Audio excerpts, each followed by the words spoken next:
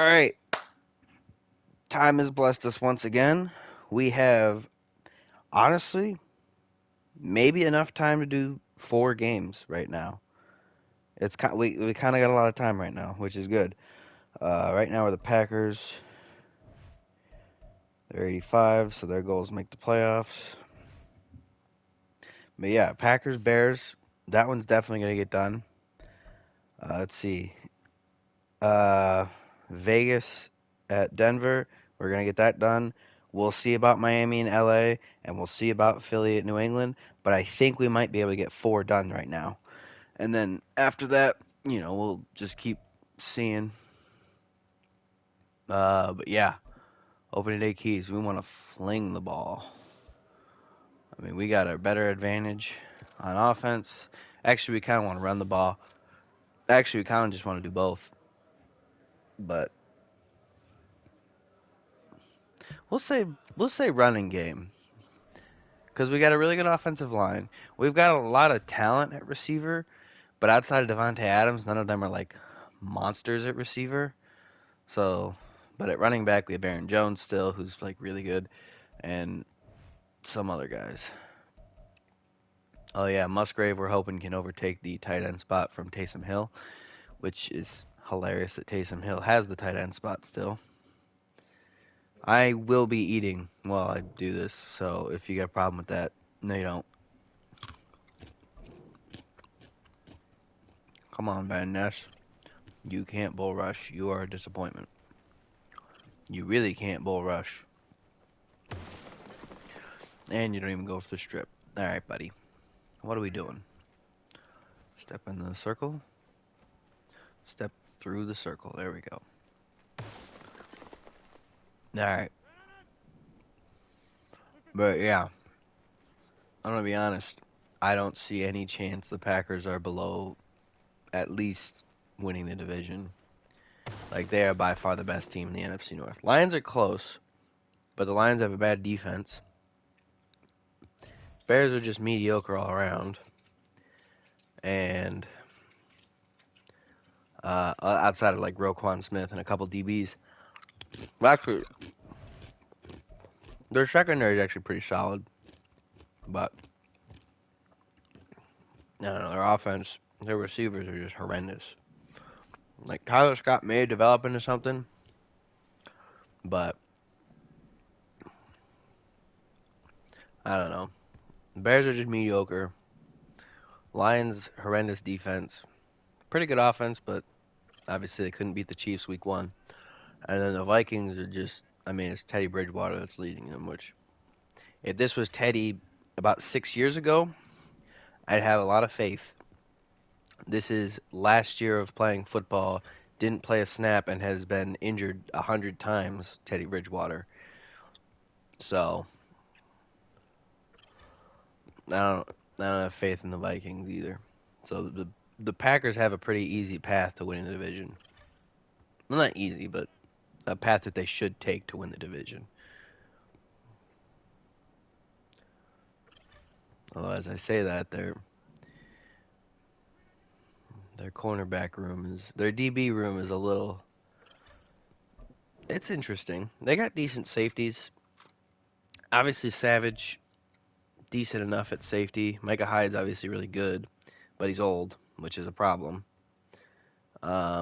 Obviously, Jonathan Owens is not theirs, or whoever the other guy is that they had last year. He's a Cardinal,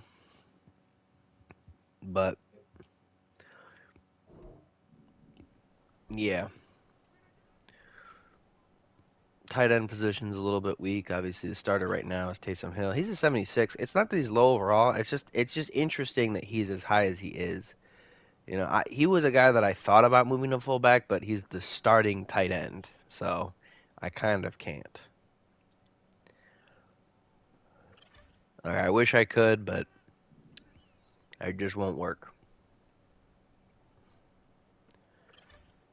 But hopefully Musgrave takes that spot from him pretty quick, because there's a good chance Hill retires after this season. And if he doesn't, he's still going to regress pretty hard, because I believe he's 32, 33, something like that. He hasn't been playing for a super long time in the NFL, but he's definitely up there in age. So the wear and tear might not be as bad, but there's just the physical decline is going to come regardless because Madden doesn't care about how many years you've been in. Madden just says, "Oh, you're over 30. Let's tank your overall every offseason." Unless you're like an offensive lineman, which is similar to real life because like athleticism goes, physical ability goes, but the strength and the mind, they honestly never go. So if you got good technique and you're still juiced up, I mean, you still be fine at lineman as long as you can stay healthy. But yeah, unfortunately for Love, Rodgers is still somehow ranked ahead of him. Obviously, Devontae Adams is kind of keeping Christian Watson out of the spotlight of playing. So it kind of stinks, but at the same time, oh well. Taysom Hill, somehow the tight end. Uh, Honestly, he's a fantastic offensive line. Probably the best in, well, no, because that 76 right tackle, bit of a drawback, but that's still pretty good. That's still serviceable. These are all really good. Defensively, obviously Van Ness, really need him to pan out. Chris Barnes is a little bit behind the 8 ball versus compared to Quay Walker, but Rashawn Gary's really good. The D line is eh. Wyatt's underwhelming. Kiki's just low overall. A lot of older guys, a lot of just mediocre guys, but Kenny Clark, absolutely fantastic. Somehow, Hayward is still in the league. I don't know why this man is still playing, but he is. But you got Jair Alexander and Eric Stokes on the outside. Hayward's a slot guy. You hope Carrington Valentine can eventually develop into something for that. Because obviously Hayward's going to retire after one season. So what may end up happening is once I don't know who was I focus training. Focus train tight end. Focus train Musgrave. Who else did I focus train? I don't remember. Musgrave, Van Ness, and Stokes. Once Stokes gets to 80, that's who it was. I might start focusing Valentine. I may go to Wyatt. I may go to Barnes, but we'll see. We'll see how many. Also see how many slots I upgrade to actually have guys train. I think LaFleur is pretty close, but I'm not going to check right now because I don't really care that much. Well, I care. It's not going to make a difference whether I check or not. But yeah, Packers ready to go. Bears are all the way at the top of the name chart, not of the NFL. They're actually pretty middle of the pack because they're 80 overall. They're actually low. 7 wins. Probably not going to get there, but hey, that's the goal. The goal isn't always going to be reached. The goal isn't always going to be the cap. It's just choose draft class. I'm going to keep auto-generated rookies. I don't like downloading draft classes. Regular draft classes do not have busts. Regular draft classes think 7 quarterbacks every year. Like downloaded draft classes think 7 quarterbacks every year are going to be like studs, which is just not ever the case. 2 or 3 maybe. Oh, Brisker, 2+ interceptions or pass deflections. That's interesting. I don't know if he's going to be able to get that on his own, but we'll see. Opening day keys. We need to stop the pass because that's really all we can do is stop the pass. Stifling defense. You disrupt the pass. I don't care if they can run the ball. I need them to not be able to make big plays through the air. They're going to be able to run the ball. There's nothing we're going to be able to do about that. They have a better offensive line than we have defensive line. Rivalry game. Oh no, is it because of Devontae Adams? Just praise him. Just praise him, boys. Smile and wave. We just want the win. We don't want to piss anyone off. Let's see. What am I waiting for? Weekly strategy. This certainly is one of the teams of all time.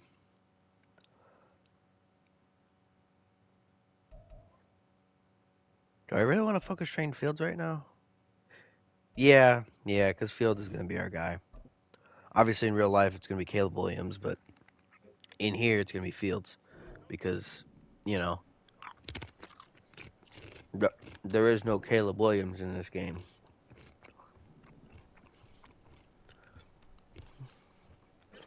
So if we end up with the Panthers having the #1 overall pick, so the Bears get it this time, I don't know. We'll draft an edge rusher probably because we horrendously need one. Travis Gibson is not it, and the other guy, Leonard Floyd's pretty old. We do also need interior D linemen, but Javon Dexter's.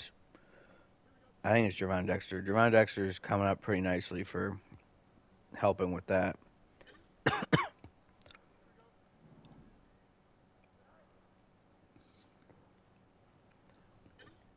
Oh, nice catch, Stevenson.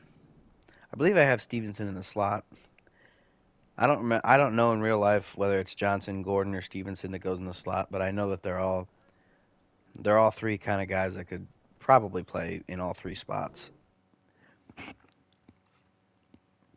because they're all that average size, just good athleticism type of corner.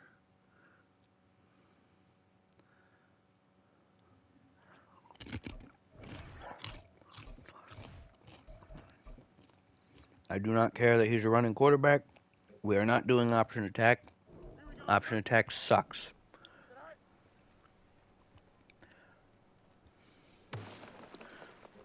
Oh, I hit the second target, but they were both out of ring hits. That's all right. The big points don't come early. Early, you just want to rack up that multiplier. This is a good lineup. And I waited too long. All right, here we go. There we go, inner ring. All right, we're up to 5 times. That's pretty good. Oh, inner ring. Oh, that was an outer ring. Darn it, it didn't go lower. Come on, Justin. I need you to bullet these. There we go. Middle. Not bad. Oh, please hit both of these. Hit them. No, you're not going to hit the second one. Start. We still got gold. 20,000 is way easier to get than it feels like.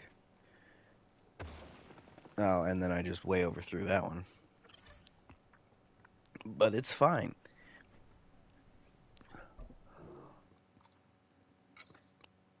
I probably should wait to eat till the game is playing itself, but eh.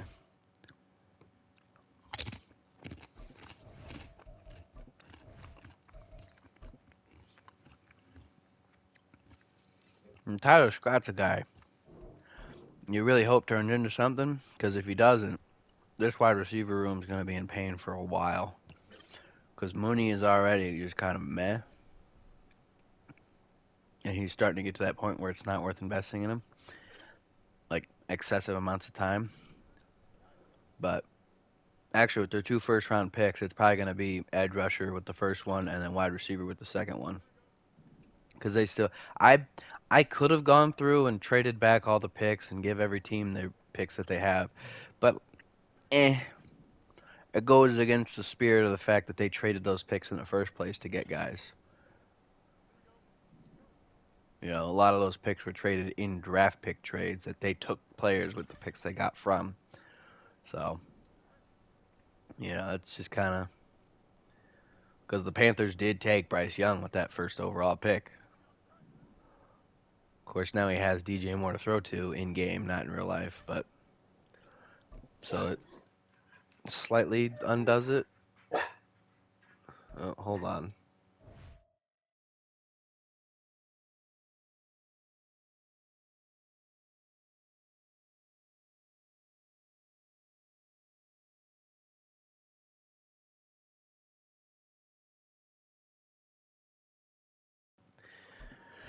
All right.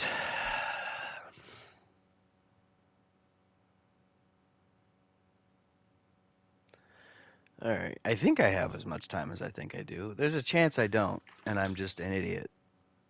But if that's the case, then, you know, it is what it is. Oh, come on. Why is this not? All right, hold on. I'll deal with that chip later. Ooh, Field's getting an upgrade. Upgrade Scrambler. He will not be able to throw it deep, but boy, will he be able to throw it short. Let's look at it, actually. Why does he have such bad awareness?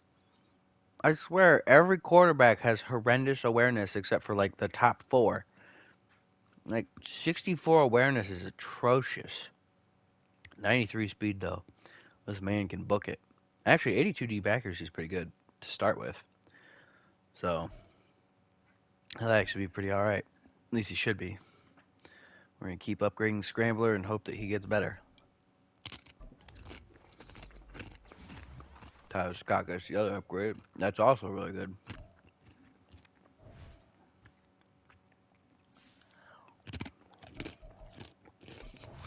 Let's take a quick peek before I start the game. Oh, man. Anthony Miller. Somehow still in the game. So he's on the team. Obviously, a decent trio at running back with Cohen as another tool. Oh, he's just a return guy for now. Surprisingly solid offensive line. Like, and yes, Cody Whitehair is higher overall at guard than James Daniels is at center, but James Daniels is the higher overall lineman. Ignore what that says. When I moved Cody Whitehair to center, he was a 74. So I don't know why he's a 76 as the backup now. I don't really care. That should actually be Jatire Carter, but it's fine. But yeah, honestly, solid offensive line. You know, you wish it wasn't as old at guard and center, but it'll be fine. Komet, good tight end. It's just a shame that the receiving core is 1.5 deep. Defensively, there will be no pass rush. Leonard Floyd's the only guy on here that gets a pass rush regularly. Roy Robertson Harris has moments, but he's just not it. Where's the other defensive tackle? I think he's on here. Yeah, Zach Pickens. He's the other guy that's going to take a spot probably next season. But because Kyrus Tonga is going to regress because he's already 27 or 28. Robertson Harris is, I think, 30, so he's going to regress a lot. And Nichols is 28, so he's going to regress. So Dexter's really a guy that I want to focus train once I can. I'm not going to invest in Gibson. He's 26 already. And Leonard Floyd's 29, so no point in investing in them. I may focus train Sanborn at some point. I don't know. We'll see what spots open up. Obviously, you want him to take that leap to be the sub linebacker, but he can't cover according to Madden. So right now he's not. Right now it's Kwiatkowski. I don't know why I looked at the settings. All right, let's go. It's game time.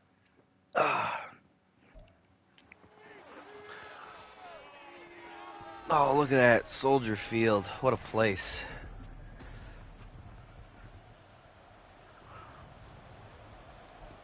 I uploaded yesterday's stream already. Oh, poop. Nope.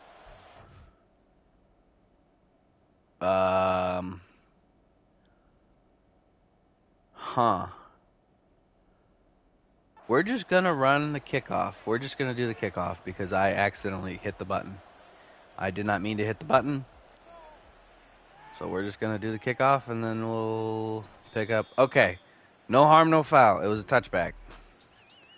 No harm, no foul. My bad. I've influenced this whole series is now tainted. It will never be the same. I have horrendously impacted it by kicking a touchback at the first kickoff of the game. I apologize. Run's over. We gotta quit. It's all done.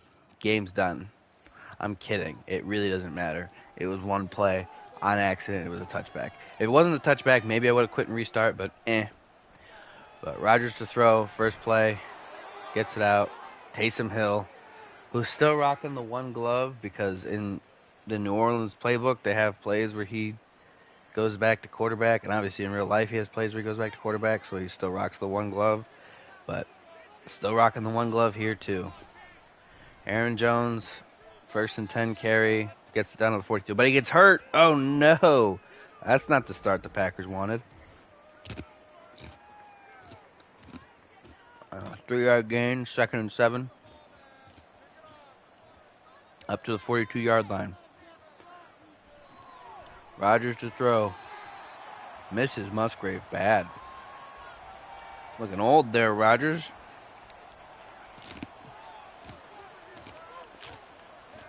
Here we go, 3rd and 7 from the 42. Rodgers to throw again. Starts scrambling. Hit as he throws. Down the sideline. Oh! Incomplete. I think that was Dobbs. He couldn't get it to. What a shame. That's 4th down. The Packers going to have to punt in their first drive after having that huge first play. Fielded at about the 11. Gets a nice return back to the 25-yard line. So out come the Bears for their first possession. Let out, maybe for the last season of doing this, by Justin Fields, because next year, depending on how Caleb Williams and Justin Fields do, who knows who's going to be the guy. I think they're actually like about the same age. I think Fields is like 24 now, or 23, and Caleb Williams is like 21 or 22.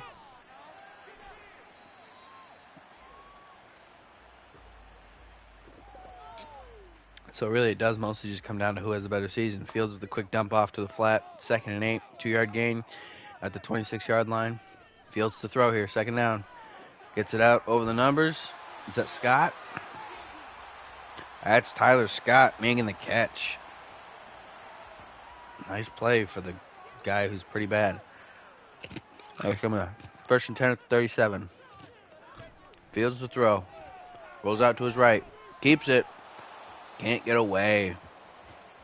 Brought down by Chris Barnes. Not Chris Barnes. Oh, yeah, Chris Barnes. I think his name is Chris Barnes. I think his name is Chris. Maybe it's not. This is Khalil Herbert on the carry. Couple yards there. It's going to be 3rd and 6 at 41.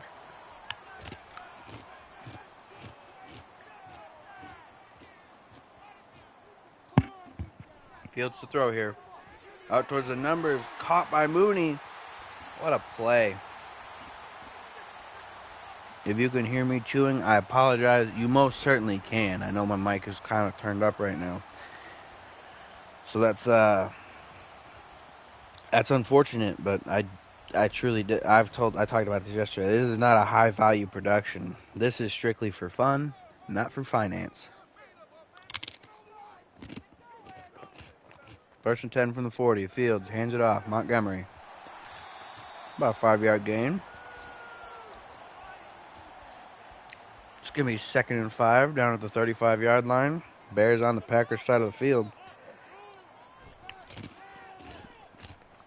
Fields to throw over the middle. Scott caught. Gets it down to the 16. It's going to be another 1st down.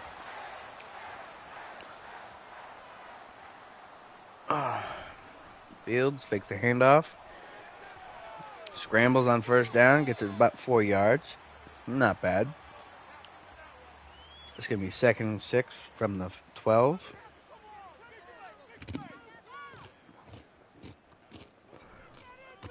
Fields fakes the handoff.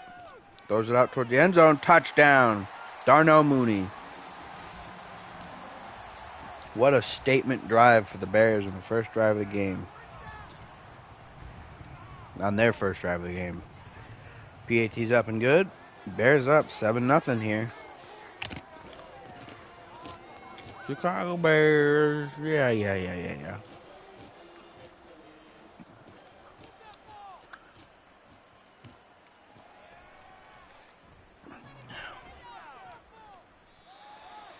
Kind of a meh return there.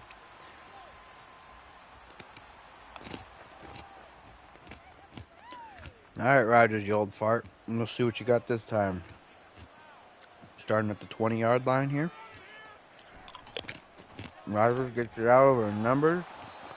Dobbs, 6-yard gain. Not bad.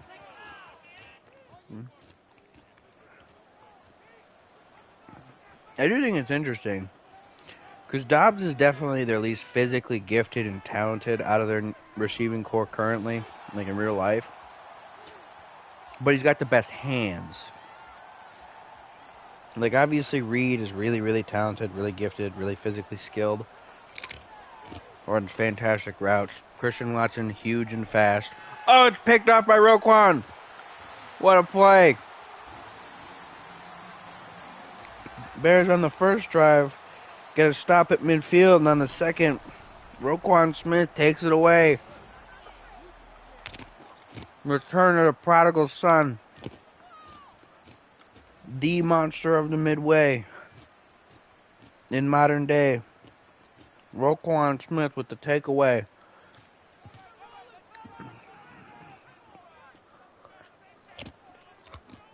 What a play. 1st and 10 with the 38 for the Bears. Fields rolls out, gets sacked. Somehow Lucas Van Ness is faster than Justin Fields. I don't buy it. But you know what, Madden? I'm not going to argue with you because it doesn't matter. Fields fakes the handoff on 2nd and 17. Oh, it was read option. And he proceeded to follow the fake handoff and ran into nothing. So it's now 3rd and 17. Still at the 45. Fields to throw. Gets it out towards the sideline. Caught by Mooney, but a yard short. It's going to be 4th and 1 at the 29. They're going to have to settle for 3 most likely. Yep, out comes the field goal unit.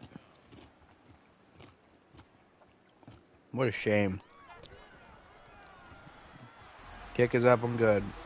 So that takeaway leads to points, just not the points you wanted when you take it away at like the 20-yard line. Alright, I get it. Bear down. I don't want to hear it anymore. Might have to turn the stadium speakers off. I forgot Christian Watson's returning kicks for the Packers. For some reason, he's like a decently high overall kick returner.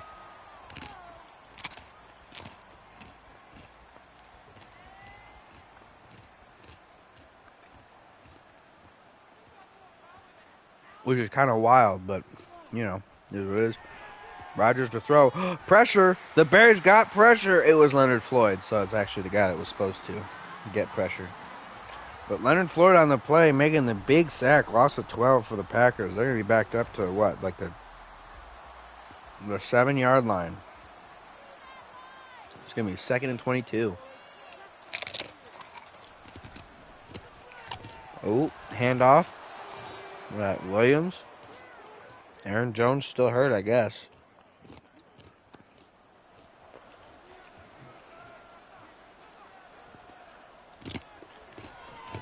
Rodgers to throw on 3rd and 10. Towards the sideline. Incomplete. Can't get it to Dobbs. So 3 and out for the Packers here. This is kind of a pitiful performance by them.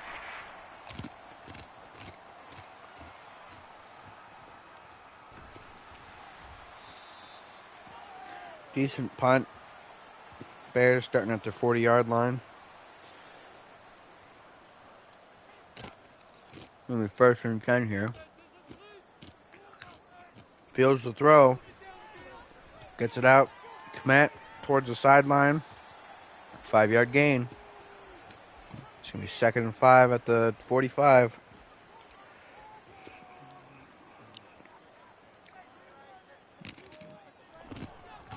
Fields hands it off to Herbert. Herbert with the seam. Huge play there. Gets it all the way to the Packers 40. For another 1st down.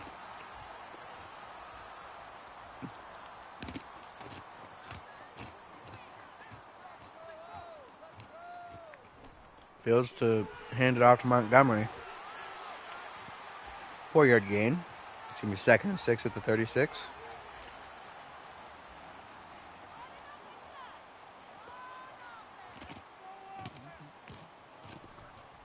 Read option. Fields hands it. Montgomery again. 5-yard gain.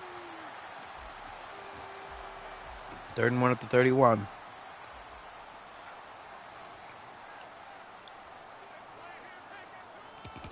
Fields, read option again. This time he keeps it, but the front side end goes all the way through and it's a linebacker. Front side linebacker comes all the way through the gap from the other side and makes the play. Interesting that he did that, and interesting that Fields decided to keep it. But also, Bears about to go for it from the Packers 34 on 4th and 4. Fields to throw. Fields scrambles, wide open up the middle. Fields gets hit. He's tackled at the 10. Didn't fumble. Shocking. Oh, what a play.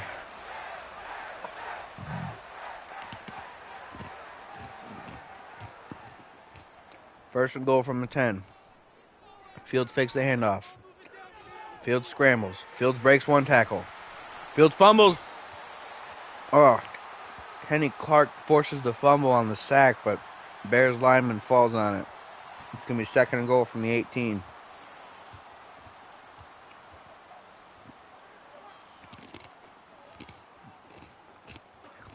Fields to throw here. Rolls out to his right, throw it to the end zone. Oh, knocked away. Jair Alexander making a nice play on the ball.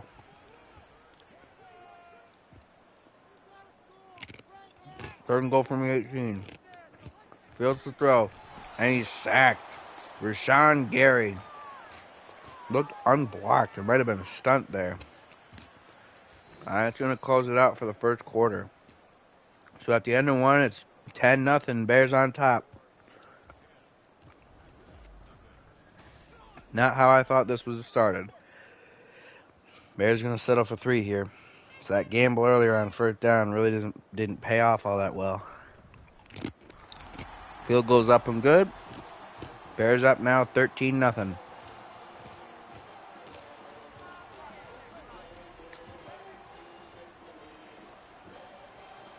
Kickoff is away. Received at the goal line.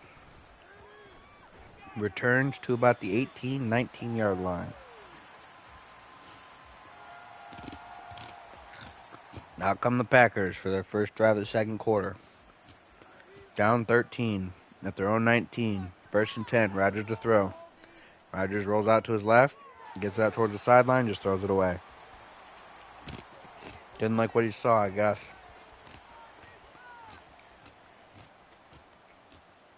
Rokon with an X Factor active. Rodgers to throw here. Just kind of wings it out to the right, and there's no one there. It's going to be 3rd and 10 from the 19. This Bears defense is clamping down. Rodgers to throw on 3rd down. Throws across the field to throw it away. Again. Interesting decision by Rodgers there. And that's going to bring up 4th down and bring up the punting unit for the Packers. Kick is away. Caught it about the 29 yard line. Fair catch. Bears got the ball again.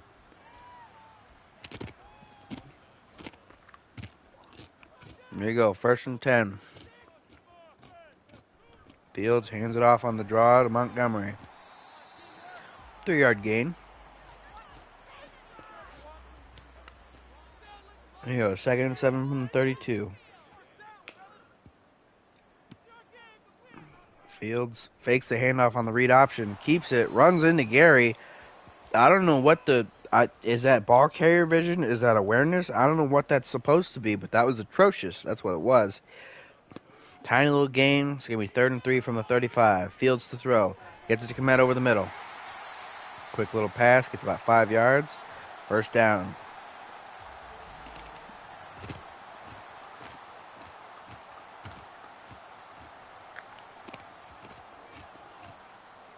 First and 10 at the 41. Fields tosses it. Montgomery.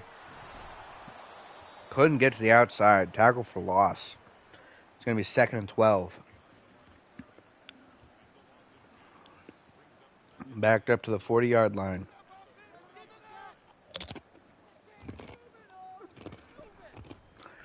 Fields keeps it. Gets a little bit of an angle. Gets about 9 yards. It's going to be 3rd and 3 at the 49. Nice play there on the keeper. Read option again. Keeps it again. Wide open lane. Gets it down to the 31. What a play. First down, Bears. Fields hands it off up the middle. Montgomery can only get a yard out of that one. It's going to be 2nd and 9 at the 30.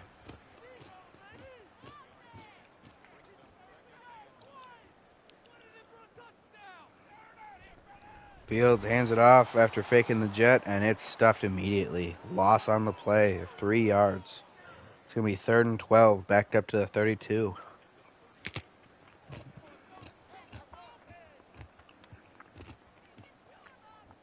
Fields the throw on 3rd down. Gets it out to Mooney towards the sideline. Mooney cuts up field. Gets the first. Gets it down to the 17.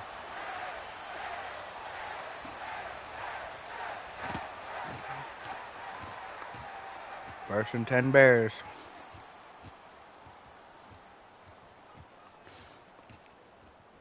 Fields to throw.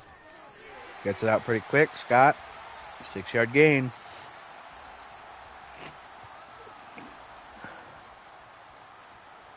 It's going to be 2nd and 4 from the 12. Fields hands it off to Montgomery. Montgomery weak side. Wide open lane. Touchdown. 12-yard touchdown run by David Montgomery. Nice play there.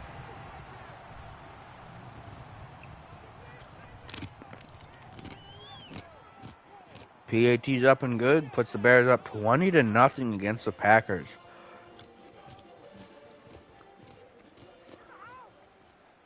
Well, I tell you what, if this keeps up, this might be the first game that ends up getting super simmed to finish because it's just going so poorly. Let's see if the Packers can finally write an answer back to the Bears. Because so far they've been blanked. Rodgers to throw after the fake. Gets it out to Adams in the flat. 4-yard gain. It's going to be 2nd and 6 at the 23-yard line.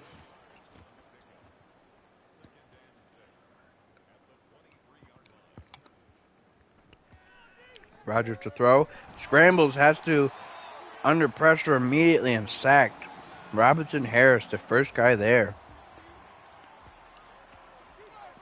Bears getting a shocking amount of pressure on this Packers all line.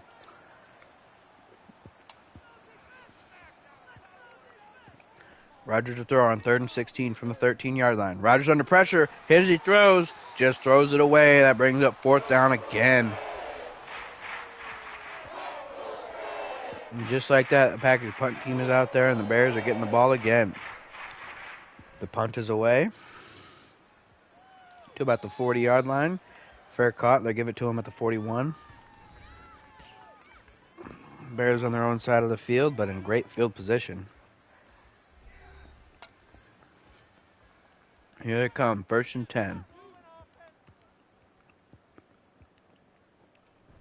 Fields hands it off to Montgomery. Montgomery makes a cutback. Oh, almost gets outside, but he gets tackled by Jair Alexander before he can get there. Cole Kmet hurt on the play. That's not ideal.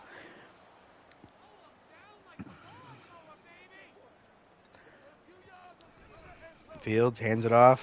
Montgomery inside. Runs over a man on his way through. Gets it down to the 49. It's going to be 3rd and 1.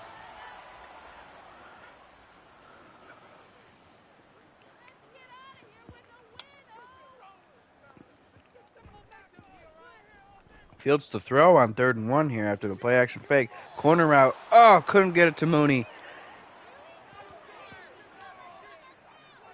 Just out of reach, I believe. Either that or it bounced off Mooney's hands. Either way, that brings up 4th down. Bears going to punt it away here. The kick is away. Oh! Oh my goodness, that's hot. Oh, that's the hottest thing I've ever seen in my life. What a perfect punt down at the 1-yard line. Packers pin back at the 1. It's going to be 1st and 10. Rodgers to throw from his own end zone. almost picked off. Brisker almost makes the pick and also makes sure Dobbs can't hang on to it. That's going to bring up 2nd and 10, still at their own 1. Rodgers hands it off this time. A.J. Dillon gets about 2 yards. Tiny bit of breathing room, but it's still tight. Packers from their own 3, 3rd and 8. Rodgers hands it off. Absolutely stuffed. No gain on the play. Nowhere to go for A.J. Dillon. That's going to bring up 4th down. 3 and out forced by the Bears defense. This defense is having themselves a day. They're out here to prove something right now. Punt gets away. Nice punt, too. Down to the 45. Give it to him at the 46-yard line. Fair caught by Cohen on the Bears' 46.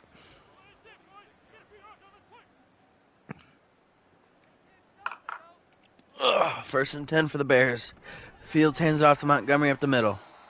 5-yard run.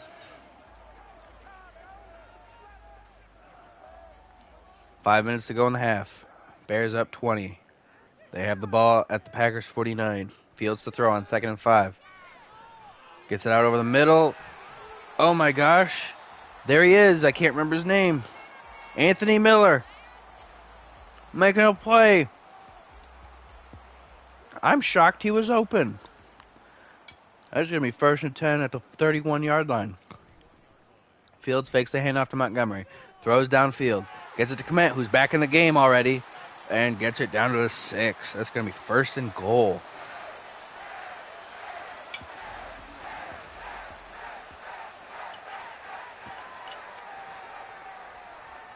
This Bears team trying to prove that Aaron Rodgers doesn't own anything. Fields to throw here on 1st and goal. Tries to scramble out. Gets about half a yard, maybe still at the 6-yard line. It's going to bring up 2nd and goal. Lucas Van Ness there on the stop.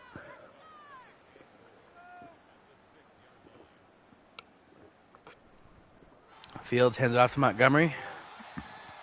Montgomery gets about 2 yards up the middle. It's going to bring up 3rd and goal. Ooh, the backup center got hurt too. That's not great. Fields immediately under pressure on 3rd and goal trying to throw and gets sacked. Devontae Wyatt gets there. That's going to bring up 4th and goal from the 10. Bears just going to kick the field goal. Settle for 3.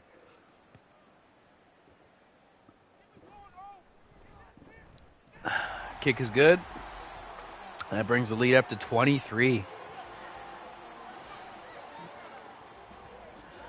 Still a 3-score game, but requires a few 2-point conversions to get there. Oh my gosh, I gotta blow my nose. But I'm gonna try to hold it out till after the 2-minute warning. Or after the half. Ooh, good return by the Packers. Well, it looked good, but then you realize it only got out to the 25, which is where it would have been had he just taken a knee or let the ball bounce or fair caught it. So, actually not that great. But, Packers have it 1st and 10 at their own 25. Rodgers to throw. Rodgers rolls out to his left, throws it. Leaping throw, gets it out to Dobbs for a 3-yard gain. That may do it for, yep. 2-minute warning.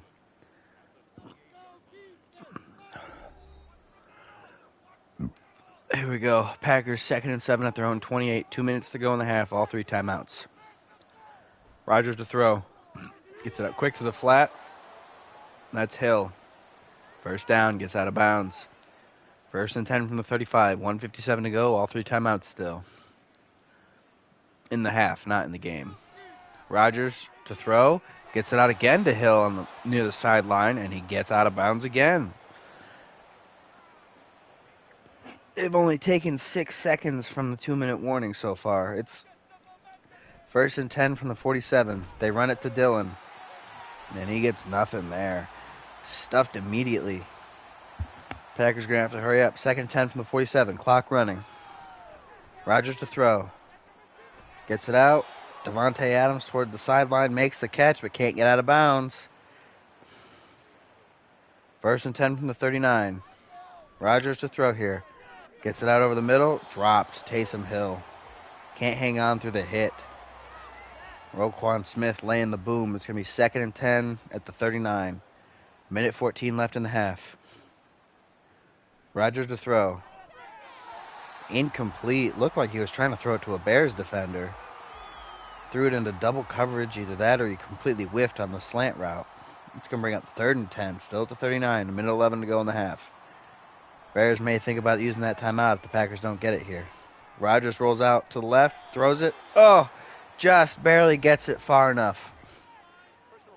And tag on a unnecessary roughness on the defense after the play. Oh my gosh, what a call.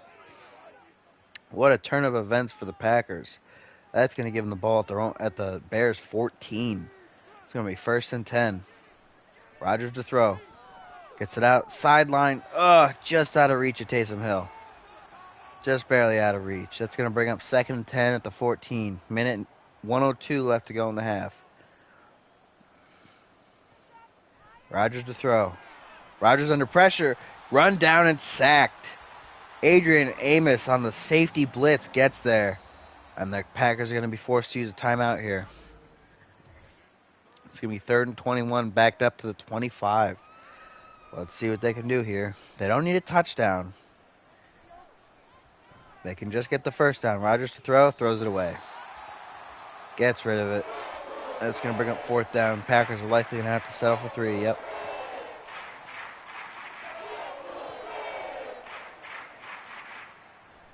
Kick is up. And it's good. Packers get rid of that goose egg finally. Putting up 3 on the board. It's going to be 23-3 going into half most likely. But Bears do have all 3 timeouts, and they're going to get the ball with about 40 seconds if they return this. Yep. Here comes the return. Oh, there's a bit of a lane there. Gets it up to the 30. Nice return.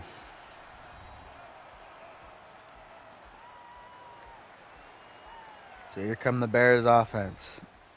1st and 10 at their own 30. 39 seconds, but all 3 timeouts. Coming out in an empty set to start. Fields to throw. Screen pass to Mooney. Mooney gets it off.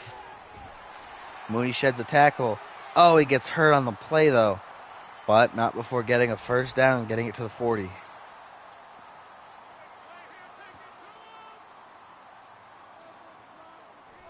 Fields to throw. Gets it out quick. Shaheen. Oh, tackled in bounds. Bears have to use their timeout. It's going to be 2nd and 8 at the 42. Down to 1 timeout with 28 seconds left. Fields to throw. Gets it out way downfield to Scott. Caught it. 1st down. They're going to have to... Oh, they take their timeout. They're just going to kick the field goal with 20 seconds left. Interesting. Kick is up. I mean, the kick is good, so they score, but interesting decision to just let there be 20 seconds left on the clock. Now they have to kick it off, and Packers with 2 timeouts and 17 seconds could make a miracle. Although it's going to be more like 12 seconds, 14 seconds. Return to the 23. Looks like they're just going to run it out here, though. Yep. A.J. Dillon gets the carry. Ooh, gets the 1st down up to the 34. Packers are going to try to throw for it.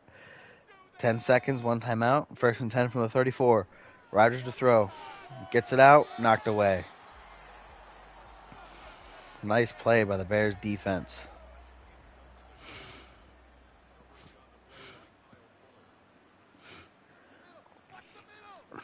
All right, 2nd and 10. Rodgers to throw. Incomplete. Brings up 3rd and 10. 3 seconds left to go in the half. Still on their 34. It's Hail Mary time.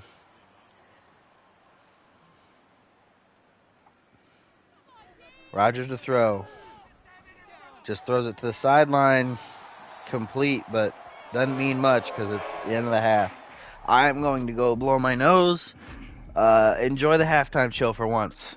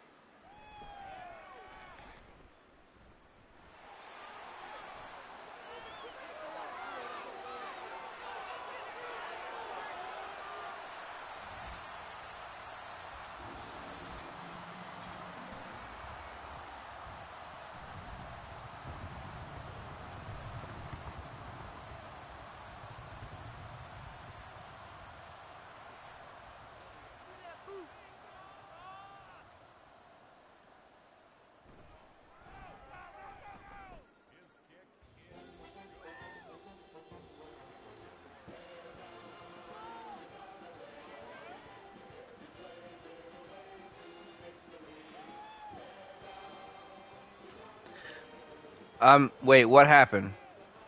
Did the Bears get a return touchdown? Did I miss a return touchdown? Are you kidding me?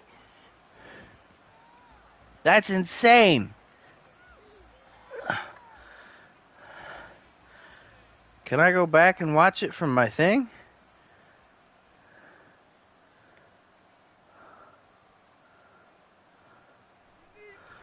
Well, that's depressing that I can't see that. Alright, well, I guess I could probably figure out how to clip things.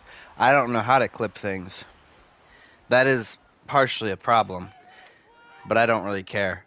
Hey, Bears putting a statement out. Oh, and it's picked off. Brisker picks off Rodgers.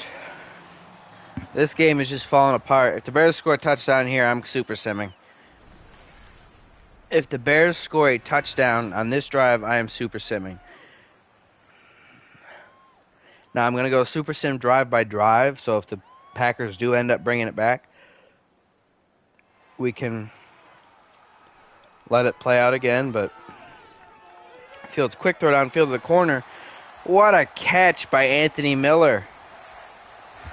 Wow. What a catch on the first play of the drive after the turnover. I just hit exit. I don't know why I hit exit. I didn't mean to. He didn't score. But still, what a play. Jump forward. End the game. Keep it going. But yeah, this is brutal. Handoff, Montgomery, touchdown. Alright, we're going to super sim.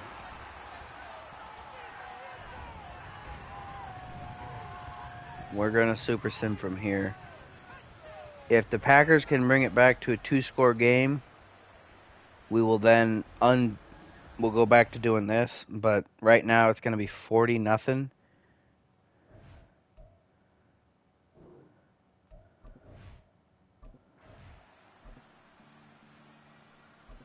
PAT's good.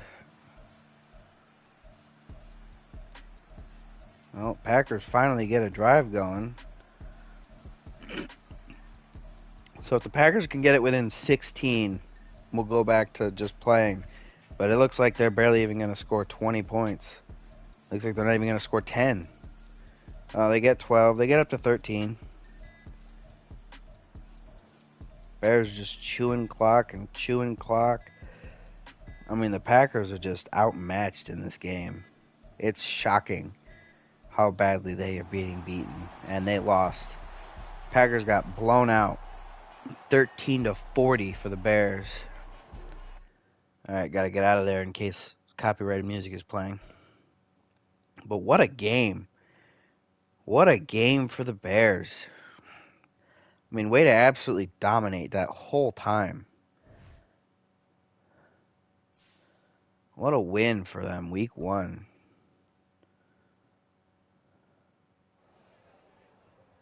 Brisker didn't get he didn't get a single pass deflection. That pick meant nothing. Ah, that's depressing. But key to victory. Boost to the secondary. Kind of a shame it's not a boost to everybody, but you know, it is what it is. Still get the staff points too. That's nice. Rivalry game. I forget what boost you get for winning these.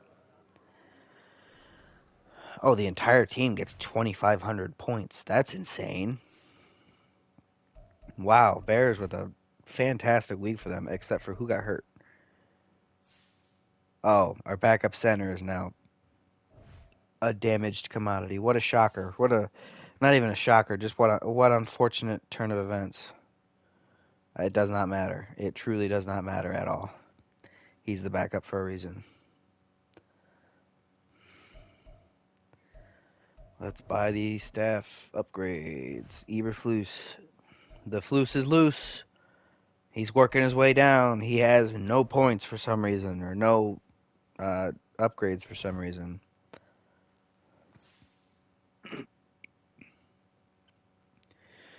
Let's go over to the Packers. Let's assess the damage. It was just a brutal game for them. They were just outmatched the whole time, which is wild because they were the better team by far. 87 offense versus an 81 defense, 83 defense versus an 80 offense, 85 overall versus 80 overall, and they got shellacked.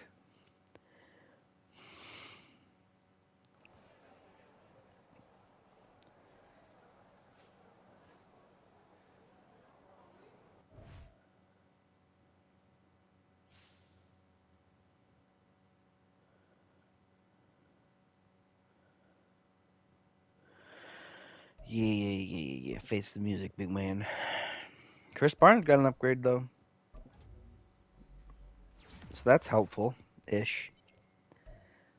What is he? He's a 77 with the temporary boost to strength. Or not even temporary, just the boost to strength. How does he have 51 morale? They just got curb stomped in their first game of the season. Also, I gotta check the stats. I gotta view the box score because I gotta see how the Bears scored that touchdown. Was that a return touchdown? It had to have been. Yeah, it was. Cohen with the kick return touchdown. What a oh man, 102-yard kick return touchdown for Tariq Cohen. That's a week one kick return touchdown. I think that's the only one so far. Obviously, defensively, solo tackle leader was Nukas Van Ness, which is interesting because normally edge guys don't do that. That's usually not a good sign. Combined tackle or assisted tackle leaders were Chris Barnes and Nick Kwiatkowski with 5 each. Total tackle leader, Chris Barnes, Casey Hayward, and Jaquan Brisker all tied at 10. Rashawn Gary led the game in tackles for loss with 5. Rashawn Gary had a sack, Lucas Van Ness had a sack, Devontae Wyatt had a sack, Roy Robertson Harris had a sack, Kenny Clark had a sack, Leonard Floyd had a sack, Adrian Amos and Travis Gibson both split a sack. They both have half a sack.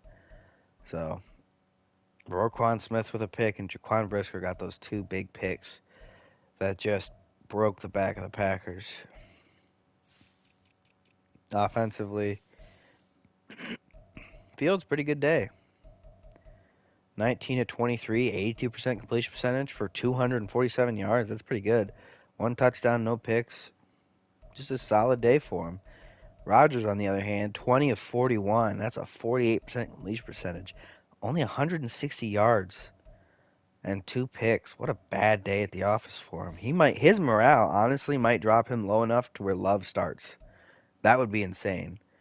Montgomery, 23 of 68 or 23 for 68. 2 touchdowns.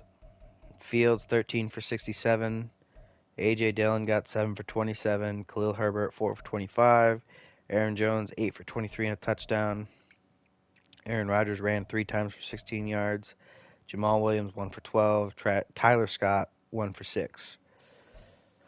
Receiving wise, Scott 5 for 75, pretty good for him. Darnell Mooney 5 for 73. Ooh, Scott just a little bit better, but still great out of that duo. That's going to have to be pretty good because they're the 2 best receivers on the team with bad receivers. Um, Devontae Adams 8 for 71, pretty good game. Oh yeah, Mooney also had a touchdown. Taysom Hill 7 for 50, not bad. Anthony Miller 2 for 48. He had that one really big catch down at the goal line, or that got the Bears down to the goal line, and then Montgomery just punched it in. Kmet 5 for 41. Dobbs 3 for 20.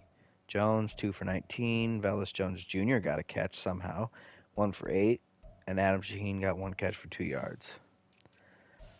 My goodness, what a game! What a shocker!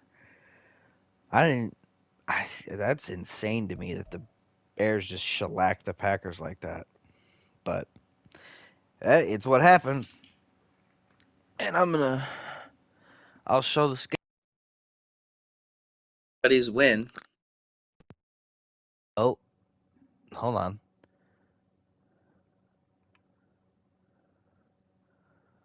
Hold on.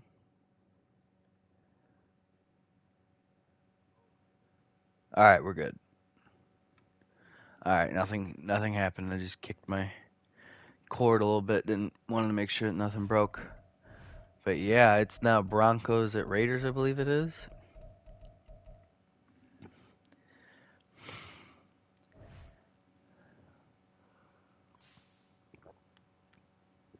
Oh, is this another bot? The price is lower than any competitor. Shut the hell up. Income tax 7? You're getting banned. Because for what reason are you trying to get me to pay you money to promote me? I don't even promote me. If I'm not even going to promote me, I'm definitely not going to pay someone to promote me. Oh, it's Raiders at Broncos. I got to go to the Raiders first. Raiders. Raiders. The autumn wind is a Raider and whatever, whatnot. 81 overall, so they're another 7-win hopeful.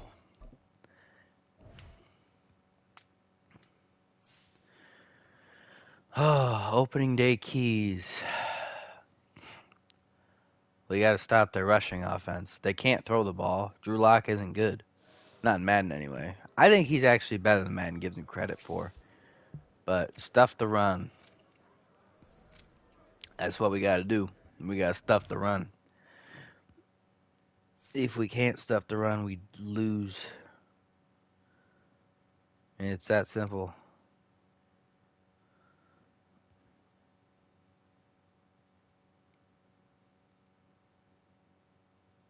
Oh, what is going on with that?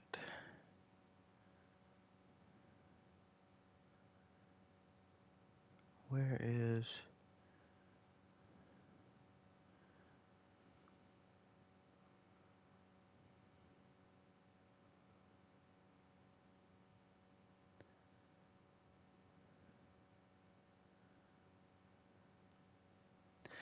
Alright. Weekly strategy. Oh yeah, Jonathan Abram. We kind of need him to like play well. All right. It's a sad state of affairs if Jonathan Abram is a starting safety for you, but he's a starting safety for this team.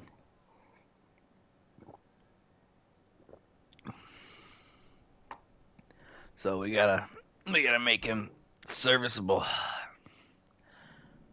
He's a bit of a weirdo. He wears his sleeves long at safety, which I don't like. Like I don't know. I liked having short sleeves on the jersey. Back when I did play, because I played football in high school, I would always I always let the jersey sleeves be short, and then I'd always wear a white shirt underneath it, just like an undershirt type shirt. Let the sleeves poke out, put the gloves on. I was a linebacker, so I didn't really care what I looked like. Actually, I just wore the shirt because I needed to wear something underneath the jersey that wasn't like graphic or anything. And I didn't like sleeveless shirts. I don't like how sleeveless shirts feel. Like that's just it's just a pet peeve of mine. I don't like how I don't know. So that they weren't an option.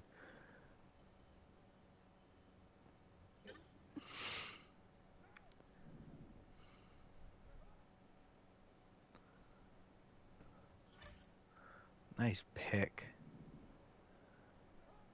It's a shame that this is on try number 2, but also against Hunter Renfrow, one of the slowest slot guys in the league. Still really good in real life, but slow.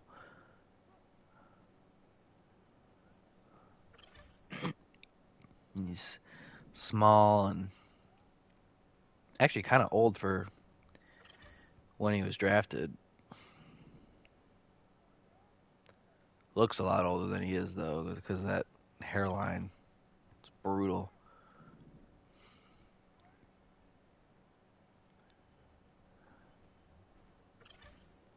And there's gold. Was that a perfect gold? I think it might have been.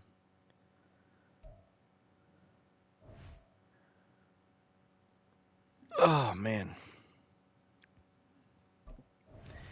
But yeah, if the rest of these games are like that Bears Packers game, then that we might be getting through the rest of the week right now, which would be nice if we could do that. But um, I don't have high hopes for that happening. Actually, it also wouldn't be that nice because it's not as interesting if the games aren't close. Blowouts aren't fun to commentate over. I don't know. I don't know how I feel about doing play-by-play. Like I keep doing it, but like I don't know. I don't know what else I'd do. As it's playing, I don't know what else I'd talk about. Like if I'd only react to big plays and the rest of the plays, I just kind of watch and talk about other things. Talk about the teams that are playing or whatever. But I don't know. Play-by-play makes the most sense to me, and I can talk because like I get plenty of time to just talk while we're in here doing the training stuff, which I suppose I could streamline by just doing this off screen. But where's the fun in that? Then people might think I'm cheating. Not that it really matters whether anyone thinks I'm cheating or not, because it's not real. And this isn't a competition. This is literally like all the teams are me. I'm not gonna cheat to. Well, actually, no, because I have favorite teams. People may think I'm making my favorite team better. I'm not.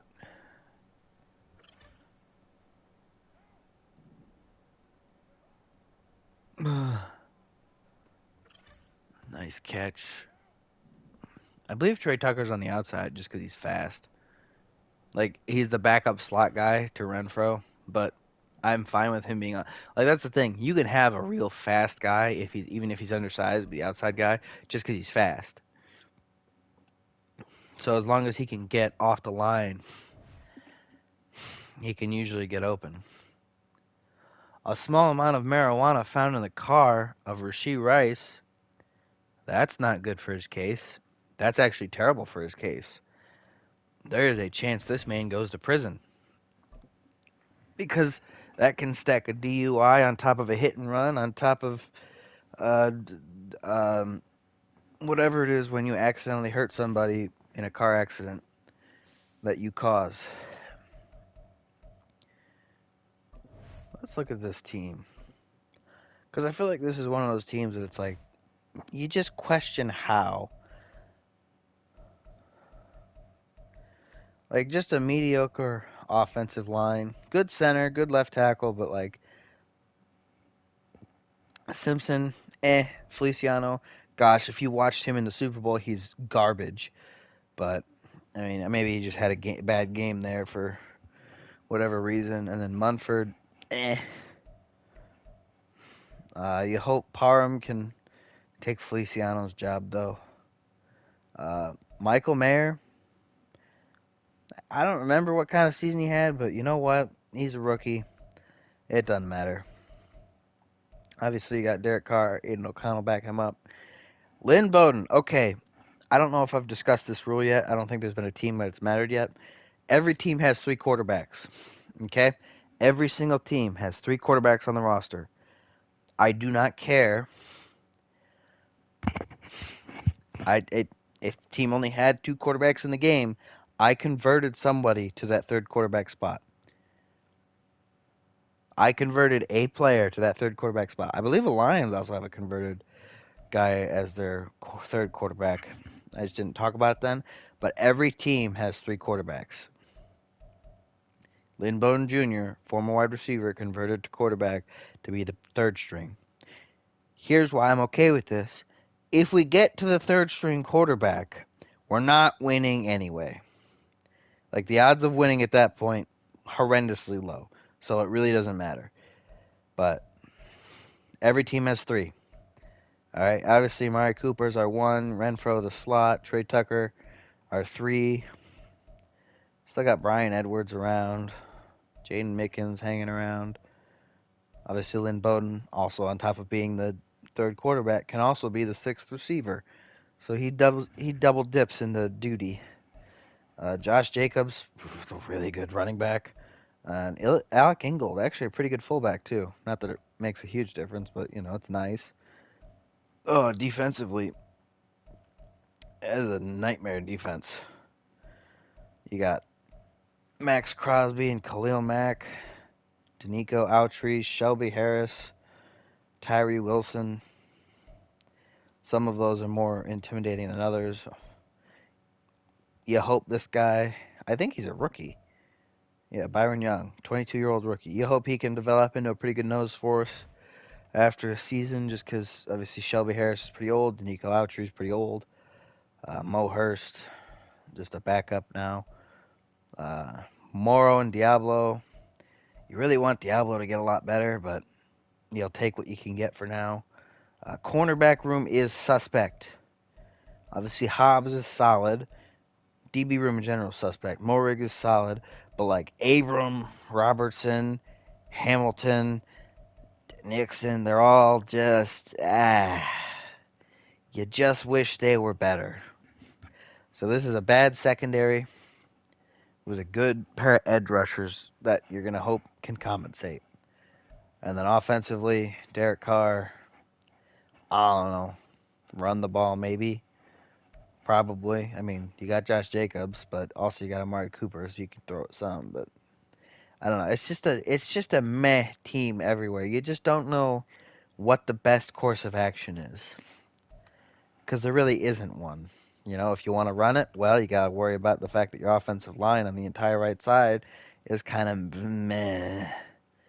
You know, you want to pass it, well, you got to worry about the fact that the only receiver you have that's decently athletic and reliable is Amari Cooper. You know, so and then defensively, you want to gear up to stop the run. Your linebackers aren't great. Linebackers aren't great, and on top of that, you're just I don't know. You gear up to stop the run, but then you leave your DBs on islands with those receivers, and if they throw the ball, that's chops, that's game. So I don't know. Bad team. Not bad, just meh. But probably better than the Broncos because the Broncos have the old no quarterback issue, which is something that plagues many a team, but none quite as consistently as the Broncos since uh, I don't remember when the last quarterback they had that they drafted was actually pretty good. Since Jay Cutler was in the game, maybe? Oh my gosh. There's something in my nose, but it won't come out. Alright, we're good. I don't know why I suddenly like that's the weird thing. I'm really not that congested until I start to do this. Stifling defense. Heaven, we're not going to put up 20 points, lady. We're going to say stuffing the run. Because you know what? Less than stellar offensive line, but elite running back. You just want to stop the running back. If Amari Cooper lights us up and that's how we lose, you know what? All right, I'll take it. But Marvin Mims. Gosh, it is a shame, though, that this receiving core is going to get completely wasted by the fact that Drew Lock is the quarterback. Because Marvin Mims in the slot, Jerry Jeudy at the 2, and Cortland Sutton at the 1 is actually like it's no like monster playmakers, but it's a bunch of guys that are like 2A, 1B type players. To where it's like this should be a team that can produce. You know, it's like the inverse of the Bills, where it's all like 2B, 3A kind of guys. But the Broncos, it's all 1B, 2A type guys. So it's all good producers.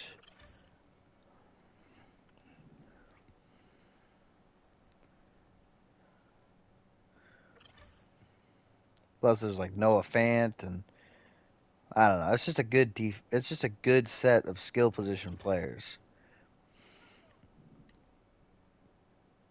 So it's a shame that their quarterback is Drew Lock.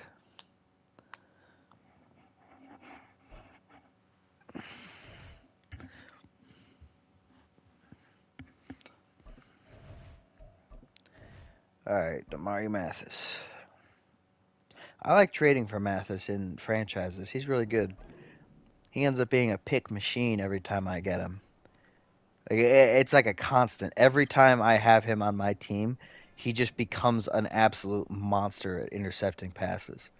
Like I don't know if it's because he's so fast and is so bad in coverage that he's off far enough, but always recovers good enough to pick it off or what. But he's just absolutely fantastic for me in franchises, which is part of why I feel comfortable focus trading him, but also because we need corners that aren't 50 years old on this team. Like every corner other than Mathis and who's the young guy for the Broncos? I can't remember his name. Oh gosh, I can't remember his name. Patrick Surtain. Everybody other than Surtain and Mathis are so old.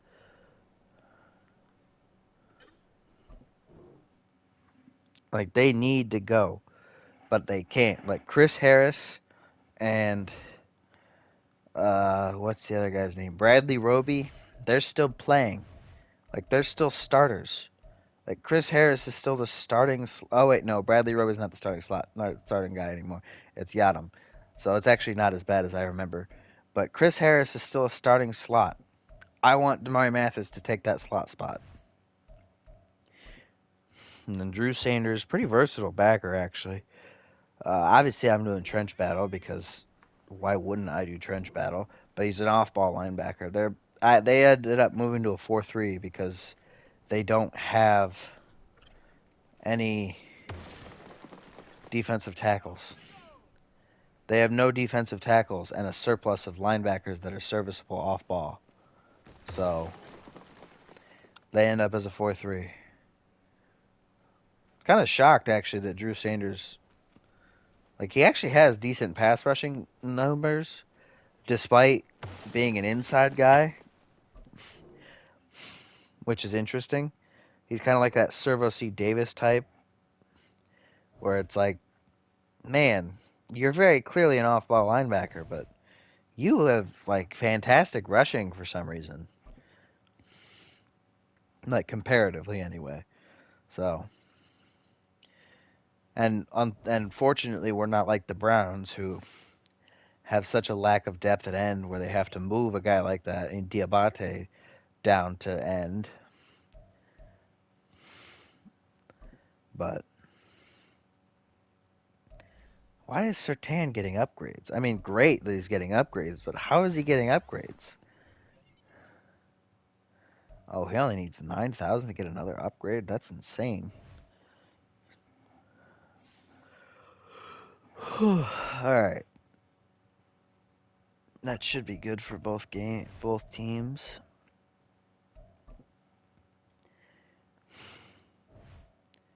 And in case you're wondering, I did check to see if Kendall Hinton would make the team as a quarterback. Didn't, unfortunately. He unfortunately was not quite good enough. But yeah, great receiving core. Good pair of tight ends. Obviously Fant, a little bit underwhelming, but still really athletic. And then Dulcich, just a solid backup. But it's just a shame that it's Drew Lock throwing them the ball. And then defensively, people are going to get upset about this, but Chubb had to move to tackle because otherwise Walker was going to be playing and Gotsis was going to be playing at tackle, and it wasn't going to be pretty. So they just moved. I moved Chubb to tackle. He was already 275. Bump him up to 285. Slide him inside. He'll be fine. Maybe after a season. No, actually, he's never moving back out to end because after this year, Baron Browning's taking Von Miller's spot, and Jonathan Cooper's working to take Shaq Barrett's spot. So, no, he's not moving back. He's just stuck at D tackle. Don't blame me. Blame the Broncos for never drafting defensive tackles. I mean, Demarcus Walker's old as hell. Adam Gotsis is old as hell. Draymond Jones is like 27 or 28 or 26, I think. So, like, they haven't drafted a solid defensive tackle in like 4 years. So, it doesn't matter. Chubb is a D tackle now. Obviously, the cornerbacks are old, and that's not ideal. You just hope that Mathis can take that slot corner spot from Harris quicker than later. But Justin Simmons is really good still. And then Caden Stearns, serviceable at strong safety. I forget how old he is. He's 23.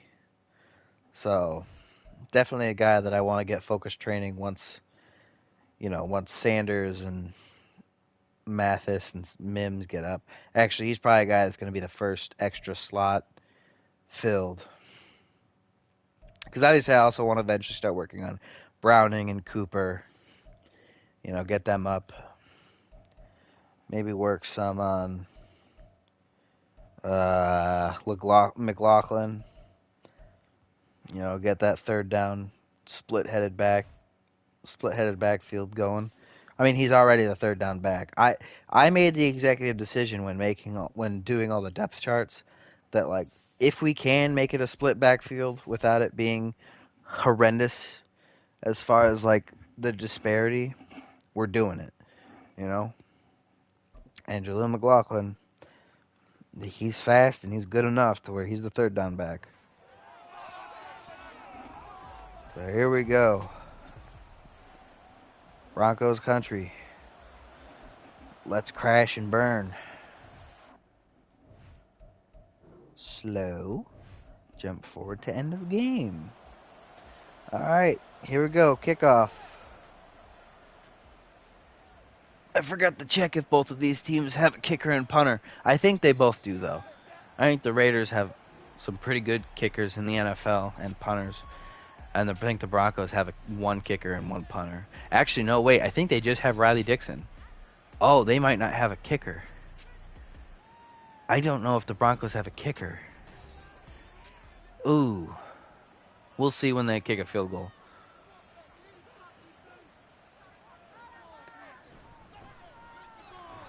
First carry for Jacobs. Tackled for a 1-yard gain. Gets it up to 19.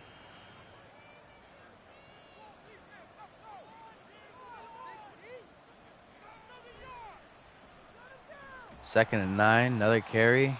Tackle for loss this time. Chubb is hurt. No. Are you kidding me? DeMarcus Walker's going to be playing at D-tackle anyway. What was the point? Chubb, you sold.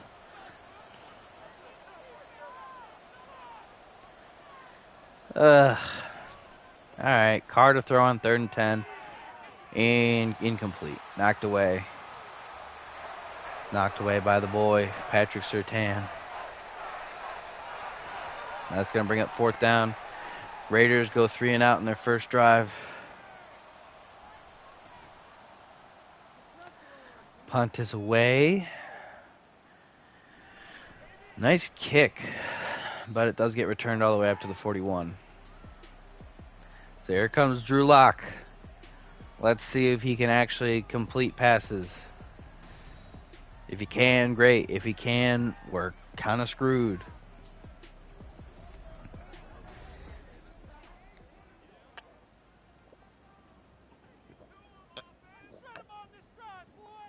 First and 10 from their own 41. Lock hands it off. Javonte Williams tackled for a 4-yard loss. What a play by Khalil Mack and the rest of that defense on first down. It's going to be 2nd and 14 back at the 37. Lock to throw. Gets it out towards the sideline. Caught. Which one is that? Sutton? Or is that Mims? That's Mims. First down, 35-yard catch there.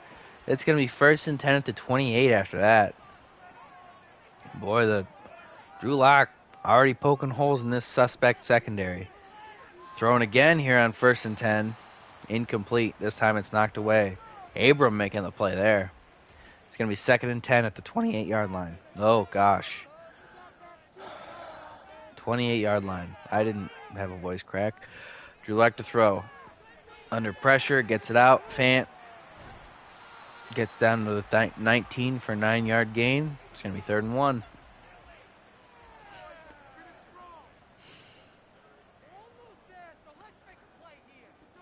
Drew Lock hands it off. Williams gets the first down.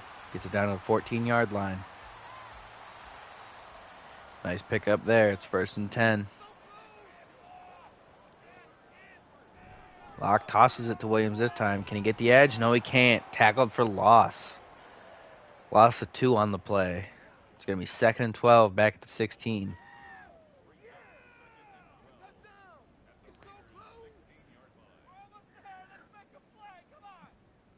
Here we go. Lock to throw. Backing up under pressure. Crosby gets him. What a sack. Backed up to the 26-yard line. 3rd and 22 here for the Broncos. They don't need a touchdown. They can still get the first down, but it's still a long ways away. Lock to throw. Gets it off on the screen. McLaughlin can't quite get an angle. Tackled at the 24. Only a short gain of 2. It's going to be 4th and 20. Let's see what happens here. Oh, it's Seth Williams. They don't have a kicker. Kick is up. The converted receiver makes it from like 40 yards, too. That's insane. He's a kicker. He's not a kicker, but he's a kicker. Somebody get that man a paycheck. First, the kickoff is away. Caught at the 1. Returned to the 21 by the Raiders. That is impressive. That was a 40-yard field goal by a converted receiver. What a play. All right, Raiders 1st and 10 at their own 21. Down by 3 now. Amari Cooper in motion. Derek Carr to throw. Gets it out quick. Is that Latavius Murray? I think that was Latavius Murray. No, it was Zamir White. Why is Zamir White the 3rd down back? Did I make Zamir White the 3rd down back? I might have made him the 3rd down back. I do not recall. Derek Carr to throw on 2nd and 3 from the 28. Incomplete to Mayer. It's going to bring up 3rd and 3.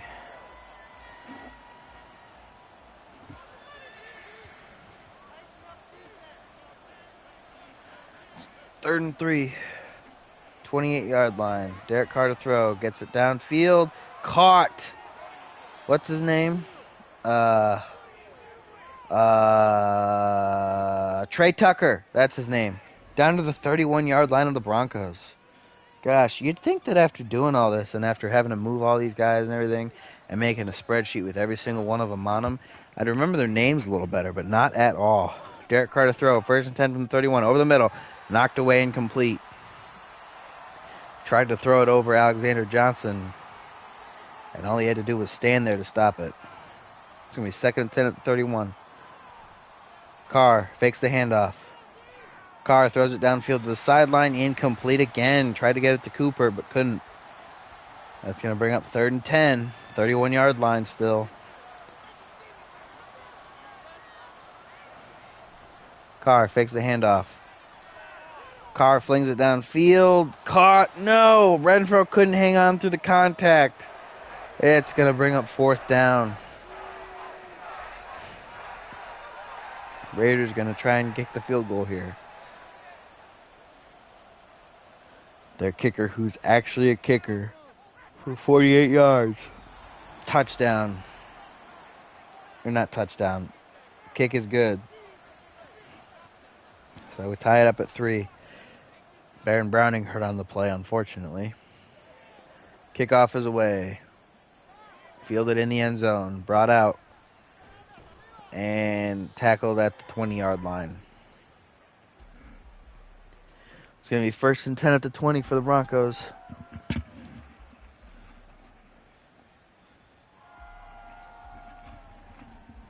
Oh, let's see how they do here.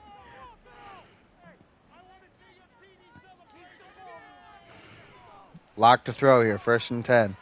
Gets it out quick to Mims. Nice little 5-yard gain there. It's going to be 2nd and 5 from the 25-yard line.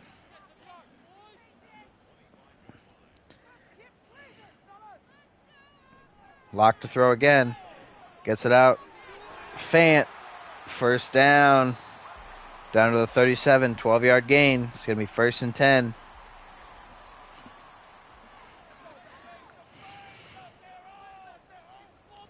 Lock hands it off. This time Williams. Or McLaughlin, not Williams. Gets 8 yards on the carry. Nice play. Down to the 45-yard line. It's going to be 2nd and 2. Locke throws it out to the flat. Judy. First down. It's going to be 1st and 10 at the 49. Broncos across midfield into Raider territory. Locke hands it off. Williams, no gap to run through. Gets tackled for loss of 2. It's going to bring up 2nd and 12 at the 49. Back on their own side of the field.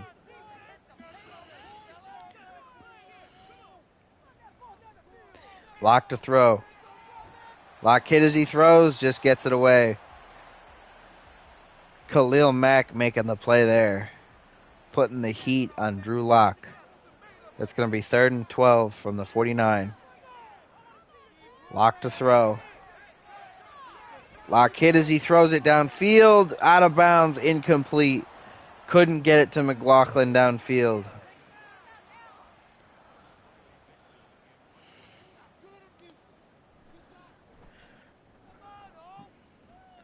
Broncos punted away on 4th down. Goes out of bounds at the 23-yard line. It's going to be 1st and 10 Raiders here. Carter throw on 1st down. Gets it out towards the sideline. It's caught. Zamir White, I think. Yeah, why is he in so much? Did Jacob? No, Jacob's not hurt. Why is... Okay. Carr hands it off to... No, fakes the handoff to Josh Jacobs. Throws it downfield. It's caught. Amari Cooper, first catch. What a play there. Gets it down to the 26-yard line. Amari Cooper moving.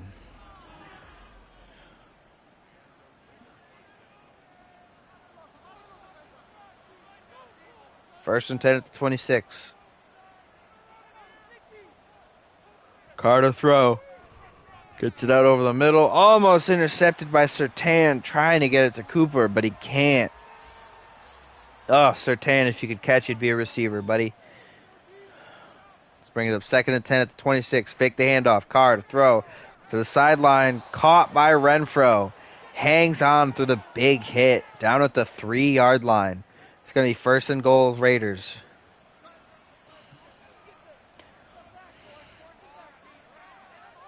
Carr hands it off to Jacobs, and he's tackled. Tackled for a loss of 1 down at the 4. Backed up by a yard. It's going to be 2nd and goal. Raiders are 3 tight ends here. Power off to the left. Jacobs breaks a tackle. Touchdown. What a play. What a carry by Jacobs. Stiff-armed his way to the end zone. PAT's up. And it's good. It's now 10-3 Raiders.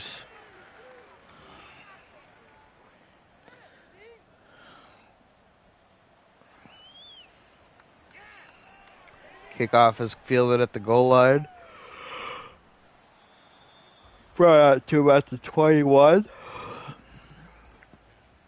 That's where the Broncos are going to have 1st down. Locke to throw on 1st and 10. Locke under pressure. Locke gets sacked by Divine Diablo on the blitz. That's going to bring up 2nd and 19. Loss of 9. Backed up to the 12-yard line. Locke to throw. Locke under some pressure. Just throws it away there. Ooh, boy, they almost got him again. It's going to be 3rd and 19. Still at the 12-yard line. Crosby and Mack get to just pin their ears back now. Locke to throw. Locke under pressure. Locke in the end zone. Sacked. Oh, but he stayed out of bounds. He stayed away from a safety. Just barely. Sacked at the 1. That brings up 4th and 30. Oh, boy. Not a lot of room to punt it here. Raiders, almost block it, but don't quite get there. Punt is away. Fielded at the 49-yard line. And returned all the way to the 38.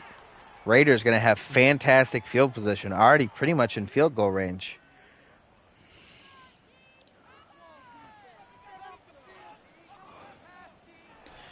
Raiders hand it off. Jacobs. No gain on the play. That's going to bring up 2nd and 10, still at the 38.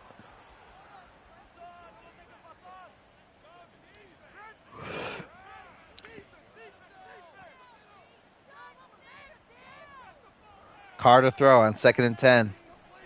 Gets it down to the flat. Caught. Jacobs, 2-yard gain. That's going to bring up 3rd and 8 at the 36, but we're going to close the first quarter first. We're going to start the second quarter. 3rd and 8, Broncos 36, Raiders driving. Hoping to take advantage of that great field position. Carr to throw. Carr throws it downfield to the sideline. It's caught. Trey Tucker. Nice catch along the sideline. Puts it up at the 17-yard line. That's first down. Carr hands it off to Jacobs. Jacob gets about 3 yards. That's going to bring up 2nd and 7 at the 14.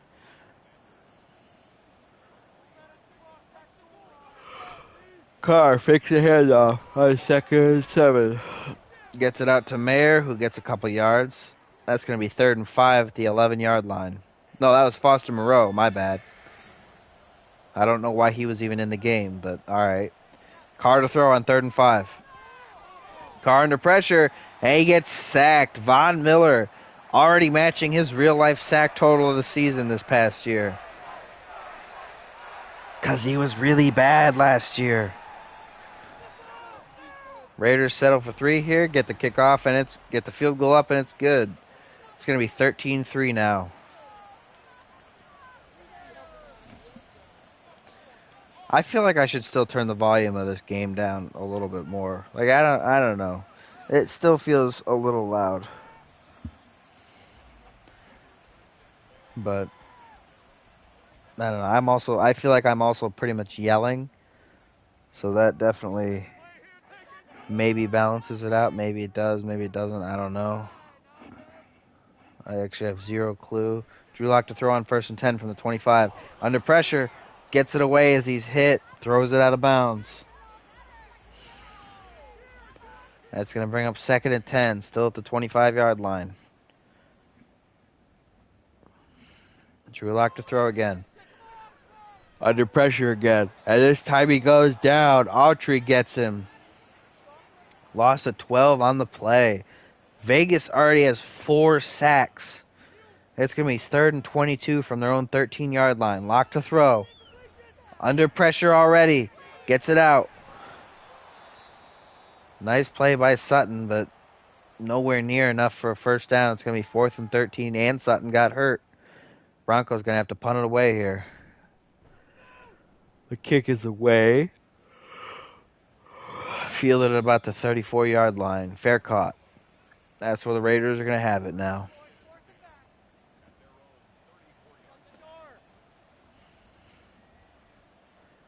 Carter throw on 1st and 10. Flings it out. Gets it to Moreau or Mayer. Who is that? I don't know what tight end that is. It should be Mayer. It is Mayer. Okay. Gets it out to Michael Mayer down to the 50-yard line. That's a first down. Carter throw again. Over the middle to Amari Cooper. Nice catch. Hangs on through the tackle. It's going to be 2nd and 3 after the gain of 7. Raiders at the 44-yard line of the Broncos now. Carr throws it on the RPO. Gets it out to Renfro. Renfro doesn't get anything, though. It's going to be 3rd and 3 at the 43.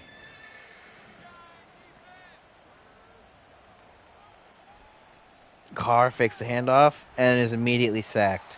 Bradley Roby on the blitz, even though he's not even really supposed to be in the game, getting home on the sack. Pushes him back to the 50. They're going to have to punt on 4th down. Punt is away. Goes out of bounds at about the 7.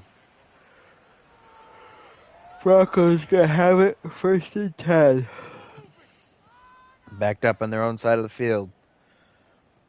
Lock to throw here. Raiders only rush 3.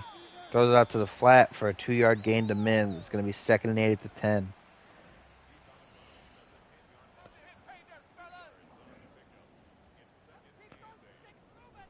Lock hands it off. Williams. It was about a 4-yard gain. Gets down to the 13. It's going to be 3rd and 4. Like to throw on 3rd and 4. Screen pass. Gets out to McLaughlin. McLaughlin with the lane. Gets to the sideline. Gets a little bit more. Gets it all the way up to the 27-yard line. What a play. It's going to be 1st and 10.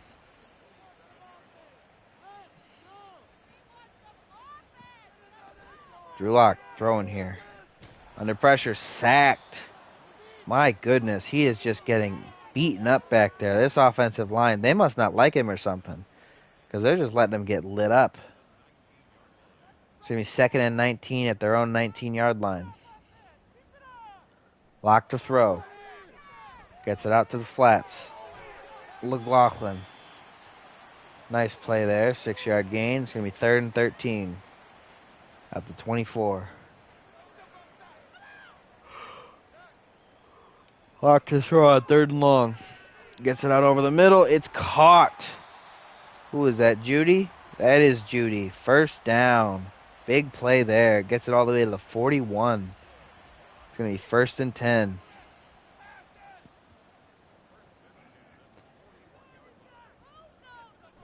Lock hands it off. And there is nowhere for Williams to go. Tackled for a 5-yard loss by Khalil Mack. What a play. It's going to be 2nd and 15 now. Backed up to the 36. Lock hands it off again. This time McLaughlin. This time there's a seam. Gets about 7 yards down to the 43. It's going to be 3rd and 8.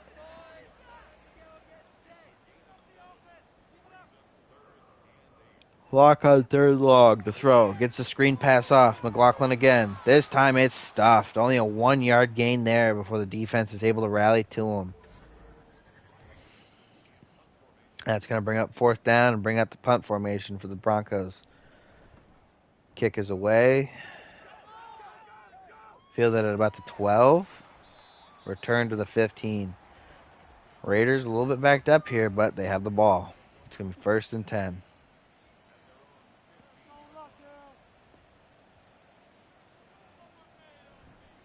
Carr hands it off to Jacobs. Nice little bit of a gap there, but as soon as he hit somebody, he went down. Alexander Johnson with a nice tackle there.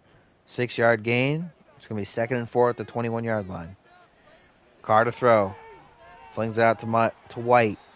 White actually loses 3 yards on the play. Backed up to the 19. It's going to be 3rd and 7.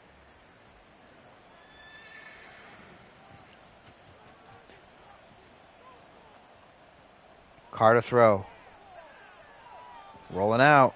And he gets sacked. Von Miller.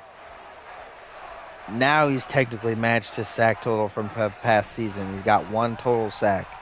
Because that's 2 half sacks for him.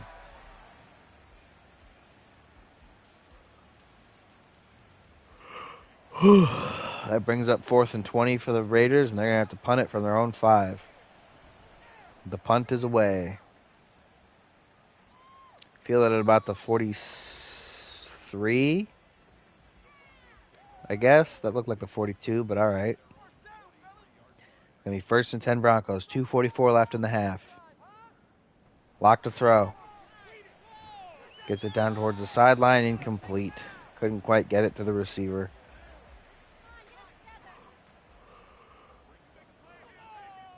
Oh, man. I don't know why I feel so tired suddenly. 2nd and 10 from the 43. Lock to throw.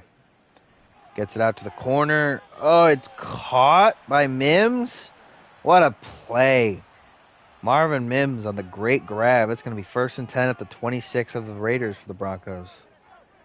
Lock fakes the handoff to throw. Last play before the 2-minute warning, most likely. Never mind. He throws it out of bounds. We're going to have another play. It's going to be 2nd and 10 at the 26. 2:04 left to go in the half. Lock hands it off. And there is nowhere to go. That's going to be 3rd and 8 at the 24 after the 2-yard gain. 2-minute warning here. Oh, Lock gets it out pretty good, but tackled shy of the goal of the 1st down. Raiders take a timeout to save clock. Broncos just decide to kick the field goal. Kick is good. Seth Williams, professional NFL kicker. Apparently, I mean, he's made it every time. So, but Broncos kick it away. Raiders field it at the goal line. Decides to bring it out. Gets it out to about the 22. Here come the Raiders. 2 timeouts, a minute 50 to go, starting on their own 22-yard line. I hope that was all comprehensible. Throws it on the screen pass, the first play to White. Nice gain there. Gets it to the 33-yard line, 11 yards on the play. He gets out of bounds. It's going to be 1st and 10 again.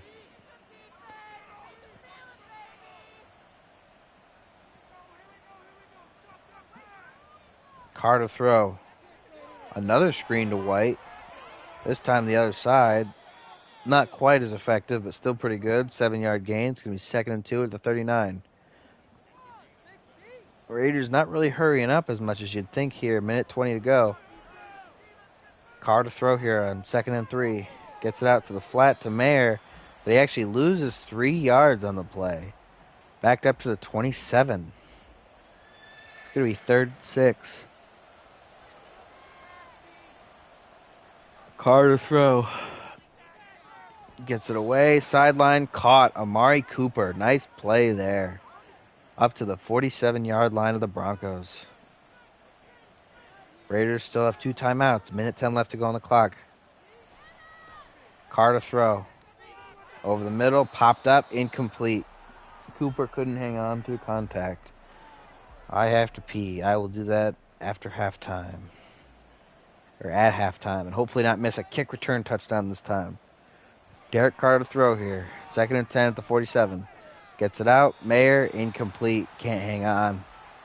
That's going to bring up 3rd and 10 from the 47-yard line.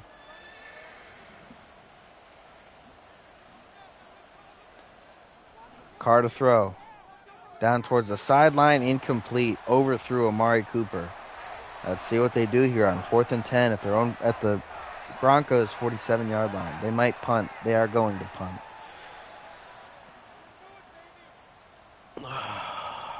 Kick is away. Ooh, out at the 13. So the Broncos, with 53 seconds and all 3 timeouts, are starting at their own 13-yard line here for this drive. Lock to throw. Lock gets it out over the middle. Caught. I didn't see who that receiver was, but 1st and 10 at the 24. They used their first timeout. 49 seconds left to go. Lock to throw again. Under pressure, gets it out. It's intercepted. Threw it crossbody over the middle. It got picked off. Who was that? Nixon? Former U.S. President Richard Nixon? No, it was Nate Hobbs. Also, his name is Keyshawn Nixon. No, it's Meek Robertson. Wait a second. Why is it telling me 3 different things? I don't know who got the pick. I don't really... either way, it's impressive. Raiders now have a chance to score a touchdown here to close out the half when they were completely out of it. Oh, Renfro just drops the pass. Gotta make sure the audio is not messed up. Hold on a moment. Hold on a moment. Okay, good. It's working. Throws it to Jacobs. And Jacobs makes the catch. It's going to be 3rd and 4 at the 18-yard line. Boy, the Raiders might be kicking themselves if they can't capitalize on that turnover. Carter throw. Corner. Incomplete. Knocked away by Yadam. What a play there for the Broncos. Raiders going to have to settle for 3 here. Kick is up. And it's good. That's going to push the lead from 7 to 10. It's going to be 16 to 6.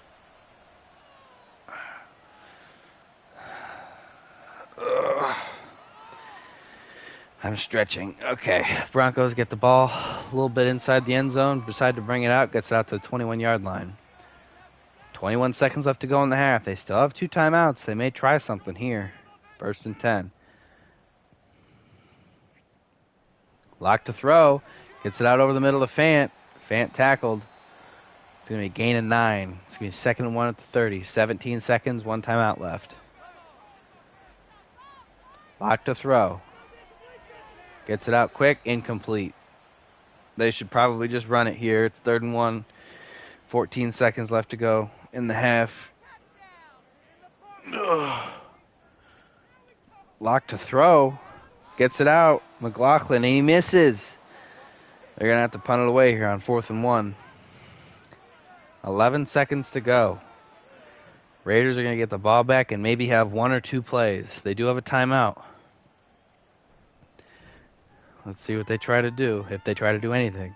Punt is away, backing up all the way to 24-yard line. Raiders probably just going to run this one out. Yeah, they're just going to kneel it out, meaning I'm going to go to the bathroom. I will be right back. Enjoy halftime again.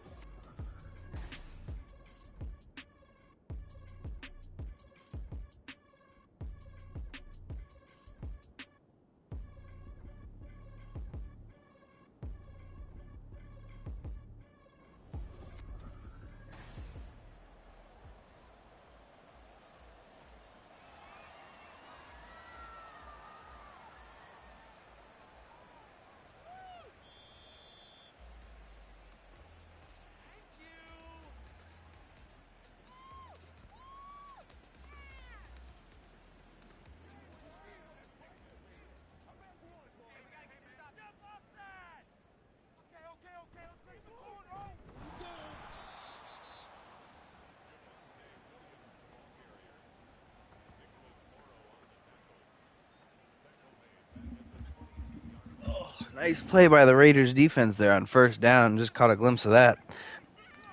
Backing up the Broncos to their own 22. 2nd and 13. Locke throws it out to the flat. Gain of 1. It's going to bring up 3rd and 11 at the 24.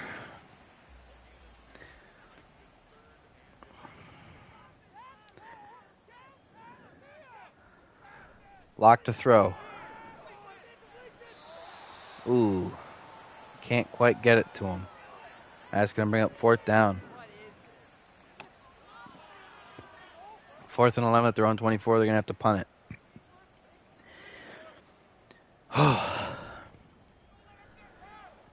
I'm not usually an energy drink kind of guy.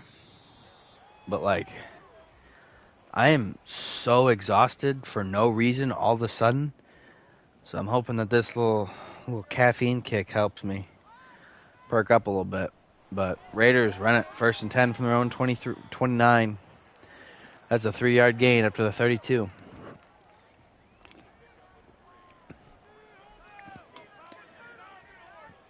Let's go 2nd and 7, 32. Jacobs, nice plow through that guy. Carries it all the way to the 1st down at the 40-yard line.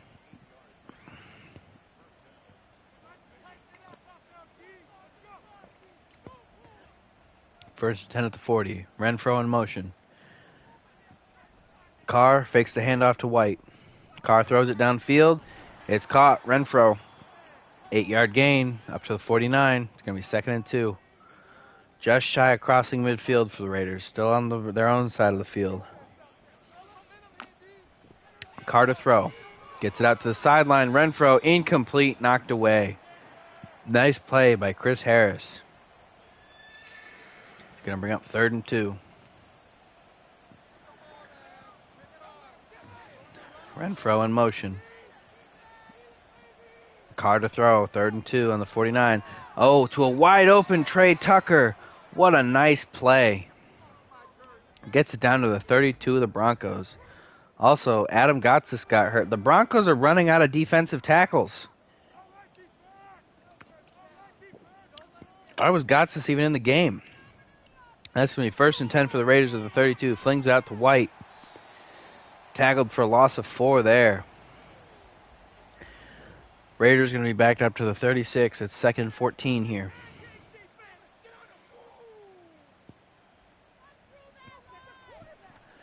Carr fakes the handoff. Gets it out. That's Alec Ingold. Down at the 32-yard line. 3-yard gain. It's going to be 3rd and 10. Carr to throw. Rolls out to his left. Tries to get it away, but he gets sacked. Shaq Barrett with the play. Hitting him as he tries to throw it. It's going to bring up 4th and 20. Raiders, they're going to have to punt it here. They don't have faith in their kicker. Kick is away. Out of the 23-yard line. Pretty poor punt there. So here come the Broncos, 1st and 10.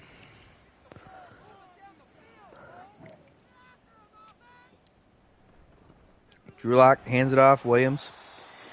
1-yard gain. It's going to be 2nd and 9 at the 24. Williams has negative yards on the game. Are you kidding me? This man can't catch a break. They're not giving him any room to breathe. Locke fakes the handoff. Gets it out to Dulcich in the flat. 2-yard gain. It's going to be 3rd and 7 at the 26.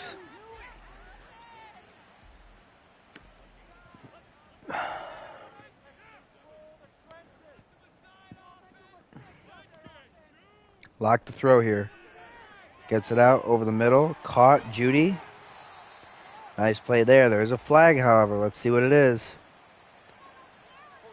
Holding on the offense. Ooh, not great. So that play wipes itself out. It's going to be 3rd and 4 at the 28-yard line. I'm really not entirely certain how that maths out, but sure. Locke to throw. Caught by Sutton. Caught it right in front of the DB and held onto it through the hit. That's going to be a 1st down at the 39-yard line.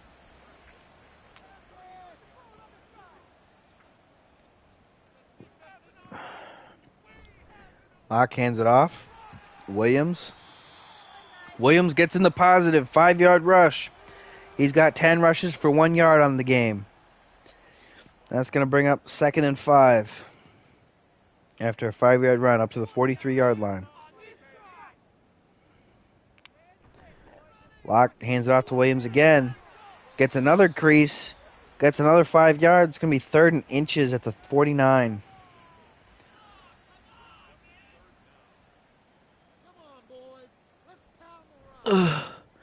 Locke fakes the handoff.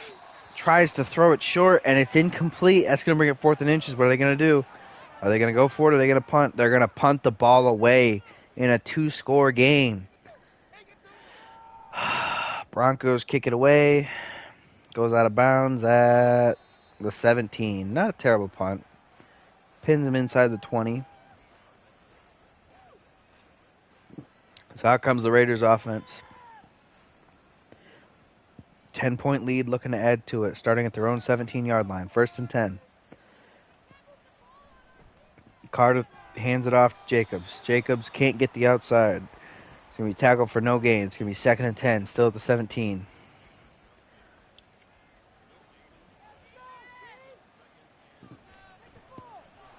Raiders hand it off again to Jacobs. This time there's a little bit of wiggle room, but not much. Gets it up to the 21. 3-yard gain. 3rd and 7. Carr to throw. Gets it out quick. Oh, Trey Tucker couldn't hang on. He had one guy draped behind him and another guy who lit him up from the front, and he just couldn't keep it. That's going to bring up 4th down. Raiders are going to have to punt it away here.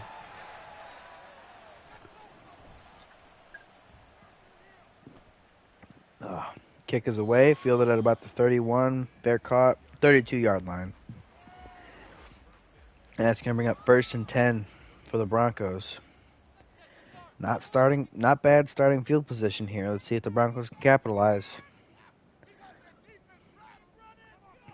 Lock to throw, 1st and 10. Under pressure, Khalil Mack almost gets him. Hits him as he tries to throw it. Lock just throws it away.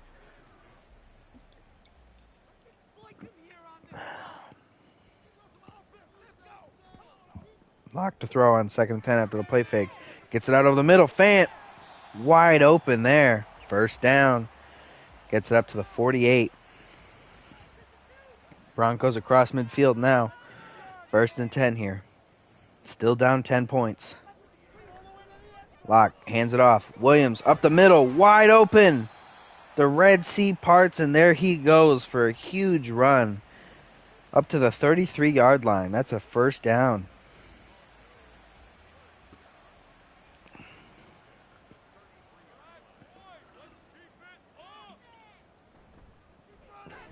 Oh, this time it gets stuffed, though. Loss of 2. Oh, it's going to be 2nd and 12, backed up to the 35 after that. It's feast or famine for Javonte Williams here today. And it's been mostly famine. Lock to throw. Lock under pressure. Sacked. That's Diablo's 2nd sack on a blitz today. He's not even an edge guy. He's just being sent on blitzes and getting home. What a play there. It's going to bring up 3rd and 22 from the 45-yard line. Lock to throw. Gets it out over the middle. It's caught. Is that Mims? That is Mims. What a play. Marvin Mims down to the 20-yard line. Brings up 1st and 10. A little over 2 minutes to go in the 3rd quarter.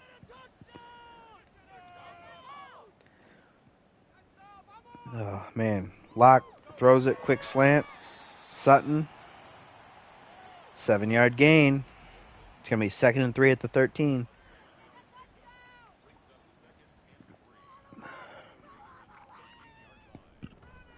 Lock hands it off to Williams. Williams shifts his way down to the 11.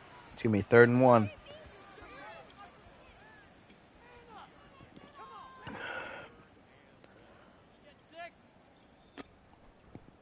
Lock fakes the handoff on the keeper. Lock keeps it on the option and scrambles all the way to the end zone. He's not a runner, folks, but he just took it 11 yards. Touchdown run, Drew Lock. Nice play there. I didn't even realize read option was in this playbook. I guess it was Russell Wilson's playbook before this, so. Or it was the Broncos playbook with Russell Wilson, so. It makes sense that it would be in it, but man, I just didn't expect to see it. Touchdown there. PAT is up. And it's good. I think non-kickers kicking are perfect so far, which is shocking. But yeah, it's 16-13 now. Broncos brought it within a field goal. But now they got to kick it away. Kickoff is away.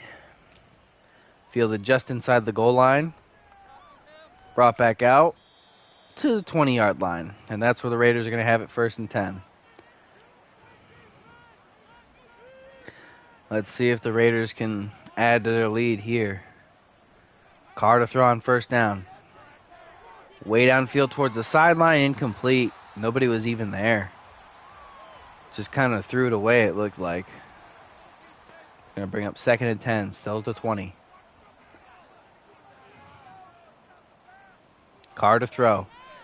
Quick over the middle to Cooper. Caught. 3-yard gain.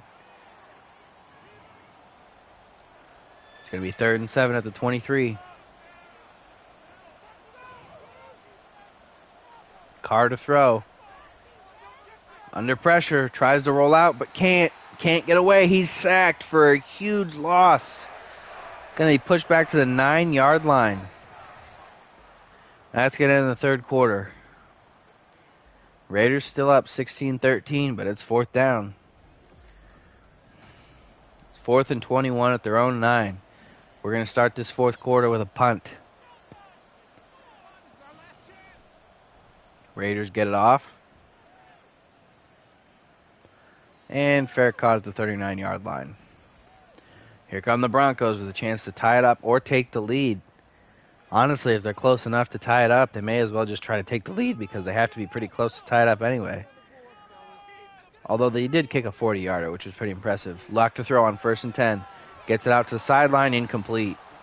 Just throws it away on 1st and 10 there.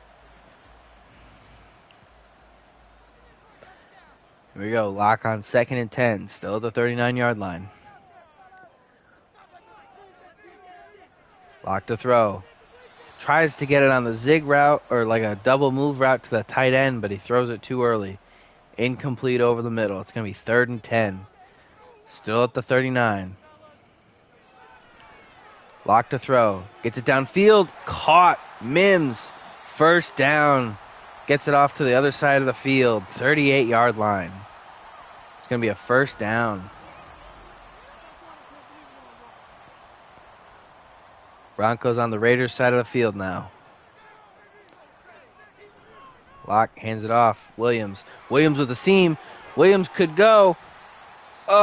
Breaks a tackle, but the next guy gets him. Tackled at the 19-yard line. Still a huge run for him. It's been feast or famine for him all day today, and that one was a feast. 1st and 10 at the 19. Locke to throw. Gets it downfield towards the end zone. Caught. Touchdown. Fant. Wide open in the corner of the end zone. That's like the Raiders forgot he was there. With that, they take the lead. PAT's up. And it's good. It's now 16-20. Broncos on top. They've come roaring back to answer the Raiders' good start. Raiders field that kickoff just inside the end zone. Bring it out to the 21. Let's see if this offense can finally respond. They've been pretty dormant these past quarter, 2 quarters, really. They haven't done much this whole half. Carr to throw on 1st and 10. Trey Tucker breaks a couple tackles, but he fumbles. But it's recovered by a lineman for the Raiders. What a recovery there. Keeping that ball. It's going to be 2nd and 3 from the 28. Carr to throw. Quick throw out to Hunter Renfrow. That's who it was. I couldn't tell from the angle who it was. That's going to be 1st and 10 at the 32. Carr to throw again. This time over the middle to Cooper. Quick gain. 6 yards. It's going to be 2nd and 4 at the 38.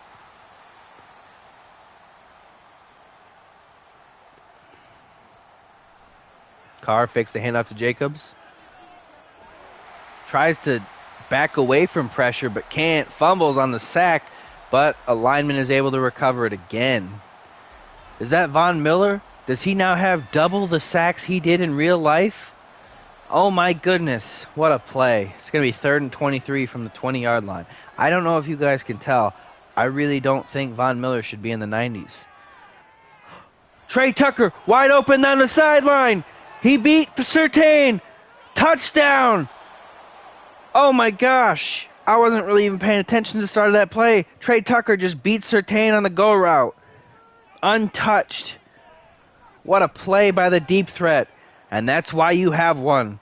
Huge touchdown. Raiders are back on top after the PAT. It's 23-20. Oh my goodness, what a play. Sometimes it doesn't take anything particularly fancy. You just send your fast guy against theirs, and he's faster. Oh my goodness. After the touchback, Broncos come out 1st and 10 at their own 25. Oh man, they're going to hope to try and replicate what they just saw. Quick score. Fant on the flats, caught, but no gain on the play. It's going to bring up 2nd and 10, still to 25.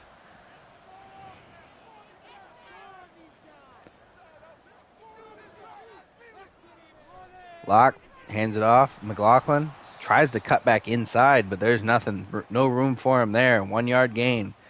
It's going to bring up 3rd and 9 at the 26.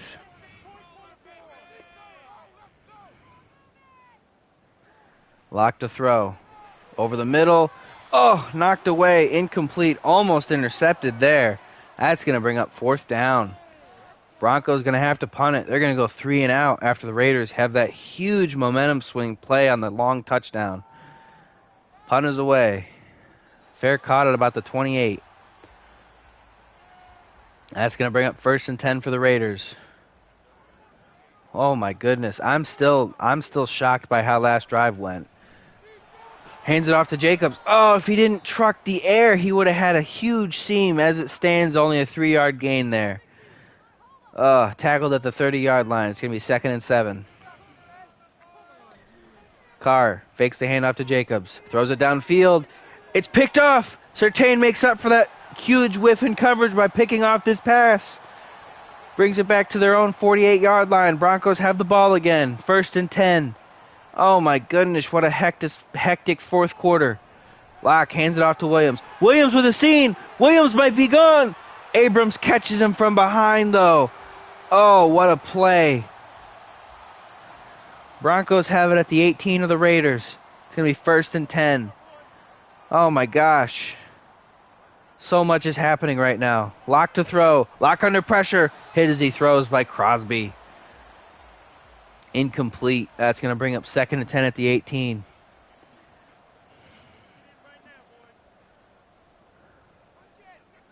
Here we go. Locke to throw again. Crosby bowls over the tackle. Oh, tries to get it to the running back, but he can't hang on through the contact. Incomplete again. That's going to bring up 3rd and 10. 3rd and 10 from the 18-yard line. Locke to throw. Crosby gets absolutely held, but there's no flag. Locke hit as he throws, but he just throws it away anyway. It's going to bring up 4th and 10 at the 18-yard line. Broncos going to kick, but they don't have a real kicker. This isn't a guarantee. He did make a 40-yarder earlier. Kick is up, and it's good. Broncos tie it up here, 23-all in the 4th quarter. Oh my goodness.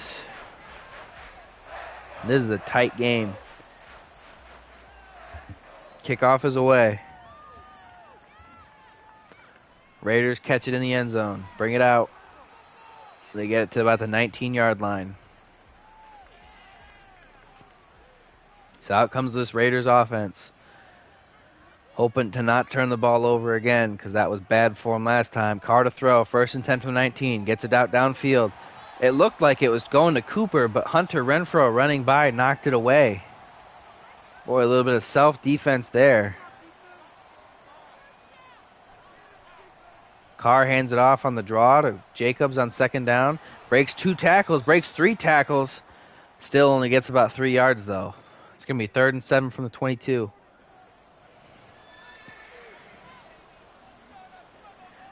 Here we go. Carr to throw, 3rd and long. There's a blitz. And he misses the receiver. Oh, that's going to bring up 4th down. Raiders are going to punt it here. The kick is away. Down by the 29-yard line. Fair caught. Broncos going to have a shot here. 7 minutes to go in the game. Tied up at 23 apiece. Broncos have it. 1st and 10 at their own 29. Locke hands it off. Williams, 3-yard gain. After an abysmal start, he's actually gotten up to 77 rushing yards, which is pretty impressive. It's going to be 2nd and 7 at the 32. Williams again on the stretch. Can't quite get to the edge. That's going to be 3rd and 5 at the 33.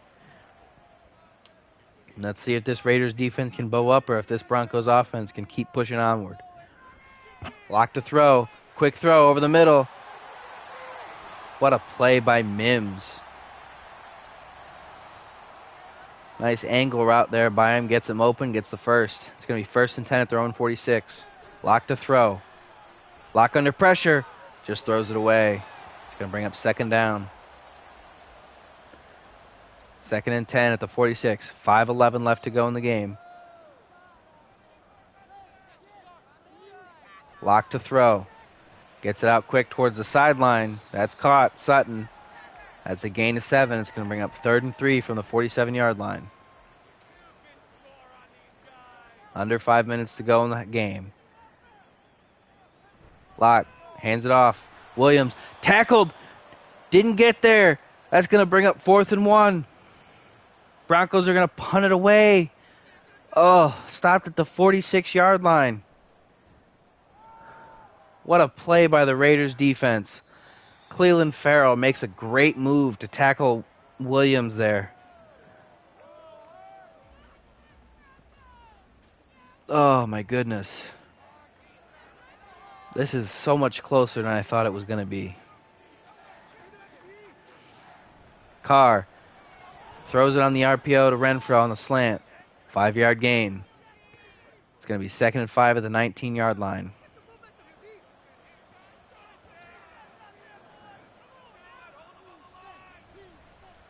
Carr hands it off to Jacobs this time. He's tackled for a 1-yard loss, though.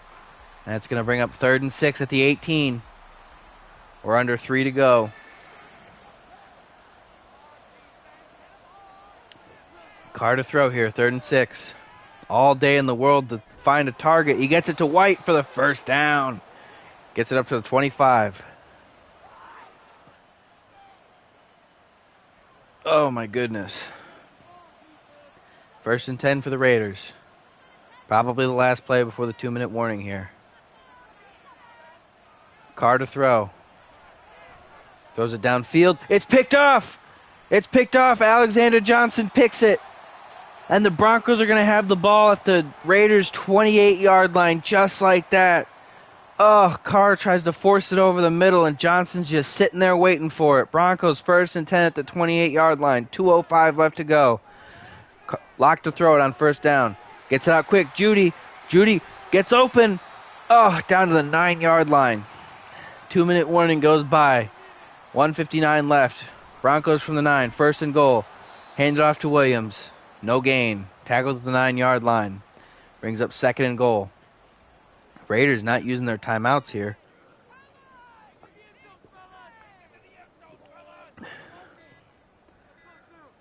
Broncos are chewing clock here. Javonte Williams again, tackled for loss. It's going to bring up 3rd and goal from the 10 after that negative 1-yard rush. Raiders use a timeout to save clock. Williams again, tackled for a 2-yard gain. Broncos going to kick the field goal there. Raiders use 2 of their timeouts. Field goal's up, and it's good. Broncos take the lead, 26-23 over the Raiders.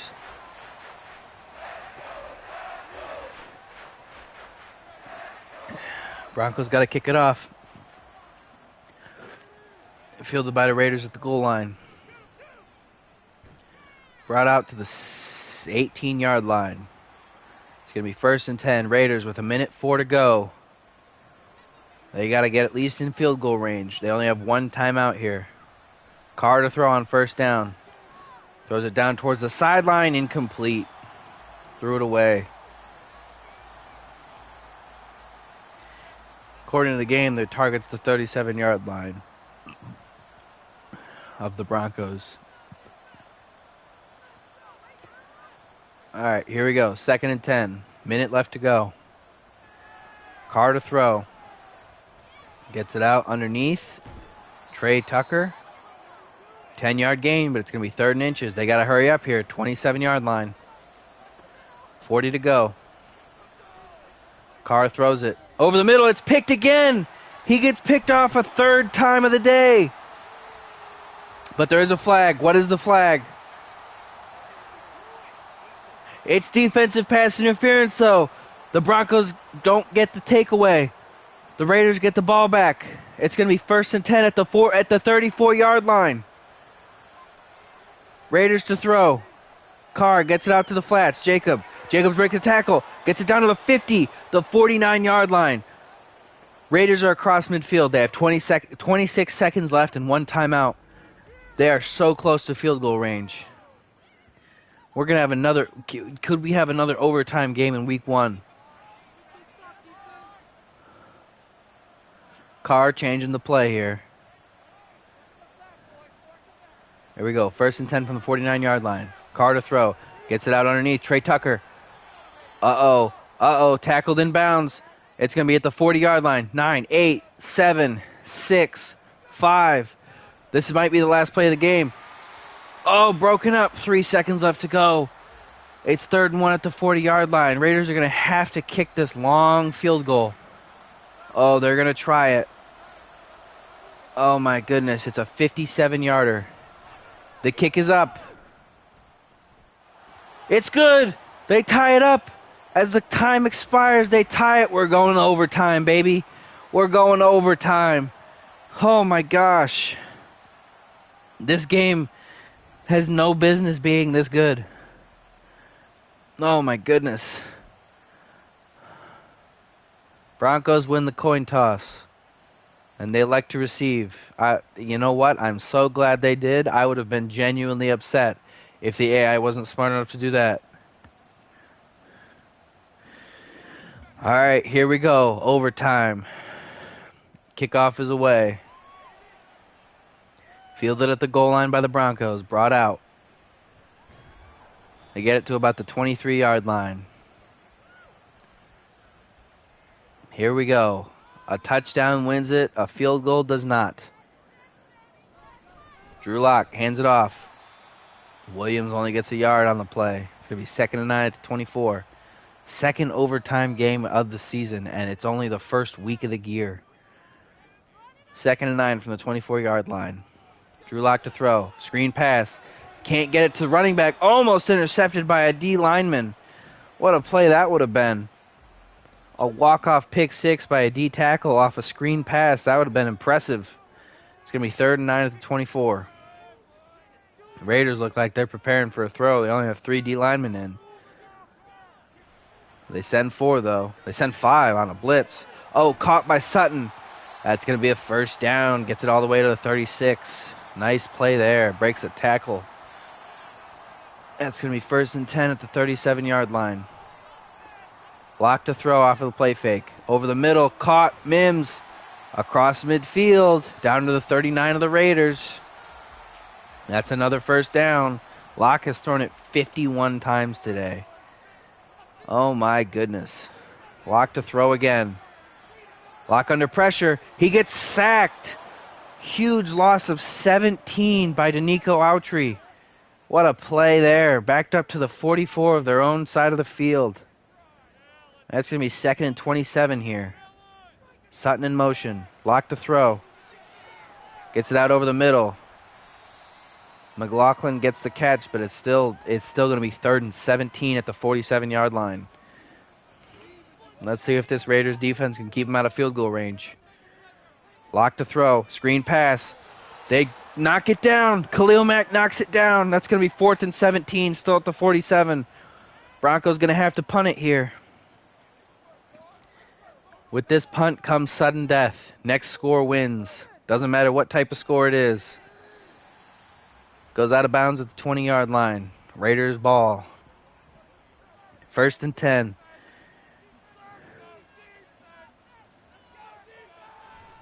Here we go. Carr to throw. Gets it out to the flat. Jacobs wide open. Nobody near him. Gets it all the way to the 36. 16-yard play there. It's going to be 1st down again. 6.5 to go in the overtime period. Carr fakes the handoff to Jacobs. Throws it downfield. Oh, knocked away. Incomplete. Trying to get it to Renfro, but Surtain said no. Boy, what a recovery he made after he gave up that long touchdown by following the next drive up with a pick. 2nd and 10 at the 36-yard line. Carr to throw. Flings it downfield again. Sideline incomplete again. He keeps testing Surtain. He thinks he's got something there. But Surtain keeps telling him, no, you don't, buddy. It's going to be 3rd and 10. Still at the 36. Carr to throw again. Downfield sideline. Incomplete. Can't get it to Tucker. That's going to bring up 4th down. Raiders are going to have to punt it. Boy, at this rate, I wouldn't be shocked if we tied here. Kick is away. Fair caught at about the 18-yard line. Broncos offense is out on the field now. Oh, my goodness. Drew Lock hands it off to Williams on 1st and 10. Tackled for a 1-yard loss there. Brings up 2nd and 11 from their own 17.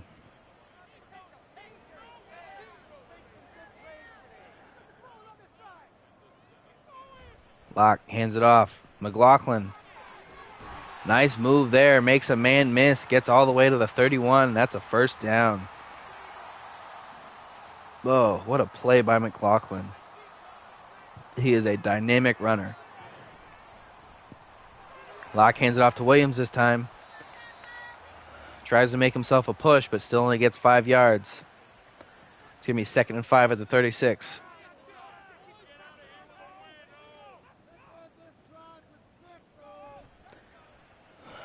Locke off the fake. Gets it down underneath. Fant breaks a couple tackles. Nice play there to get the first all the way up to the 46-yard line. 2-yard pass turns into 10-yard gain. 1st and 10 for the Broncos. Power, or counter, I guess it's counter. But nothing doing there. Tackled for loss. Williams again. I mean, he's been tackled for loss so many times this game. It's impressive he has positive yards now. 2nd and 11 at the 44. Locke to throw. Quick to Fant. Oh, but it's broken up. Robertson. Amik Robertson. He was the guy with the pick. Okay, now that I'm looking at it. Yeah, 3rd and 11 at the 44-yard line. Broncos to throw. Locke gets it out. Fant catches it in front of Diablo this time. That's going to be another first down. Broncos marching dangerously close to field goal range here. Well, kind of. It's going to be 1st and 10 at the 44. Locke to throw.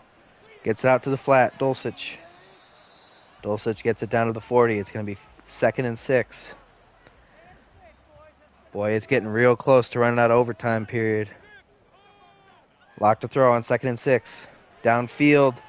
Incomplete. Missed his receiver entirely. Couldn't get it to Mims. He's on pace to throw it probably 70 times now. 3rd and 6 from the 40. Locke to throw. Locke backing up. Locke just throws it away. Oh no, it's going to be 4th and 6 from the 40-yard line. They don't have a good enough kicker to make this. They're going to punt it? Oh gosh, this might be a tie. The punt is away. Goes out of bounds at the 10. 30-yard punt there. Raiders have a shot. 2:30 left in the game. 2 timeouts. Starting from the 10. 1st and 10. Carr to throw. Gets it to Cooper, but Cooper just drops it. Just a bad play by Cooper. He just can't hang on. That brings up 2nd and 10.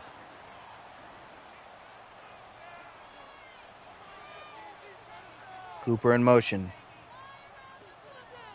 Carr to throw on 2nd down. Gets it out over the middle. That's Renfro.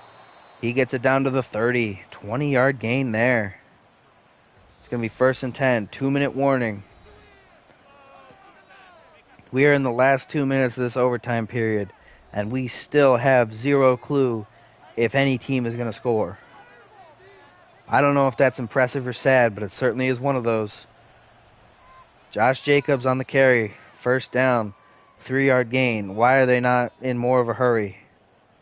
That's interesting. It's going to be 2nd and 7 at the 33. Carr changing the play. They better hurry up. They're running out of time. Carr to throw. Gets it out quick. Renfro over the middle. Gets enough for the first. Up to the 41-yard line. It's going to be 1st and 10.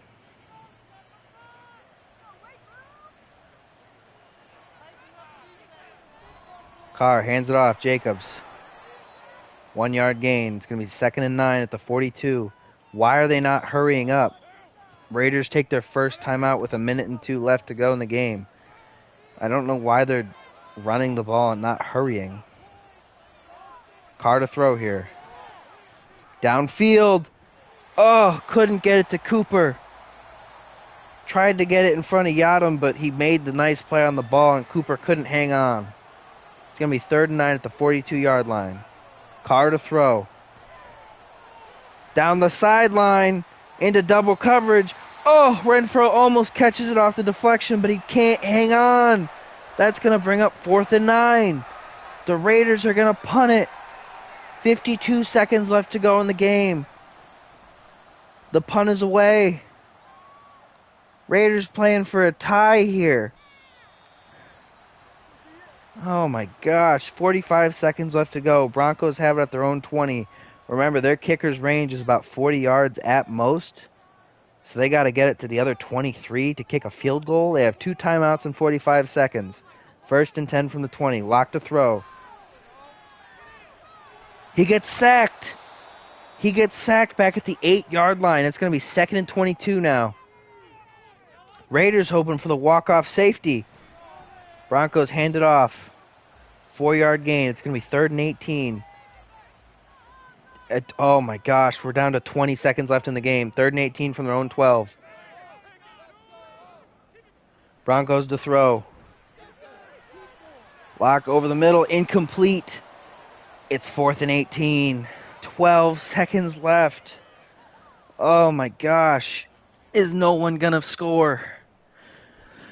The punt is away. This has just become a punt fest in this overtime period. Fair caught, 7 seconds left, 46-yard line. 46-yard line.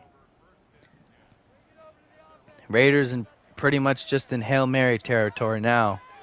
7 seconds left to go. Carr to throw. Flings it downfield. It's incomplete. That's the game. It's a tie. Are you kidding me? All that. All of what happened just for it to end in a tie. Oh my gosh. That's disappointing. I'm genuinely upset. That's brutal. Wow. That is... Oh gosh. I don't even know what the scenarios say after that.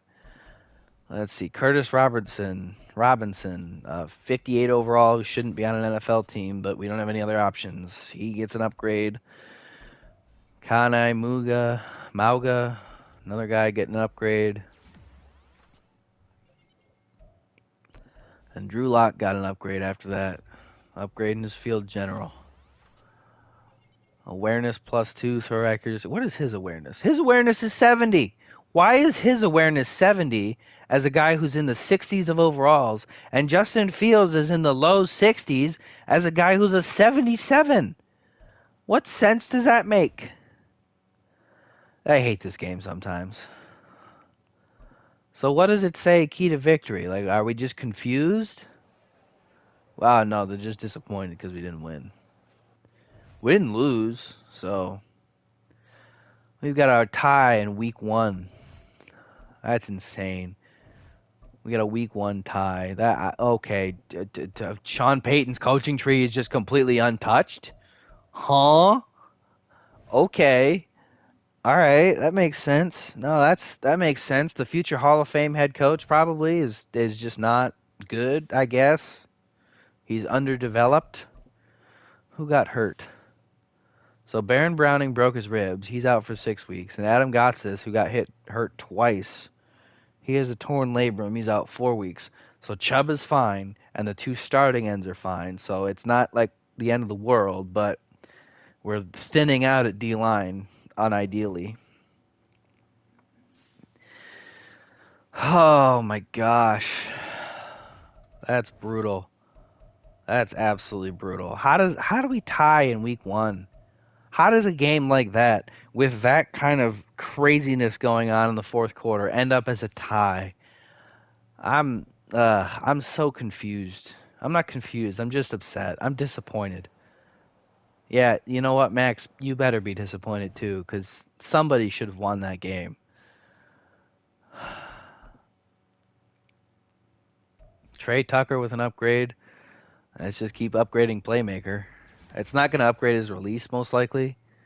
Yeah, no release upgrade, which is unfortunate. What is his release? 58. Oh, that's got to go up there, buddy, if you want to be good. 94 speed, though. So, if he does get off the line, he's pretty much good. Yeah, Lynn Bowden, we're just going to upgrade Scrambler. He is 29 overall. He's the 3rd string, so His awareness is 58. That's pretty on par, but his accuracy is horrendous. But he's athletic, so if he ever ends up playing, just it's basically a wildcat offense.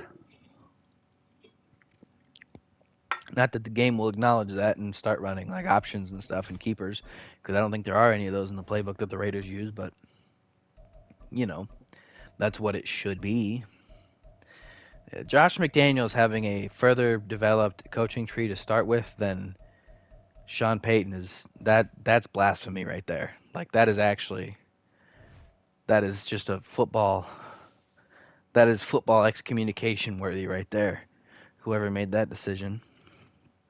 But oh, what a game. What a disappointing game in the worst way. Oh, let's look at the box score now that we're not in the screen that plays music that may or may not get me issues with YouTube.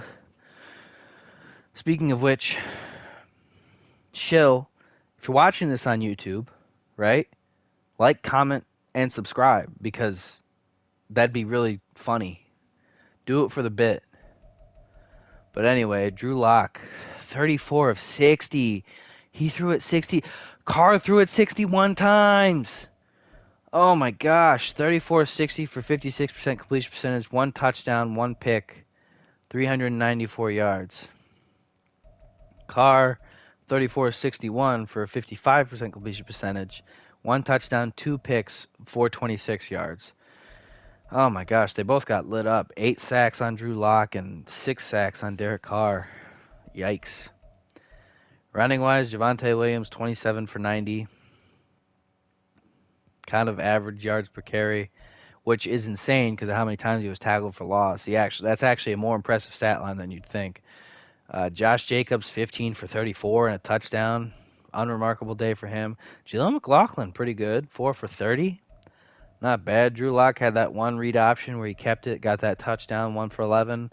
And Zamir White, 1 carry for 3 yards. They do not run the ball, like at all. Like the Raiders just didn't. The Raiders gave it 15, 16 times. The Raiders ran the ball 16 times. The Las Vegas Raiders ran the ball 16 times. Are you kidding me? What are we doing? Who's game planning for this team? It's me. What are we doing? I didn't call the plays, though. If I'd called the plays, they would have ran it about 40 times. That's part of why I don't play this game for stream, and I just let the game play itself, because it would not be fun to watch me play, because it's a lot of man blitzes, and it's a lot of running. But anyway, yeah, unremarkable rushing day for everyone involved. Receiving wise, Trey Tucker, 7 for 188, one touchdown, had that huge 80-yard touchdown catch that just broke the game open. I think it actually just broke the game because from that point on, one field goal was scored. Marvin Mims, 8 for 156, pretty good. Noah Fant, 1 for 100 and a touchdown. Renfro, 7 for 68. Cooper, 5 for 65. Sutton, 5 for 46. Jalen McLaughlin, 6 for 44. He had himself a pretty good day. Dynamic player. Zamir White, 7 for 44. Judy, 3 for 42. Jacobs, 4 for 41. That's pretty good. Michael Mayer, 2 for 14. Dulcich, 2 for 6. Moreau and Ingold, both 1 for 3. So, just an interesting day. Interesting game. Defensively, let's look at the leaders here. Morrow led the game in solo tackles with 9.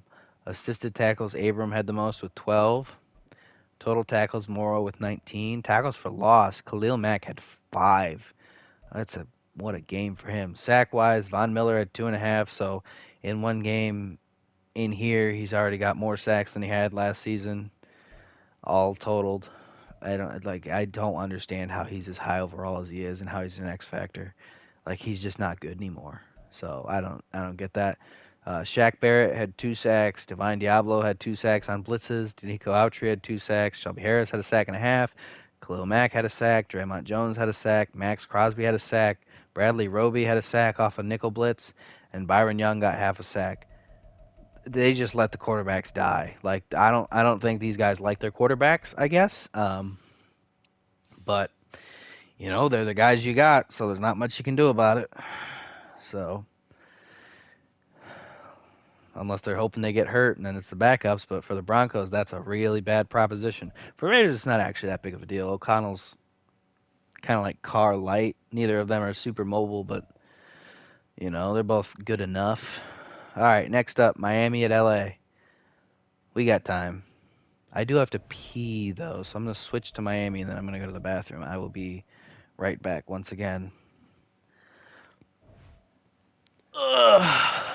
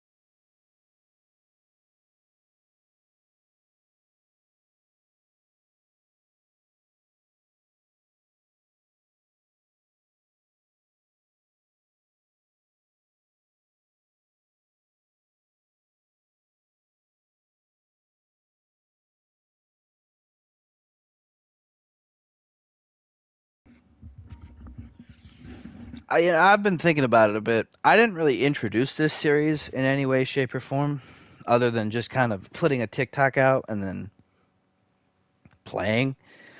So I think I'm gonna say it right now. Almost 3 hours into what will be, what is this, the eighth stream for it once we actually got into the season. But this is, like, if you can't tell, this is NFL teams with only players they brought into the NFL, whether it's through draft, whether it's guys they signed initially out of college as under undrafted free agents. That's the only guys they're allowed to have. Nobody else. So, set season goal with the Dolphins, 7 wins. We're in 82. It's that simple. That rule will never change. That's been my rule for forever. That has always been the rule. Camp standout. I forget that we had a camp standout. Who was the camp standout? Oh, it's Jalen Phillips. I'm kind of shocked he didn't get superstar in real life, like after the season he had. Because, like, he was really good until he got hurt. But, obviously getting hurt doesn't mean anything because Von Miller was an X Factor throughout all of last year. And he's an X Factor this year despite sucking. So, I don't know. He also, like, beat his pregnant girlfriend or something, allegedly, down in Texas.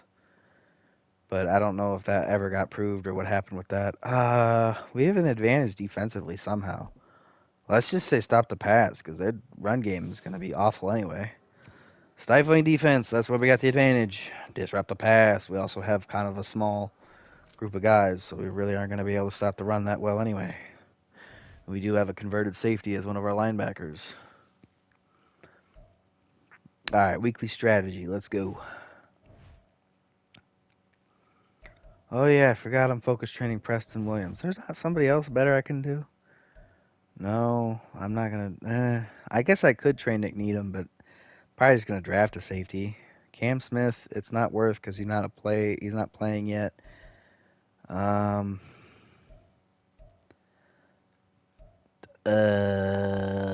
not touching any of those guys. I get, I guess it is kind of worth it because Preston Williams is going to have to be. I mean, even if we draft a receiver this year, we're still going to have to replace 2 guys. So we kind of need Preston Williams to turn into something for us for next year.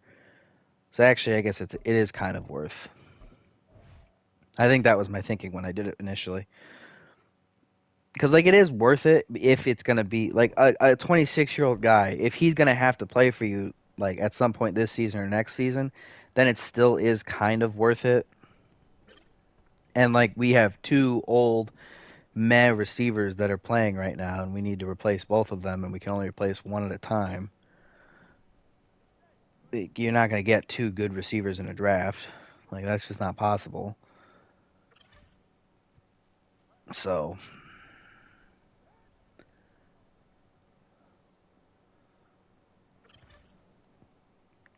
but yeah, so we need Preston Williams to become serviceable for hopefully at some point this season, but maybe even just next season. So we have that trio.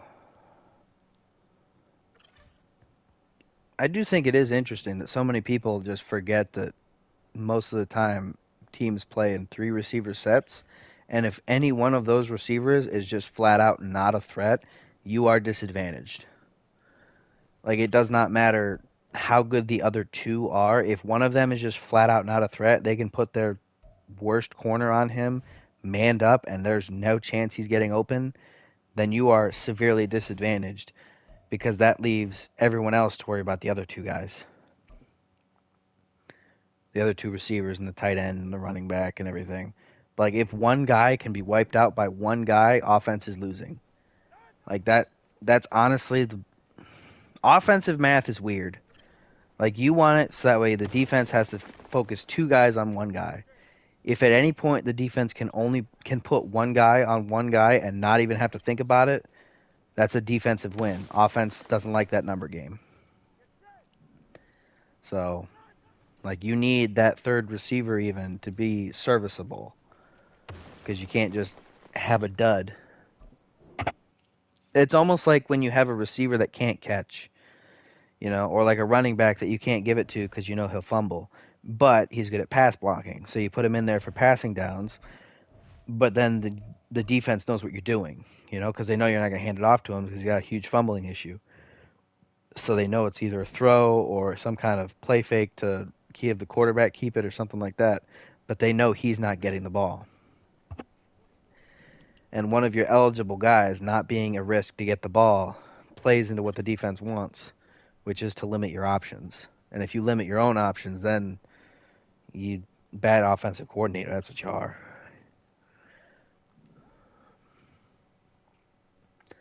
So.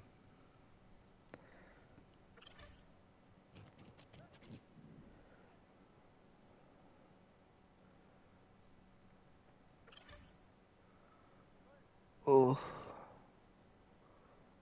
Man, Preston Williams is a slow man. He is a slow runner. He's a big man, but he's a slow man. He does not cut very fast. Oh, gosh. I can see why he's a 71 overall, and he dropped the pass. It's fine, though. We already got gold. Nothing to be upset about. I am slightly upset that he dropped that pass. Just a tiny bit. Like, here I am putting in this work to try and make him good, and he's going to drop a pass? Like, what are you doing, man?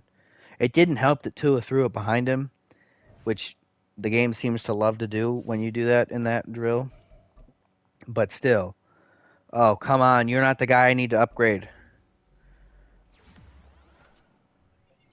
Preston, buddy, I need you to get upgrades so it makes it worth it. If it ends up not being worth it, then I wasted time. And I like to think I'm actually pretty decent at doing this. At management. As far as managing what I have, not necessarily managing what could and couldn't be. Gosh, a chain is just fast. Like, even without Tyreek Hill, a chain is fast and Waddle is lightning fast. So, like, there's still a big play threat every single play, which is hilarious. I have a franchise with Buddy. That's the notifications that are always up on the thing when I pull it up to switch the coach, which coach I'm on. And a chain, we both played the Dolphins the second season, and he broke 6 tackles a run. Like, I don't understand it. He was just lighting it up. So he's special. If he can stay healthy, he's going to be pretty special in the real life too. Defensively, Minka Fitzpatrick had to move back down to corner because we were bad at corner without it. Cam Smith, yes, hidden dev rookie. He's 73 overall versus 76 Bobby McCain at safety. Safety being less valuable than corner. Like it's just a no-brainer there. And then Javon Holland, obviously the other safety, very good.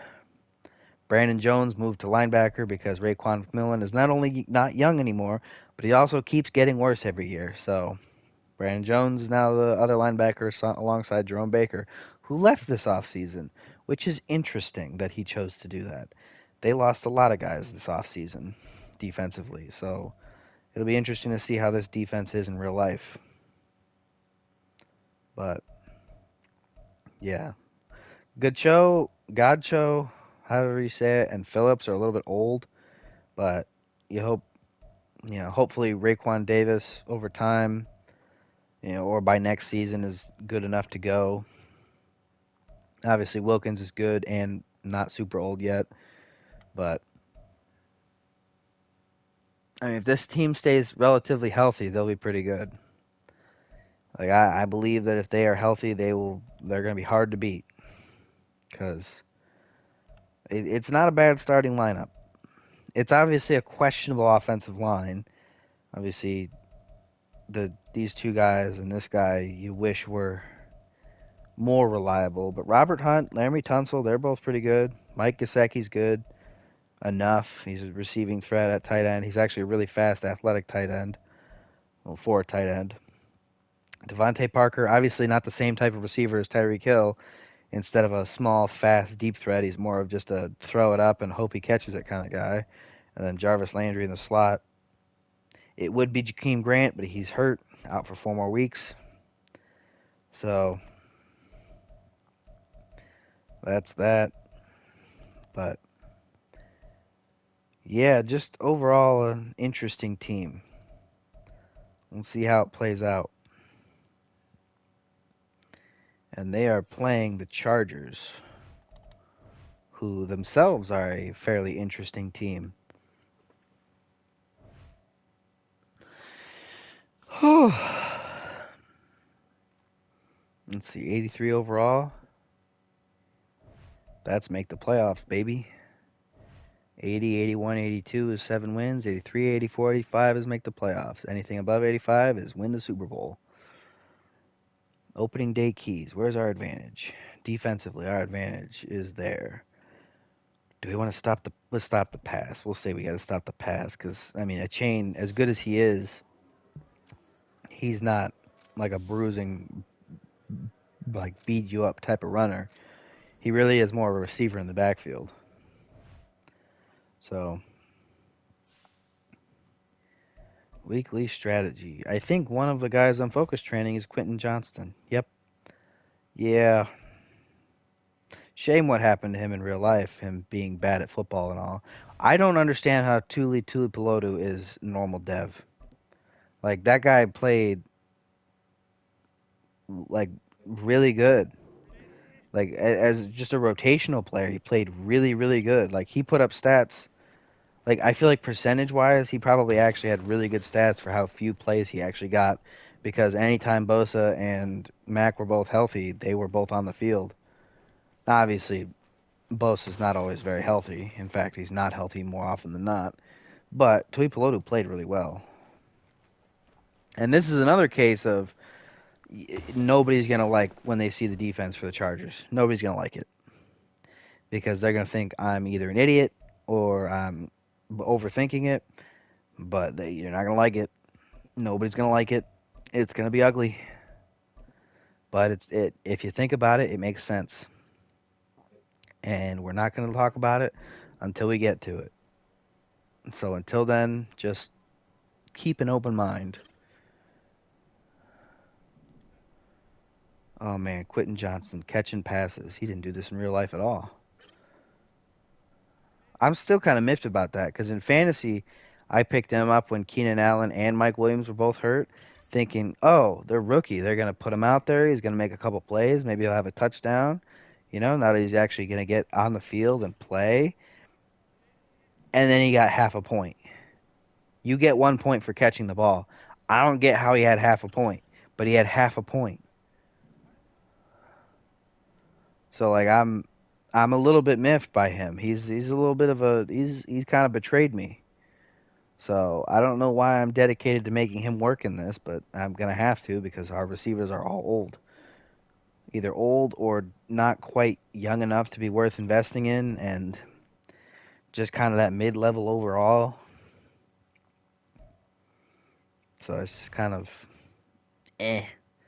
It's just a rough receiver room, I guess, is the best way to put it. Let's go, Nwosu. Yeah, Jenna Nwosu is a guy that I feel like most people don't even know who he is, but he's been like a solid player his whole career. Like he's just always been a really solid defensive end, outside linebacker type guy, and like nobody knows who he is. It's insane. I don't understand how nobody knows who he is. He's like pretty good.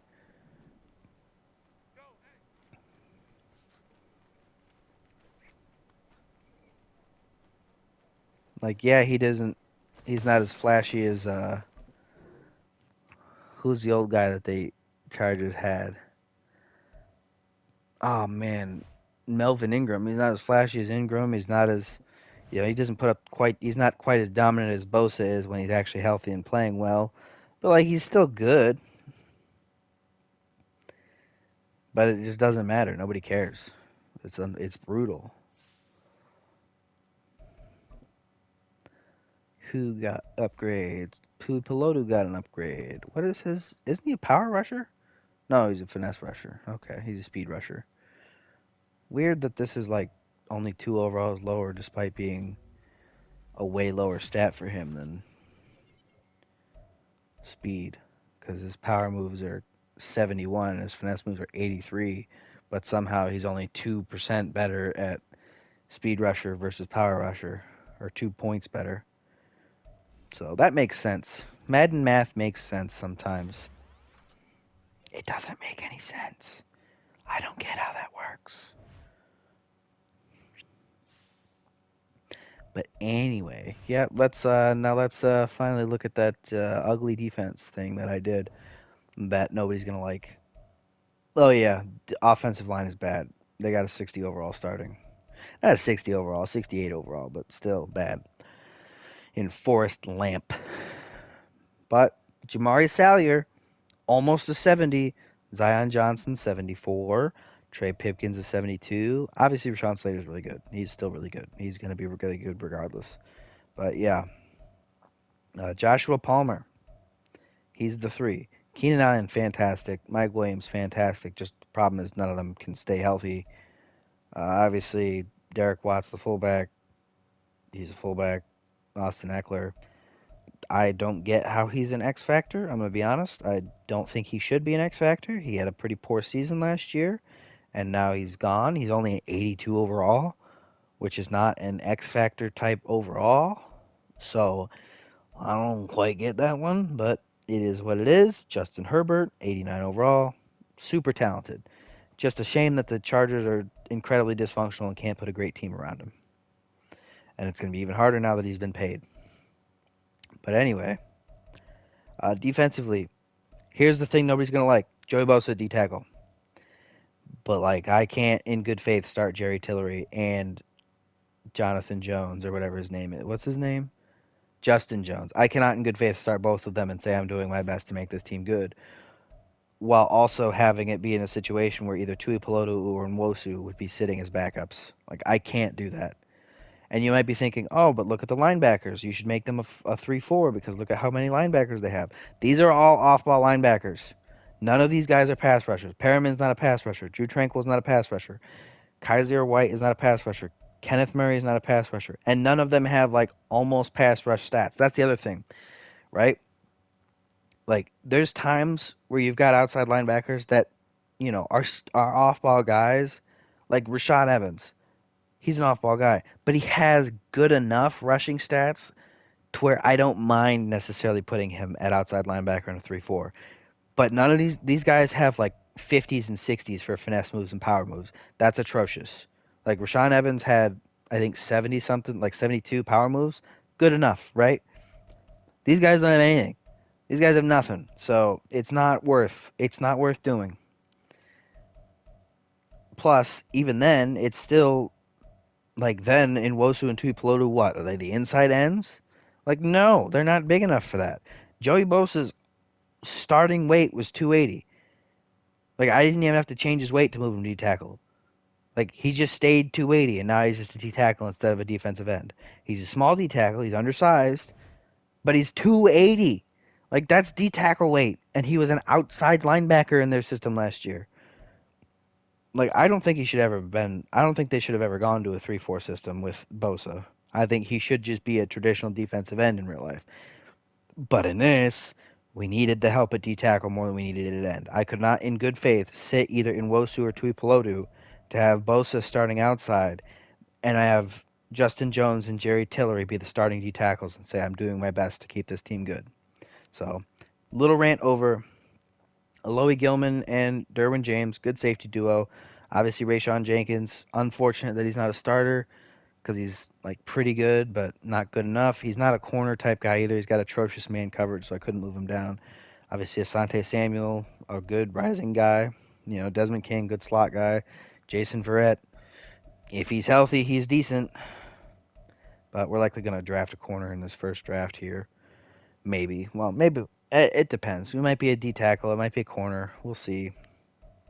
Kenneth Murray getting hurt sucks because the hope is that he takes the spot from Perryman because Perryman's old. But so far he hasn't. He's still only a 75. Uh, let's see. Nothing of note there. Nothing really of note here either. But yeah, Perriman's a 71 overall sub linebacker. Like, the man cannot cover. Somehow Joshua Kelly is the best power back despite Isaiah Spiller being like bigger than him. But I think Kelly has better trucking, so that's why he gets the nod on top of being slightly higher overall. But I think Kelly overall is an elusive back. I think they're both elusive backs overall. And what I might do is upgrade Spiller at power back and Kelly at speed at elusive. Because let me see. He's got 81 trucking. He's a 70 power back. He's 6 foot 215. Kelly is 5'11", 212 with 82 trucking, a 78 stiff arm. But what I'm probably going to do, I don't know, we'll see. Maybe I'll just keep upgrading elusive.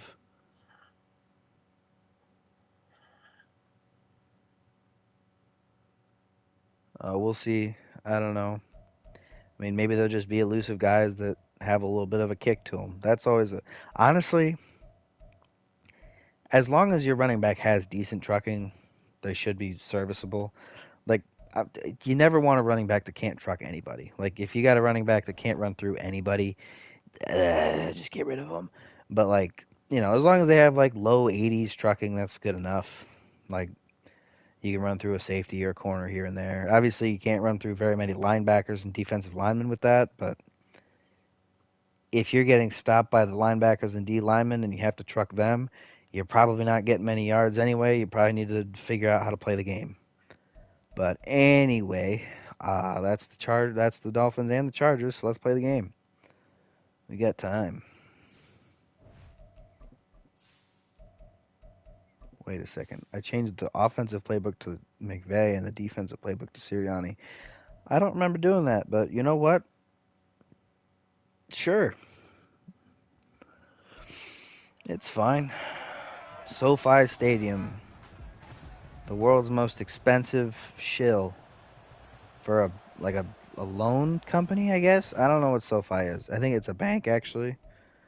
It's a bank, I think. I've seen commercials for it, so I know it's a thing that exists, and Justin Herbert endorses it because they pay him money to. But anyway, kickoff is fielded by the Dolphins in the end zone. Decent return there by Landry. So out come the Dolphins here. Actually, it's a bad return. Starting at the 19-yard line. 1st and 10 here for the Dolphins. Tua, the first left-handed quarterback, and I think the only starting left-handed quarterback in the game. Flings it downfield on 1st down. Gets it to Waddle. He's wide open. Breaks the tackle.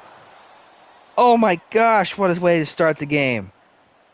Drops the first defender that was hanging onto him off, and then breaks a tackle in order to oh my gosh, they're lucky a third guy was down there. Otherwise, that was a touchdown But either way, it's a huge gain. Down to the 12-yard line in one play. Oh, Waddle. This time it's a chain rushing it. No gain. Loss of one, kind of. Backed up to the 13, but still 2nd and 10. Wow, I'm still messed up by that first play. Who is this now? Is this still a chain? Yeah, chain again. Rush of 4.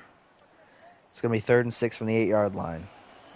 If they don't score a touchdown after that first play, what was even the point? Come on, Dolphins. 2 to throw on 3rd and 6. Throws it over the middle. Caught. Who is that? Landry? Landry making the catch at the 1-yard line. 7-yard gain. It's going to be 1st and goal here. Oh, Tua hands it off. Touchdown. Right up the middle. Myles Gaskin, the power back. Just because a chain is not a power back and Gaskin is slightly bigger than him. So if Gaskin ever does get an upgrade, I'm just going to upgrade power back because he's never going to be the starter. So it's not worth investing in anything else. But a huge scoring drive for the Dolphins there. What a shocker to start things off. Dolphins kick it away, field it at the 1-yard line for the Chargers. Returned to the 22. And out come the Chargers. Justin Herbert. Let's go, Herb Daddy. Can you score on this Dolphins defense? They're actually pretty good against the pass, so maybe don't try to throw it 50 times, please. If you do, they're going to get at least a pick, at least 2 picks, probably. Their weakest point is their safety in Baker, not Baker. Oh boy, they lost their tight end on the first play, and their backup tight ends are atrocious. That's interesting. Although first good play for the first. Bobby McCain's the weak point in the secondary, but anyway, good first play gets them a first down up to the 37. But on 1st down and 10 from the 37. The pass is broken up. It's going to be 2nd and 10, still at the 37. I've said 37 a lot. Herbert to throw. Gets it out. Which receiver is that? I don't know the numbers. Oh, that's the tight end, McKitty. Nice gain there. Gets it all the way to the 46. And it's going to be 1st down.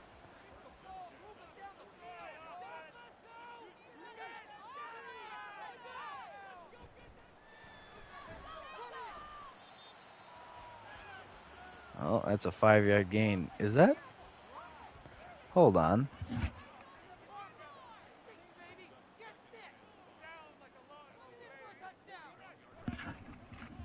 I think my at-home internet device is haunted, but I don't really care.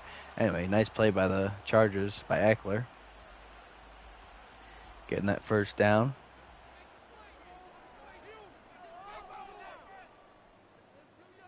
There you go, 1st and 10 for the Chargers at the 35. Tries to get it to Keenan Allen. He's not open. Phillips didn't even have to turn his head. Herbert just threw it at his back. Might have been pass interference, but you know what? No flag. Clean play. If the refs don't call it, it didn't happen. 2nd and 10 from the 35. Keenan Allen gets a swing pass out of the backfield, but no gain there. 2-yard gain there. It's going to be 3rd and 8. Usually if you put a receiver in the backfield, so you get him on a linebacker, and then you run him on an actual route, not just a swing pass. So, Chargers, what are you doing, buds? 3rd and 8. Herbert sacked. Jalen Phillips gets him. What a big play for the Dolphins defense there. Knocking them out of field goal range for sure. That's going to bring up 4th down. The Chargers are going to have to punt it from their 47, from the Dolphins 47. Kick is away. Oh, just barely missed the coffin corner there. Goes in for a touchback. Oh, about an inch on the wrong side of the pylon. That's brutal. But here come the Dolphins for another drive. Let's see if they can't replicate that huge play from Waddle on the first drive. They probably can't. 2 to throw. Gets it out over the middle. Gesicki. Nice gain there. All the way up to the 39-yard line. 19-yard play on 1st and 10. Brings up another 1st and 10. Tua hands it off up the middle. A chain. 2-yard gain there. It's going to be 2nd and 8 from the 40.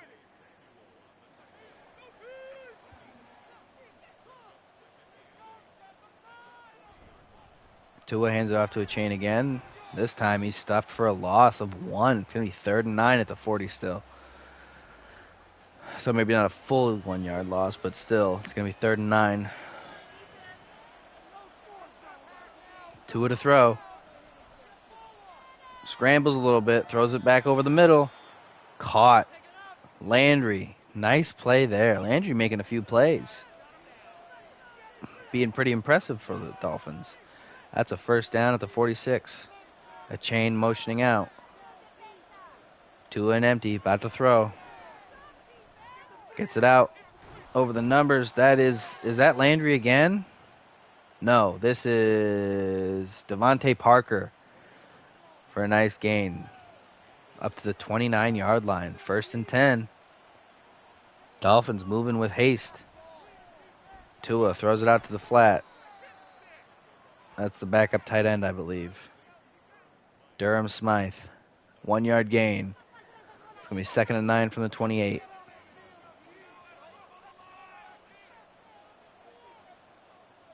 Tua to throw. Gets it out over the middle. Caught. Gesicki. Ooh, gets it down to the 6-yard line. Tua still perfect. 7 for 7 so far. 5 minutes to go in the first quarter. 1st and goal from the 6. Tua hands it off. Gaskin. Touchdown. Myles Gaskin putting in work as the power back for this Dolphins team. 2 touchdowns for him on the day. PAT's up, and it's good. It's off to a quick 14-0 for the Dolphins. Are we going to have another game where we super sim through a big chunk of it? We're going to find out, I guess. Kickoff is away. Feel it at about the 2. Brought out to the 25. Chargers going to have it 1st and 10 at their own 25. Out comes Herbert. Oh, buddy, you better start moving the ball here, otherwise it's going to start getting out of hand pretty quick. Oh, Herbert. McKitty on the angle route. Lit up, but still hangs on. That's going to be a 6-yard gain. It's going to bring up 2nd and 4 at the 31. Herbert to throw. Quick over the middle, slant. Williams caught. 1st down. That's going to bring up another. It's going to be up to the 37. Bring up 1st and 10. Herbert hands it off. Eckler right up the middle, and he's stuffed. 1-yard gain. It's going to be 2nd and 9 from the 39.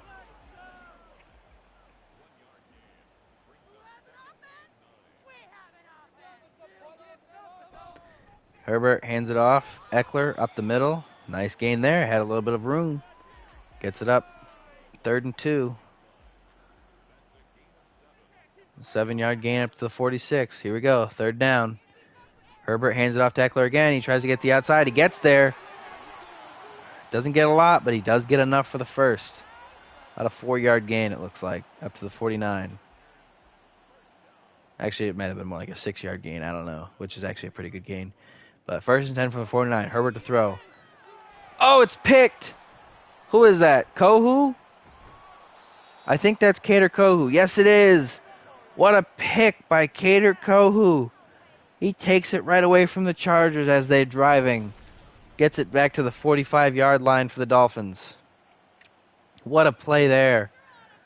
Boy, the Dolphins looking to really start pouring it on early here. 1st and 10 from their own 45. Tua to throw. Gets it out towards the sideline. Caught. Is that Parker? Yes, it is. Devontae Parker.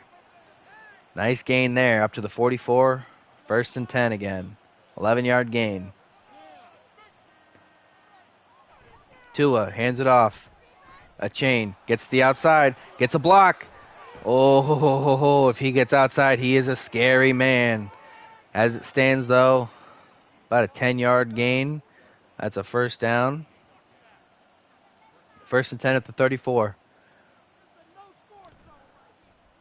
Tua fakes the handoff to a chain. Throws it downfield. A wide open Devontae Parker sheds a tackle. Gets down to the 10-yard line before getting tackled. Oh, boy. Dolphins are really cruising now. Here we go. Do they get the snap off? They do not. That's going to end the first quarter. So after one, it's 14-0 Dolphins, and they are within striking distance of another score. Let's see if the Chargers can bow up and hold them out, or if the Dolphins are going to start really getting it on. It's 1st and 10 from the 10-yard line. I don't think they can get a first down without getting a touchdown. I think the first down line is the goal line. But it's still... Oh, no, it's 2nd and goal. Why did it say 1st and 10 then? I don't know. 2nd goal from the 4. All right, if they score this touchdown, I'm going to fill my water up before... Boy, Gaskin almost was 3 for 3 on rushes for touchdowns. It's tackled at the 1. It's going to be 3rd and goal at the 1. If they score here, I'm filling my water back up. 2 at a throw. 3rd and goal. Can they stop him? 2 under pressure. Just throws it away. Oh boy, decision here for the Dolphins. Do they kick it or do they try to really get it in there? They're just going to settle for 3. I'm going to go get water. Kick is up, and it's good. Lead is up to 17-0. Dolphins on top. I'll be right back.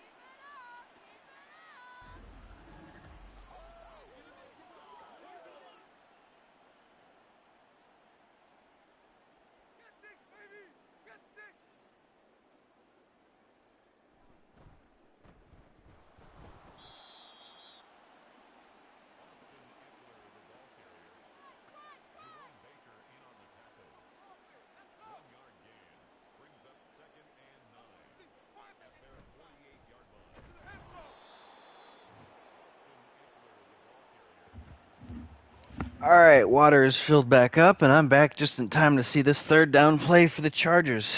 Let's see if they can make it, keep this drive going. Oh, deep throw, Williams. Nice play there. 1st down at the 34. They get to keep this drive alive. Eckler on the handoff. Eckler up the middle. Nice hole there. 12-yard run. He's having a pretty good day so far. There you go. 1st and 10 from the 22. Herbert to throw on the screen. Can't get it to Eckler. Hit as he throws. The pressure was there too quick. It's going to bring up 2nd and 10. Still at the 22-yard line. Herbert to throw. Herbert downfield. It's caught. McKitty tackled at the 1. Not McKitty. Mike Williams. My bad. I don't know why I thought it was McKitty for a second. I don't know why. That's just my bad. But 1st and goal from the 1. Herbert to throw for some reason. Throws it out of bounds over the top of everybody. Just gets it away. Didn't like what he saw, I suppose. Oh, the I formation's out. They got the fullback, the 3 tight ends. They're going full kit. 2nd and goal. Hand it off. Touchdown. Touchdown, Joshua Kelly. Nice play there. That's going to bring up the PAT. Kick is up. And it's good. It's 17-7. I forget who the Chargers kicker is. It's not it's not,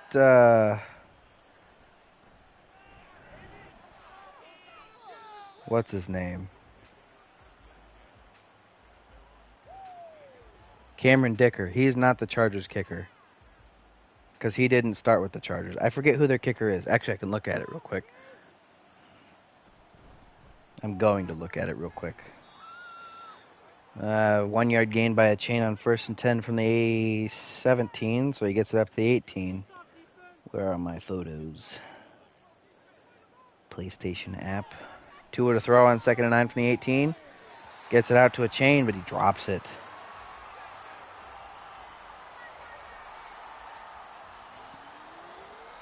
Oh, it's Younghoe Koo. That's who it is. I was going to say, why is he superstar? But that's why. 3rd and 9 from the 18. Tua to throw. Tua tries to scramble, but Bosa gets him. Gets him for the sack. 4-yard loss on the play. It's going to bring up 4th and 13 from the 14-yard line. Dolphins going to have to punt here.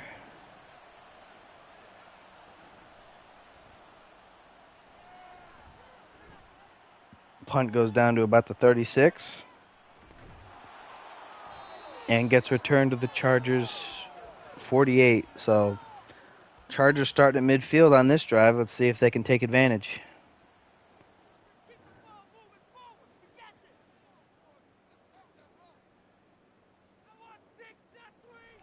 Herbert to throw on 1st and 10 from the 48. Wide open, Keenan Allen on the out route.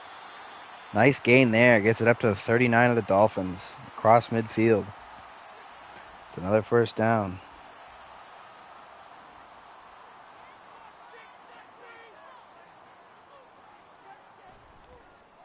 Oh, this time it's a run by Eckler up the middle. Gets him up to 2nd and 6 after a 4-yard gain. They're at the 35-yard line.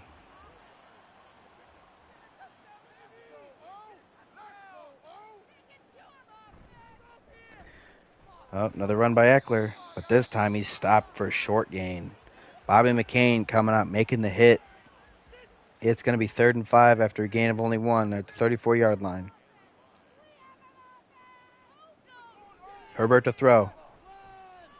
Herbert scrambling out to his right. Decides to keep it. Jerome Baker has an aneurysm when trying to get him and just lets him run by him. And the Chargers have a 1st down. I don't know what in the world was going on there. Brings up 1st and 10 at the 21 for the Chargers. Tried to throw it to Williams over the middle, and it's incomplete. Kohu on the play there. 2nd and 10 at the 21. Herbert fakes the handoff. Herbert under pressure. Jalen Phillips almost got him. Threw it away. Oh, boy. Dolphins really sniffing blood in the water now.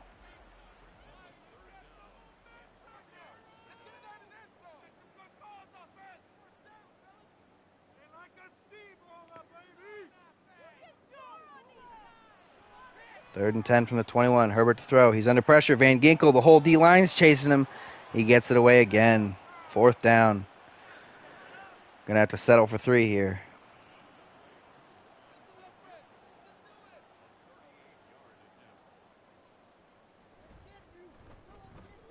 Kick is good. And it's going to bring it up to a 7-point game, 17-10. Dolphins still on top.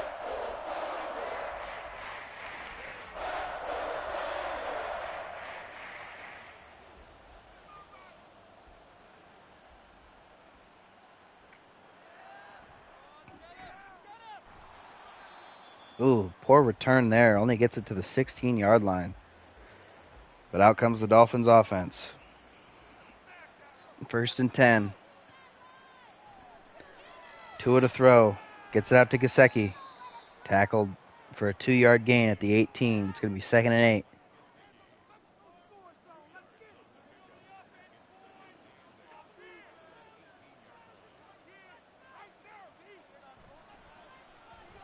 Tua to throw on 2nd and 8 from the 18.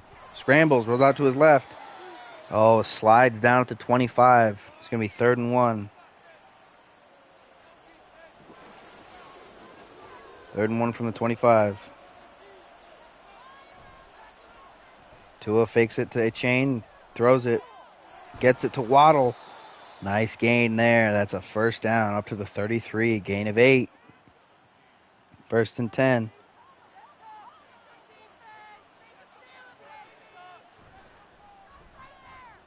Ooh, Gaskin breaking a few tackles, really taking on that power back mentality. Oh boy, he's running like his job depends on it, because it kind of does. But that brings up second and 1 after a gain of 9, 42-yard line. Tua fakes it, gets it out to a chain, and he gets 2 yards, it looks like, up to the 45.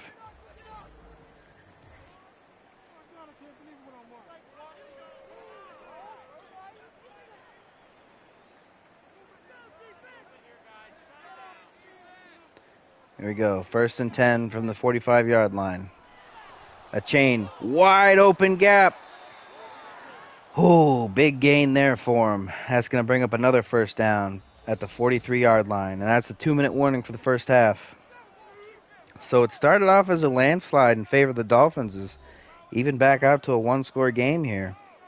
But the Dolphins looking to push it back to 2 after this drive. Here we go. Tua to throw. Gets it out to a chain. 6-yard gain. Second and 4 at the 37.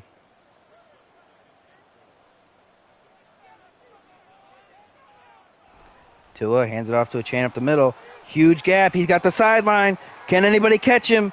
Oh, brought down at the 4-yard line. Oh boy, he is fast. Even in game, he's fast. Boy, it's exciting when he gets to the sideline. I love it. I love seeing it. I actually hate seeing it. And Tua throws it for a touchdown on the first play to Devontae Parker. What a drive from the 4-yard line. 4-yard touchdown pass. But I'm a defensive guy, so I hate seeing a chain get to that sideline and go. But at the same time, like, I can't say it's not exciting when you see a guy get there and you just know, like, oh, he might be gone anytime he gets there. So, yeah, but kickoff field at the goal line. Return to the 22. So out come the Chargers. 47 seconds, all 3 timeouts. See if they can push it back to a one-score game before they go in for half. They do get the ball at half. So if they get that double dip, they can tie it up if they play it right. But poor start to this drive. Incomplete pass. It's going to be second and 10, still at the 22. 42 seconds now. Herbert to throw. Screen pass. Eckler gets it out to him. Gets a couple blockers, but only gets about 8 yards. I believe he got out of bounds, though, so they still don't have to use a timeout. It's going to be third and 2 from the 31. 36 seconds left. All 3 timeouts for both teams. Herbert to throw. Quick pass to Allen. Allen gets it and gets tackled. 36-yard line. First down. Chargers use a timeout. 32 seconds left to go in the half. Herbert to throw. Oh, it's picked. It's picked. Is that Bobby McCain? Is that the weak point of the secondary, so-called? It is. Bobby McCain flexing his veteran brain. What a play there. Weak point in the secondary, my ass. Holy moly, he made a nice play there. Trying to get it to Palmer. He was on Henry, reads it, and just plays that ball. Plucks it out of the air, gets a nice return, too. Dolphins set up nicely at the 11-yard line. First and 10. 25 seconds left to go, all 3 timeouts. Tua throws it.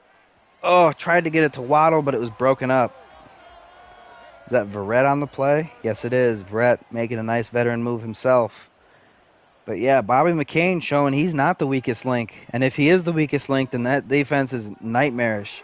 Tua, a little flip pass to a chain in the middle just to check it down. It's going to be third and 5 from the 6-yard line. 16 seconds left to go. Tua to throw. Over the middle, touchdown, Mike Gesicki. Boy, what was such a hopeful moment for the Chargers, getting that ball and being able to push it back to a one-score game potentially, is now turned into a nightmare after that pick. What's hilarious is he wasn't even testing McCain. McCain just made the play. That was just a great play by him. And now Dolphins kicking off to the Chargers again. Fielded at the 1. Return to about the 24-yard line. It's going to be 1st and 10, 24, 9 seconds. They're probably just going to run it out here, even though they have 2 timeouts. Yeah, they run it with Eckler. 1-yard gain. That's going to do it for the half. Yep. We go into halftime. 31-10. Boy, Dolphins up 21 points here. I think if the Dolphins come out, get a stop, get another pair of scores, this game is probably over. Honestly, if they get another score here, they'd be up 4 scores. That's a lot.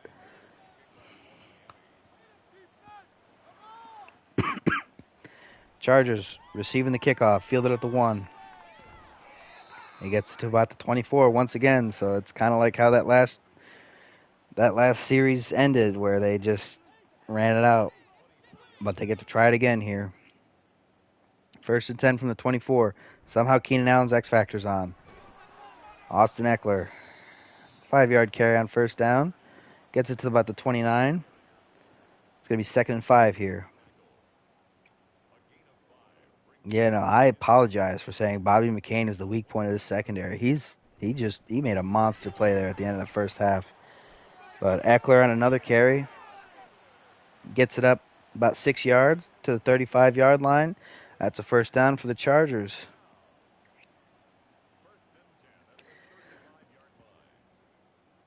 Ugh. Herbert to throw on 1st and 10. Gets it out to Allen. 3-yard gain.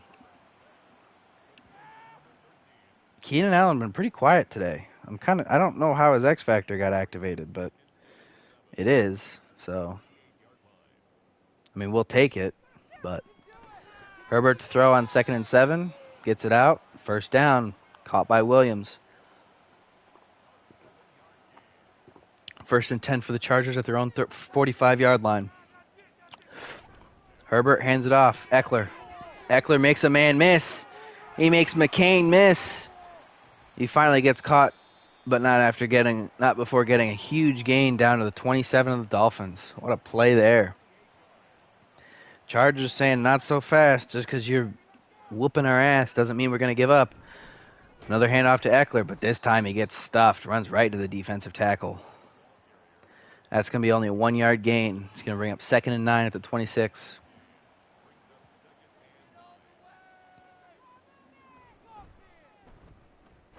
Eckler again, and this time he stopped for a loss. It's going to bring up 3rd and 10. Javon Holland getting in there as a safety. Must have been a blitz, I'm assuming. 3rd and 10 from the 27-yard line, excuse me. Justin Herbert to throw. Gets it to Mike Williams. Sheds a tackle. Oh, gets down to the 1-yard line before being forced out. What a play. Chargers on the goal line. 1st and goal at the 1. Hands it off. Kelly. Touchdown. Joshua Kelly, 1-yard run. So hold on a minute. This game is very much still alive. PAT's up and good. Dolphins are only up 14 now. Chargers bring it back. They haven't brought it back, but they're trying to bring it back. Kickoff is away. Fielded by the Dolphins at about the 3. Pretty shallow kickoff. But still can't return it past the 25. Return it only to the 22. Out come the Dolphins offense with 1st and 10.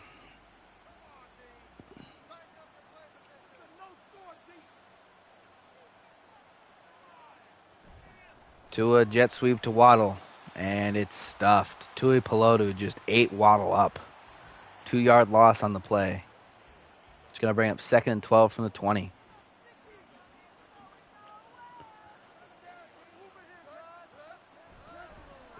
Tua hands it off to a chain. A chain finds a gap. Oh, almost makes a man miss. Gets all the way down to the 32. That's an 11-yard gain. It's going to be 3rd and 1.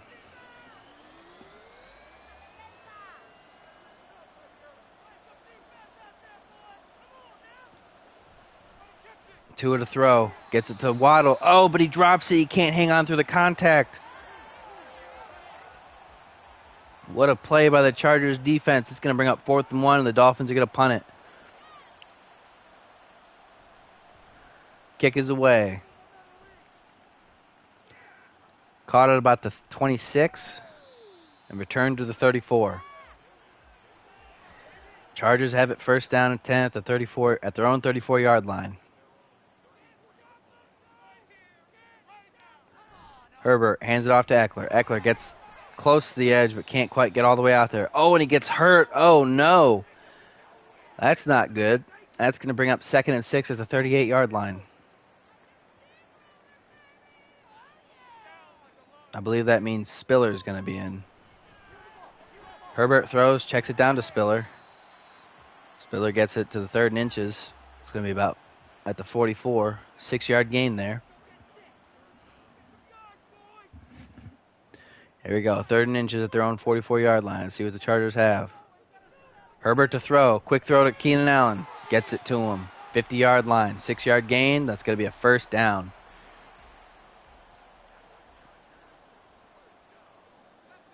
First and 10, Chargers at the 50. Herbert hands it off to Spiller. Nothing there for him. No gain on the play. It's going to be 1st and 10. Although they did get it to the 49 somehow, despite not gaining a yard. So I don't know how that works. But Herbert hands it off to Spiller again. This time he's got a crease.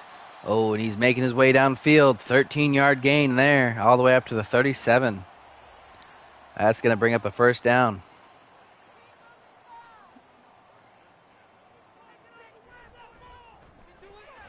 Here we go. Spiller, 3-yard gain, up to the 34. Chargers trying to make a push to make it a 1-score game. 2nd and 7 from their own 34, from the Dolphins 34. Eckler's back in the game. 3-yard gain. It's going to be 3rd and 4 at the 31.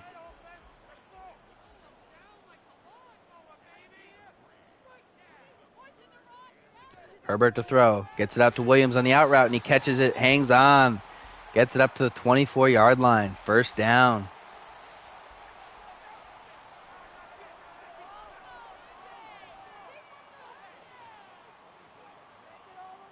Herbert to throw. Herbert scrambles. Oh, and he's sacked. Raekwon Davis gets him for a 1-yard loss. It's going to bring up 2nd and 11 at the Dolphins 25.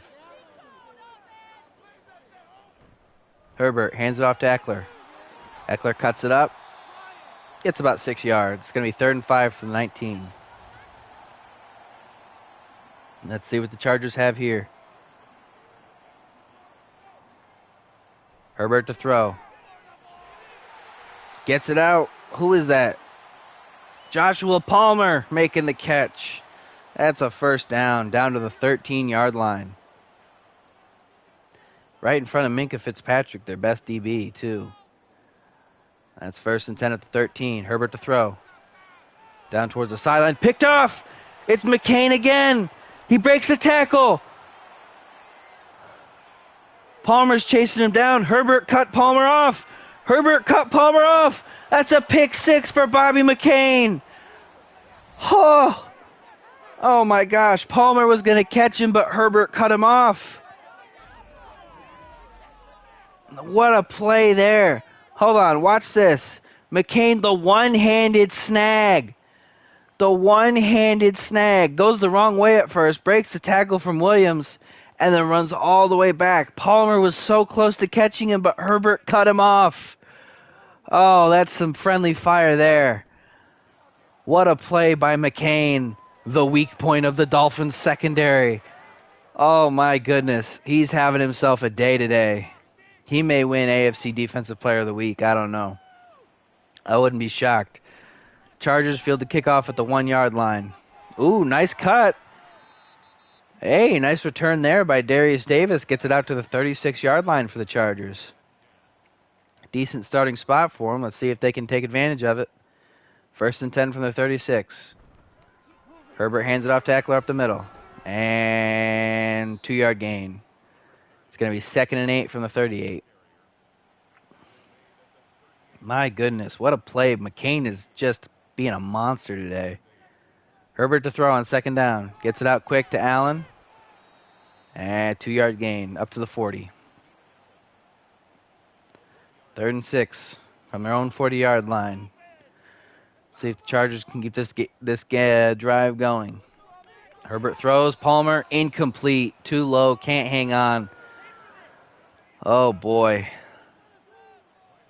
That may have been the straw that broke the camel's back, that pick six. Punt is away.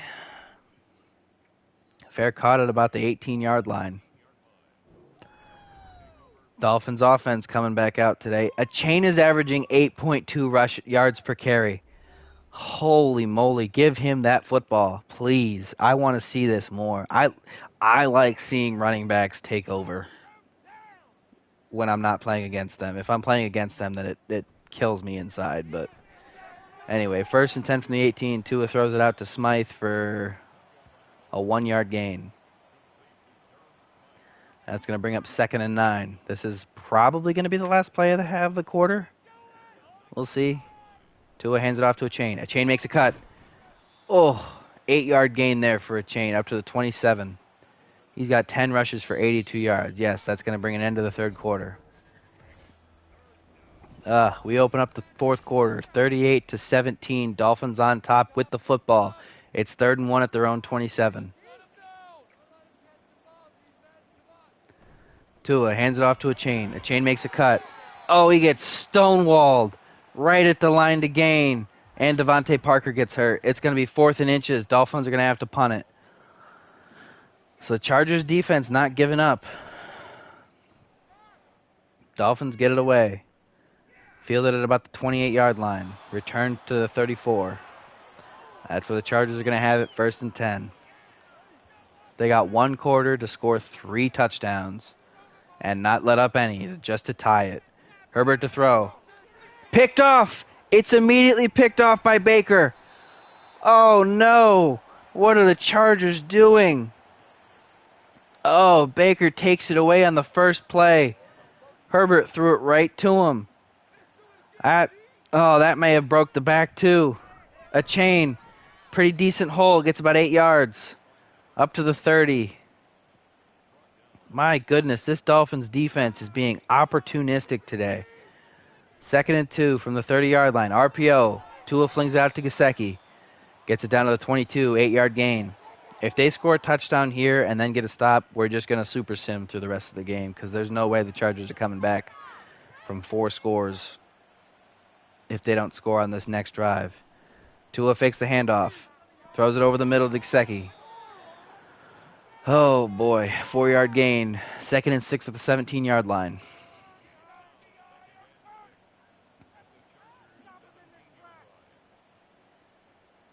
Tua changing the play here.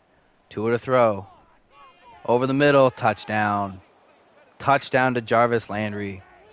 Boy, that likely seals it. Oh, man. I mean, this is just brutal.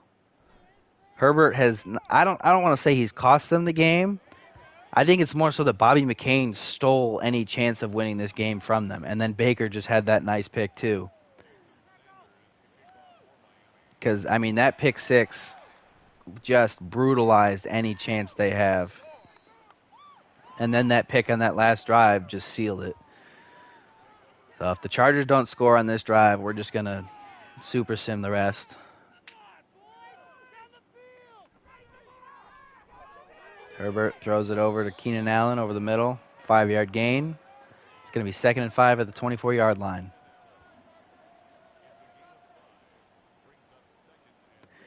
Herbert to throw. Gets it out to the flat. Oh, Henry can't hang on. Incomplete. That's going to bring up 3rd and 5 from their own 24. Herbert, remember, you're the team wearing the blue, not the white. Herbert throws it over the middle. Keenan Allen. Nice catch there. Well, that's up to the 36. If they score on this drive, it's not impossible. But if they get stopped here, it pretty much is. Herbert throws it. That's Palmer over the middle. 8-yard gain. It's going to be 2nd and 2 at their own 44.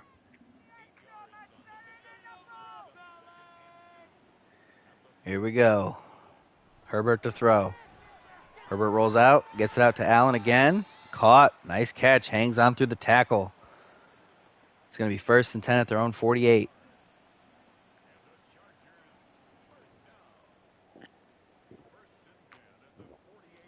Herbert to throw. Gets it out pretty quick to Williams. Williams tackled for a 4-yard gain. Up to the 48. Across midfield. They're on the Dolphins side of the field now. It's going to be 2nd and 6. Herbert to throw.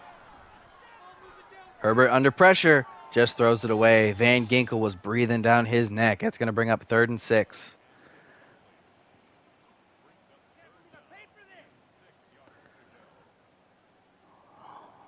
Herbert to throw. Gets it out quick. That's Quentin Johnston. He held on to the football. Quentin Johnston caught a football, ladies and gentlemen. Oh my goodness, miracles can come true. Holy moly, he caught the ball. That's going to bring up a 1st down for the Chargers at the 36 of the Dolphins. Herbert to throw here. Gets it out towards the sideline. Almost picked off. Oh, I saw the whole game flash before my eyes again. Kader Kohu almost picks it off there. Almost gets his 2nd pick of the game. I think he already has a pick. I would think it was one of the 4 picks. But 2nd and 10 from the 36. Herbert to throw. Gets it over the middle. Caught by Palmer. And that's going to bring up 3rd and 3 at the 29-yard line.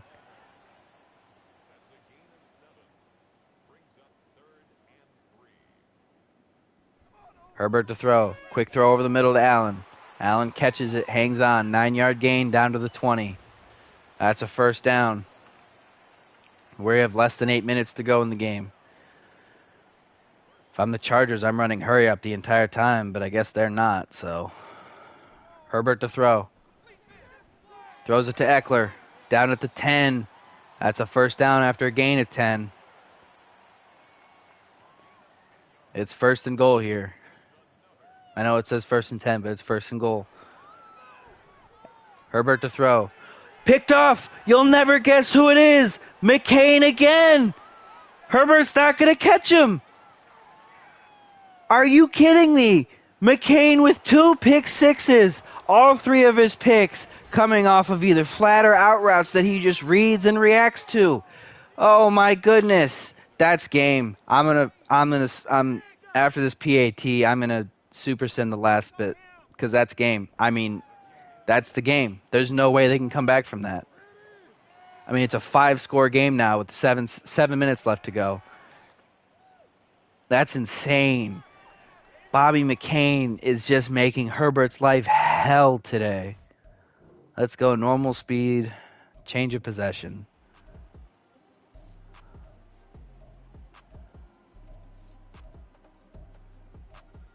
Oh, the Dolphins got the ball back again and scored again. They're just pouring it on now.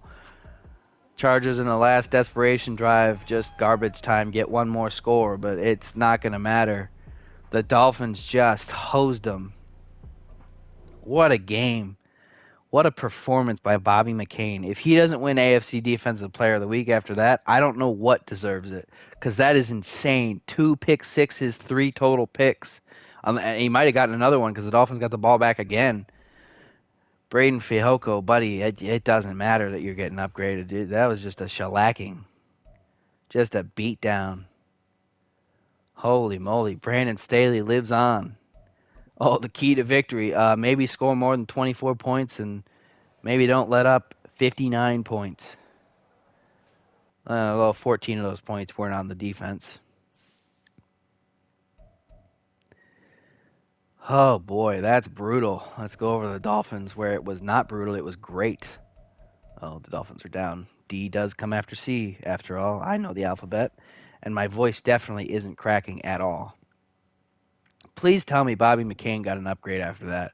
Please tell me he did. If he didn't, that's such a tragedy. All right, Jalen Phillips, buddy, I don't care that you didn't get your sacks or tackles for loss or pass breakups or whatever. It does not matter. You are irrelevant to the performer of the day, Bobby McCain. A win is a win. We're still disappointed with it. Blah, blah, blah, blah, blah. Who cares? Who cares? We won. Are you kidding me? No player would say, oh, we're disappointed with how he played after that performance, buddy. Y'all put up 59 points and held them to, what was it, 17 for most of the game. You gave up one garbage time touchdown at the very end. Like, that's whole. Why are you disappointed? Oh, man, Mike McDaniel has an underdeveloped tree. Not shocking, but it is annoying. All right, what a game. Oh my gosh. Bobby McCain didn't get an upgrade after all that though. That's insane. Let's look at the box score. Turnovers, none for the Dolphins, 5 for the Chargers. Holy moly. All 5 were picks from Justin Herbert. He had a brutal day. Let's see, Tua 22 of 26, 84% completion percentage, 4 touchdowns, 270 yards. Fantastic. Justin Herbert, 34 of 54, just flinging it.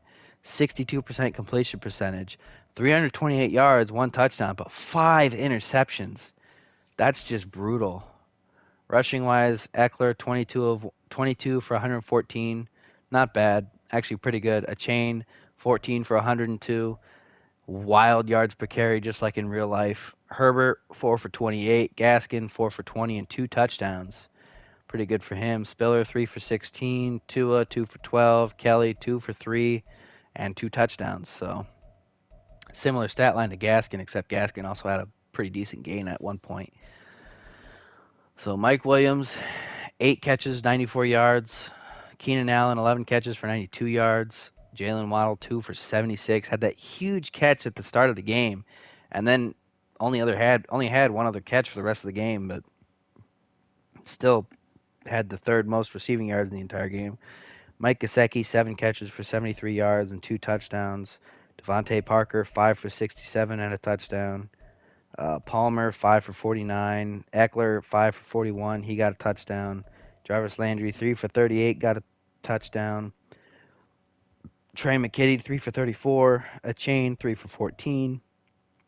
Quentin Johnston had that one big catch on that third down. Got the Chargers a first down for 12 yards, but didn't end up mattering. Isaiah Spiller 1 for 6, and Durham Smythe 2 for 2. Defensively, oh boy, let's look at him. Minka Fitzpatrick, the solo tackle leader of the game with 8. Assisted tackle leader of the game, Jerome Baker with 9. Total tackle leader was Jerome Baker and Brandon Jones, both inside linebackers, tied at 14 apiece.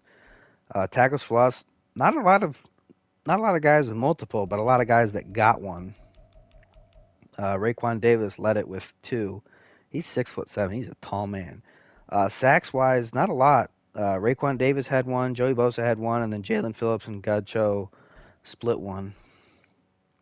Bobby McCain, 3 picks. What a monster. Jerome Baker had a pick, and Cater who had that other pick, yeah. And then Bobby McCain, 206 return yards. Like, huh? He had, oh my gosh, he had 2 touchdowns. It's rare seeing like one defensive touchdown. I think that only happens in like 20% of games or something like that. He had 2 by himself. Oh my gosh. And here I am calling him the weak point of their secondary. He played like a monster today. 3 picks, 2 touchdowns, 12 tackles, 1 pass deflection. He's a monster. Holy moly. I think we got time for another game too. So what's that been?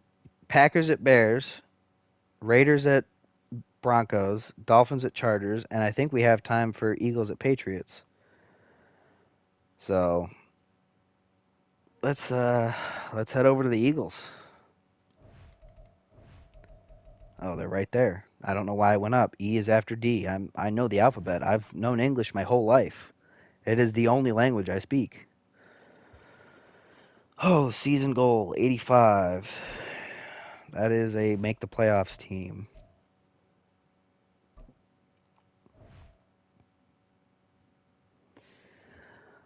Let's see. Opening day keys. We have the biggest advantage on offense. It's a 4-point advantage versus a 2-point advantage on defense. So we want to run the ball, I think.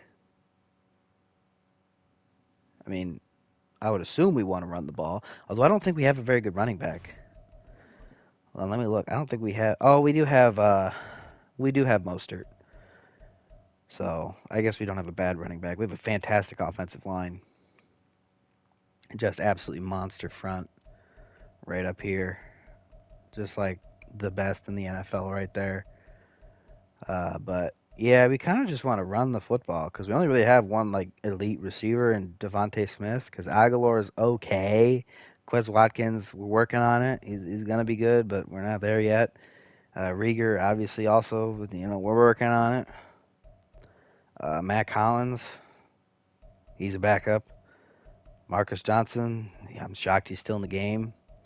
So yeah, no, that is a go for choose to run the ball. And obviously, if you looked, you saw that I changed them to a 3-4 because their strength is D line. So I'm not gonna not take advantage of that.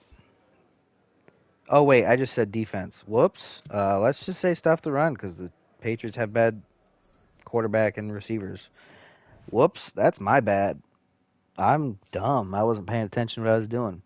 I do have to pee, so I'm gonna go do that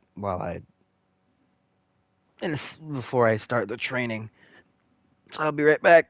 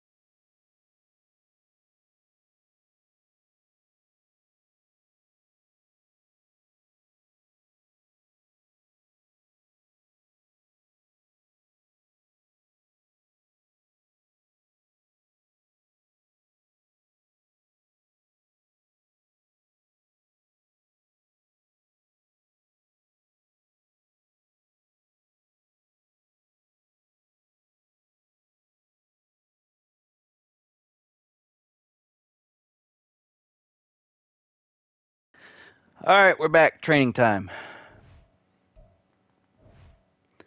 Yeah, Quez Watkins is one of the focus guys. I'm not focusing Rieger at the moment because I don't think I should. I may end up focusing him at some point, depending on how things work out. Obviously, he's only 24, so it's not like a waste, but at the same time, there's more important things for now worth focusing, like Keely Ringo and Sidney Brown, because Avonte Maddox isn't young, and Shannon Sullivan isn't young, and Rasul Douglas isn't young. So we kind of need DBs to step up. Ryan Neal is, there. Eric Rowe. Yeah, hopefully Reed Blankenship, without me focus training him at any point, gets up to 80 before I even have to, and he takes Eric Rowe's spot at free safety. Because that's the thing about safety. I don't care whether you're strong or free safety. If you're the high overall guy, you're playing. Like, I'm going to play the two best safeties. So, but for now, it's just Quez Watkins and the two corners because we need them to get better than the corners we have because corners we have are in need of replacing. So, Quez Watkins obviously is currently the third receiver. Want him to work his way up to the second receiver. So he's always on the field pretty much.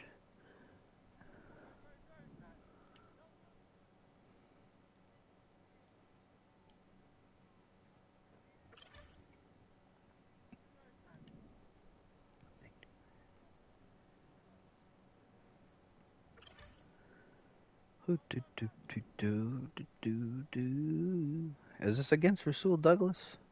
Rasul, buddy, you're letting an underachieving guy cook you right now. What are we doing?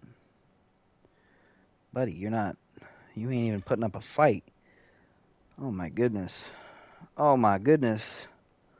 Oh, look at him get cooked. Oh gosh. That was actually I should have adjusted the route a little bit better there, but oh, he's gone. Oh, he's so much faster than Rasul Douglas. Rasul Douglas, not a burner.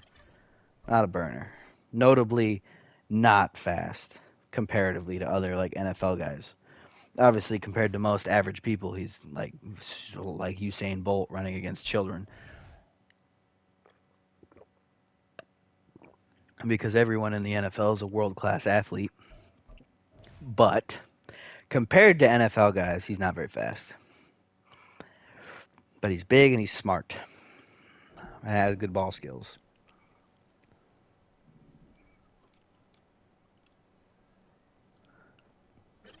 Nice catch, Keeley.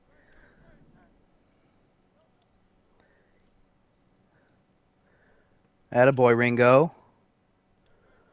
Way to snag it. Come on, flip the hips. There we go. Gosh, it's so annoying when they don't just flip the hips because it slows them down. It slows their running animation down if they're trying to flip their hips but don't.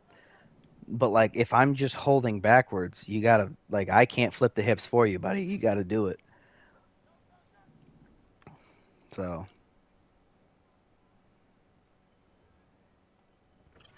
just knock that one away. That was not a good angle to pick it, which is fine. We don't need to pick everything. We just need to not let him catch it. Oh, he stopped. Thank goodness we ran out of time because otherwise that was definitely going to be complete. Nice snag.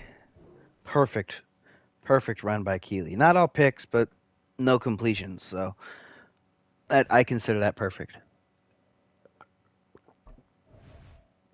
Unfortunately, no dev trait upgrade, but good enough. Obviously, Sidney Brown, hidden dev trait. I don't know completely why. Also, I think he's a safety in real life. I think I had to move him from safety down to corner, but he has way better man than zone, or maybe they're about the same, but the man is better. So, oh, come on. It gave me that animation. But it just made more sense for him to be a corner than a safety. Because he's super athletic, and I think his man is better than his zone. And if I'm remembering correctly, he's one of the ones where it's like kind of glaring how much better it is. But maybe I'm thinking of somebody else. I think I might be thinking of somebody else. But it doesn't really matter because he's succeeding right now. I just need him to get one more rep win. Pick it. No! Okay. All right. I'm upset. No, and it gave me that animation again. Oh boy, it comes down to this one. I need to win the rep. It doesn't really matter how I win it. I just need to win it. He didn't put his hands up. Okay. Okay. See, that was you saw that. Everyone watching saw that. Whether you're watching it now, in the future, whatever, you saw that. That should have been picked. There's no way that should have been considered that should have been completed. He just didn't put his hands up. EA, fix your game. Gosh, quit animation locking certain things just because of I don't even know. Whatever! I'm gonna lose my mind. That should have been a pick. I don't know what I'm supposed to do there. He just doesn't try to pick it. Like I don't know. Maybe like if I do this and instead of doing that little jump, he just kind of kept running. Like here it is, here it is, here it is. Like caught it that time. Thank you for actually doing what I said that time. Don't do the animation, please. Okay, good. I really don't like the push off animation that receivers get at the top of some of those corner routes just because. Like they just get them just for fun. Catch prevented. Haha, you can't catch. Whew. All right. Was that the third one? I think it was. I think that was Quez, Keeley, and Sydney. Yep. Start training. Get on through that. I'm so glad it hasn't frozen on the training screen once while actually playing the games because it did that a couple times throughout the preseason, and it's slightly annoying because I have to go back and restart everything. Upgrade Keeley's man-to-man. He goes up in overall, but because of the boosts, he's not visibly up in overall. But he's He's gosh, he's 6'2" with 94 speed at corner. That's huge. That is massive.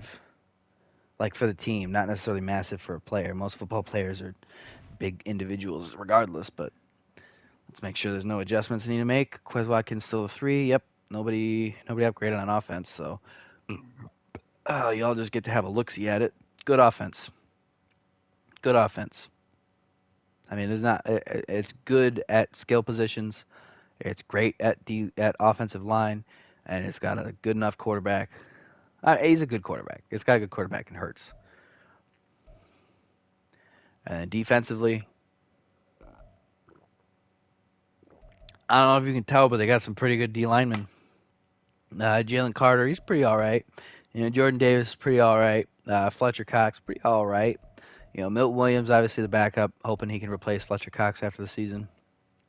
But yeah, at corner, obviously, right now it's Douglas and Brown outside, Maddox in the slot. Hopefully, by the end, it's Keely Ringo and Rasul Douglas outside, and then Brown can slide into the slot because I think he's 5'10", so he's probably the backup slot guy as well. But Maddox is by far the slot guy for now because he's just always been a slot guy. But I mean, if history serves this game correctly, he will be hurt by week 3. He will be out for the season by week 3. Not that I want him to be, but if you follow the game. For now, I have Reed Blankenship as the backup, even though he's the same overall as Rowe, but it's because he's only the same overall because of the boost. And some of the boosts aren't like good. Like some of the boosts that are giving him that overall boost, it's like it's 2 awareness and 1 acceleration. That doesn't make him better. That just makes him slightly quicker and slightly smarter. But like I want him to actually be better. Like I want his zone coverage and tackle and man coverage to all be significantly enough to be on the same level as him. So I'm gonna wait till he upgrades at least one more time to have him replace Rowe. So Rowe gets his job for now, unless Rowe is just playing horrendously, in which case I can just make the executive decision to move him. Obviously, Nakobe Dean is set to replace Hicks after a year. Derek Barnett and Nolan Smith set to battle it out for Graham. Obviously, Barnett's higher overall, but Nolan Smith is much younger. So we'll see how that plays out throughout the year. I think as spots open up for focus training, whether it be through upgrades and through that, Nakobe Dean's a guy I want to upgrade. Milton Williams is a guy I want to focus train, and Nolan Smith is a guy I want to focus train. 3 defensive guys. I like defense. I don't think Reed Blankenship will still be eligible for it because obviously I cut it off at 80. That's a personal rule, just because I don't want to try to pump somebody all the way up way higher than they should be. Because I mean, in real life, coaching can only do so much for a player. They have to actually go out and do it. And in a way, focusing training them up to 80 overall is like coaching them up as much as you possibly can, and then at that point you just have to release them out and see if they perform. And if they do, great, they'll keep getting better. If they don't, they're going to be stuck at 80 and they're not going to accomplish much. So I mean, that's why I do it like that. That's kind of my thought process through it. And I think it makes it more interesting having to cycle through guys that you focus train, not being able to just say, oh, let's just focus train our starting quarterback, our starting defensive end, and our starting corner. And now we're going to slowly work our way into an impenetrable wall of good at football. Oh, gosh. What does this guy want?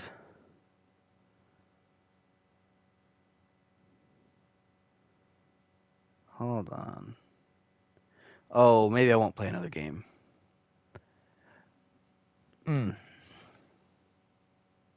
Okay. I'm not going to play another game right now, now I'm looking at it. Okay. What I'm going to do, I'm going to put on pause. All right. We did the Eagles training, so that is done. I'll come back. I'll probably come back later, either tonight or maybe even later today, just in case. We'll see how things time out. I'll be back later. I'll do more games. Hopefully, at least get through LA at Seattle. I actually have less time than I realized, so I'm gonna get off. But games we got through were pretty good. Already a tie in week 1. Some curb stomps that were not expected. So already off to an interesting start. Thanks for watching.